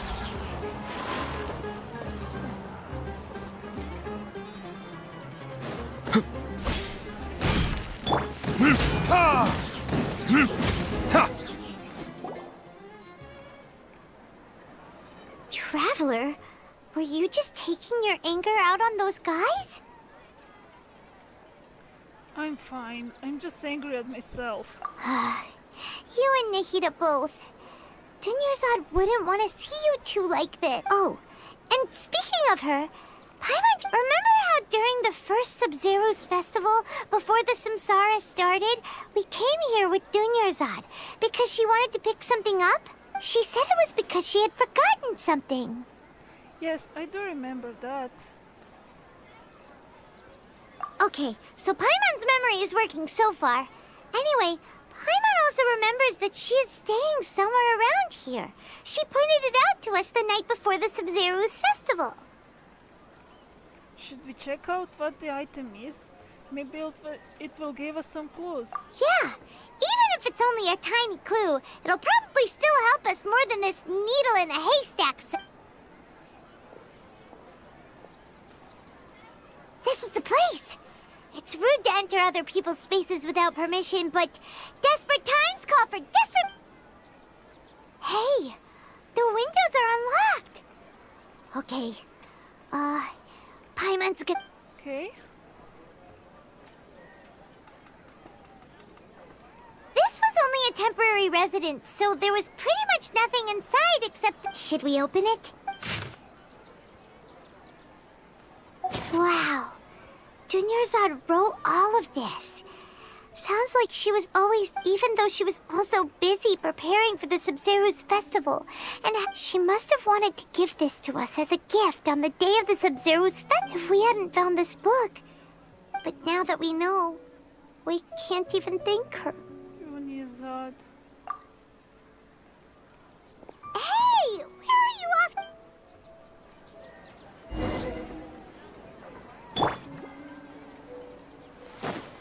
Yeah.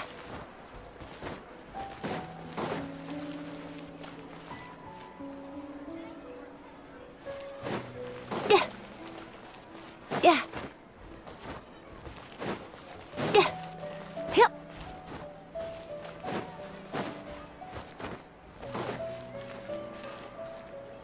Yeah. Yeah.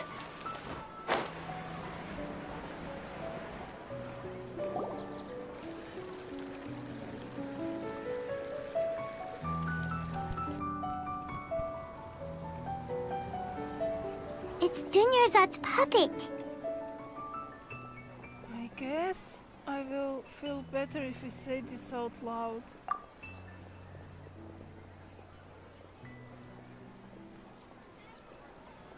Thank you. Traveler? You must be exhausted. come to think of it, we've been stuck in this place for a really, really long time. Heck, even the last time we were chatting happily with Dunyarzad feels like an eternity ago.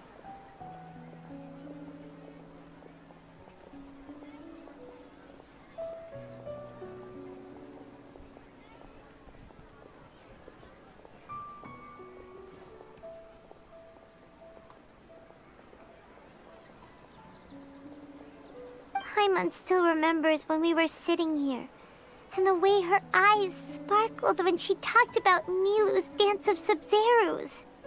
I can barely recall it now. There will always be frustrations in life, but I know that the point of living is not to leave behind any regrets.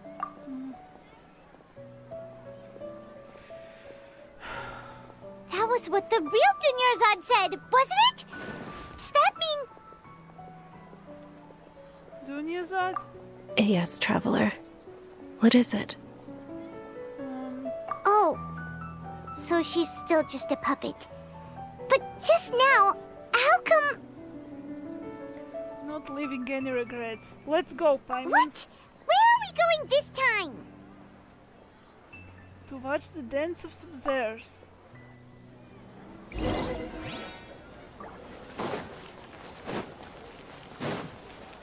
Yeah. Yeah. Yeah. Yeah.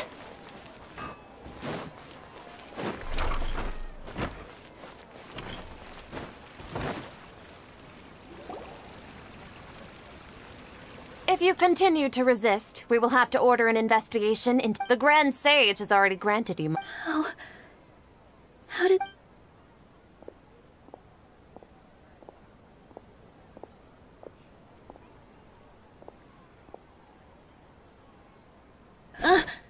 Traveler? You don't have to get involved. Traveler? Traveler? What the heck are you doing? If you get arrested by the Academia, that's another day gone to waste!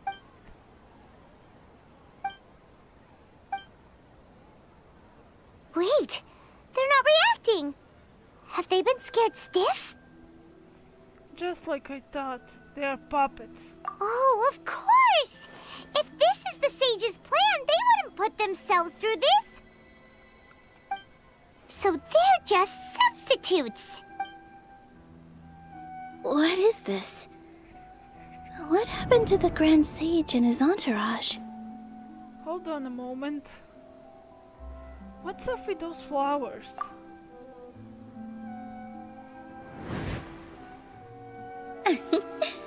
Like I said, they symbolize the goddess of flowers. It's just a shame that all the real Padisarahs went extinct after her death. Yes.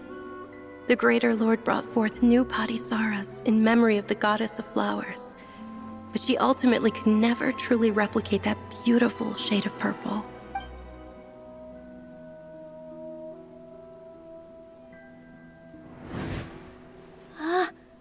That beautiful shade of purple. Aren't these flowers real Padisarahs? Just like the ones from the legend? I didn't even notice. Dunyarzad, did you find these? But didn't you just say all the real flowers went extinct after the goddess of flowers passed away? Yeah. What's going on here? Nilo, close your eyes. Huh? Imagine that the Grand Sage is his...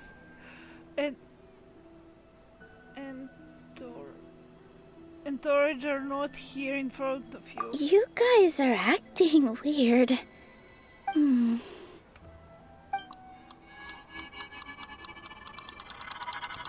Hey! They disappeared! So Nilu's the host! What a surprise! Purple Padisarahs don't exist in the real world anymore. But in Nilu's subconscious, they can appear as decorations on the stage. It's just like the example Nahida told us. People assume there will be food on a plate, and Nilu assumed there would be real Padisarahs in the flower pots. So when you saw the flowers, you instantly knew it was Nilu? Correct. But if we want to end the samsara, we need the host to become aware that they're dreaming. realize that. Am I dreaming? Huh? How did you come to that conclusion? So I'm right. Is this Lesser Lord Kusanali responding to our celebration of the Sub-Zerus festival? Wrong guess, but you aren't completely wrong either. The point is, what made you think this is a dream? As far as you know, people in Sumeru don't dream, right? Yeah, but have you heard the tale of the first sage? To prevent a calamity, he went on a journey to find the Dendro Archon. Ooh, sounds familiar. Dunyarzad told us a story like that when we first arrived in Sumeru City. So it was about the first sage, huh? Yep, but in the part you heard, he hadn't become the first sage yet. There's more to the story. His piety and wisdom were acknowledged by the Dendro Archon, and she finally gave her blessing to him. All kinds of spectacular scenes appeared in front of the first sage, as if all the knowledge in the world was being painted onto a canvas right before him. He was captivated. After who knows how long, he mastered all the knowledge he could comprehend. Afterward, he said to the Dendro Archon, "I miss my parents, my wife, and my children. I've been away from home for far too long. They must be worried." The Dendro Archon smiled. The next second, the sage found himself lying in his bed, as if he had just woken up from a dream. His wife, lying next to him, said, "You're off to search for the Dendro Archon today, aren't you? Have a safe journey, my love." In the end, the first sage took care of many disasters in Sumeru City and founded the Academia. What a happy ending. So, the first sage was dreaming ever since the beginning of the story? He never went on his journey? Yes, but his faith and determination were conveyed to the Dendro Archon, so she blessed him in the form of a dream. Paimon understands where you're coming from now. That's a really interesting connection. But we really gotta wake up soon, like the sage in the story! Now that Nilo is aware of it, this dream should be over soon. I see. Well, it just so happens that today's Sub-Zerus festival is almost over too.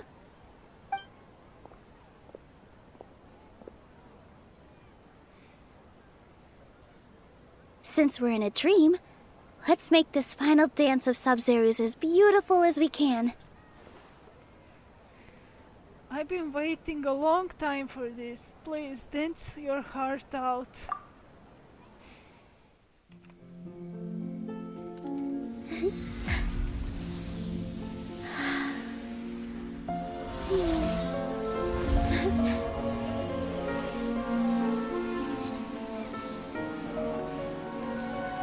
The wait is over, everyone.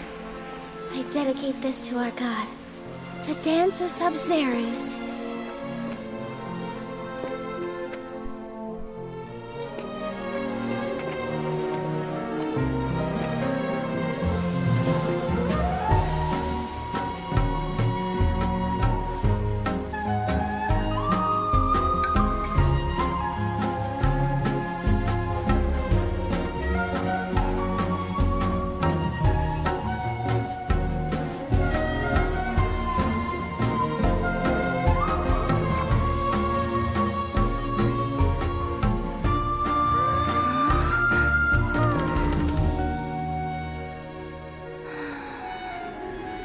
I'd be lying if I said I had no regrets. I would have loved to see Milu's dance.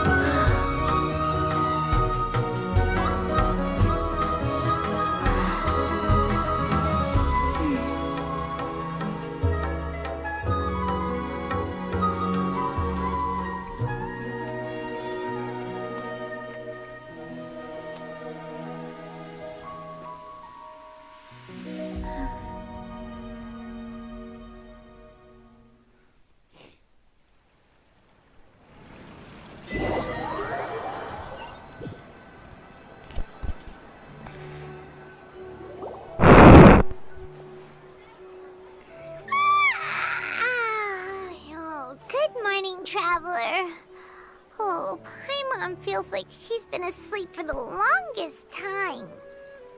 Good morning, Paimon. My head hurts. Paimon's head feels super heavy. Did we oversleep? Do you even remember going to sleep last night? Paimon thinks it was after the Sumeru's festival. The Sumeru's festival! Have we finally escaped from the Sumeru Samsara? I remember now. Quick! Take off your Akasha terminal! At the end of the dance of Sub-Zeros, I think I saw... Quick, let's go see Juniazad.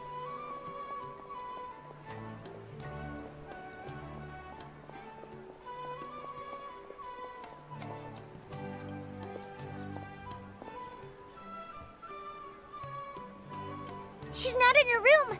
What happened? Let's go to the usual spot. Huh? What usual spot?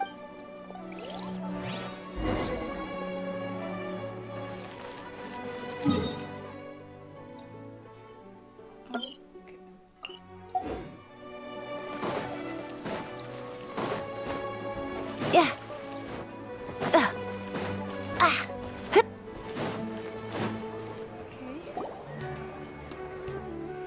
Well done, Traveler and Paimon. And thank you, Dunyarzad, for organizing the Sub-Zeros festival for me. I'm sorry, who are... Dunyarzad! You're okay! Oh, don't scare us like that! Juniazad. Oh, Traveler Paimon.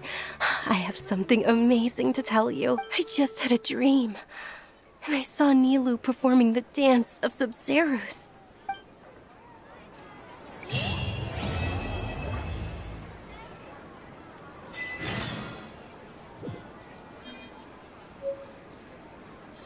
Okay.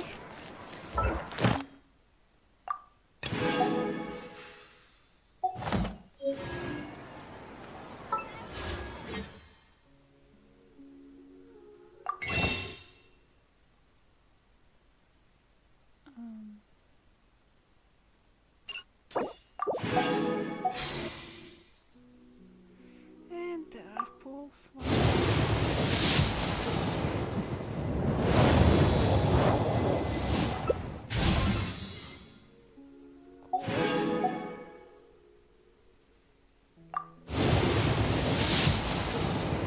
Oh! It's guaranteed too. I don't know how much PT it is. I just pull when I can.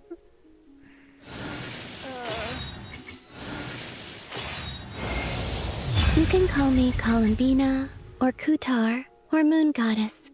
Whatever you prefer. I'm used to having many names. The moon's blessing is yours, whenever you might find yourself in need. Well. Cool.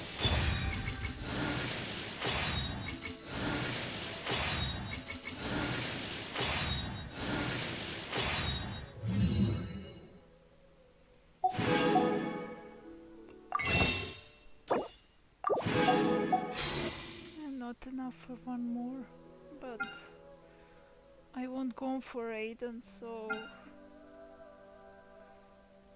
I guess just waiting for new banners.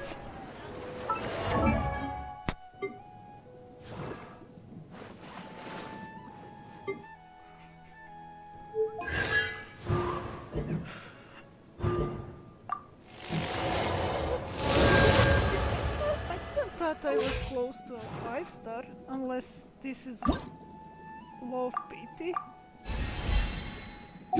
Should probably check that. By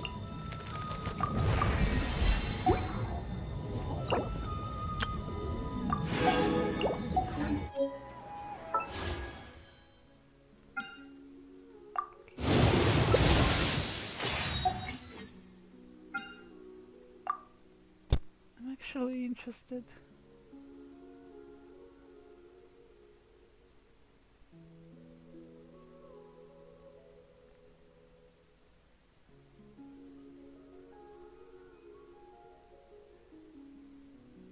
Five, 10, 15. 20, 30, 55, 65. Oh, 70. 70. Okay, then it's normal. Didn't thought I was that. Hi. Okay.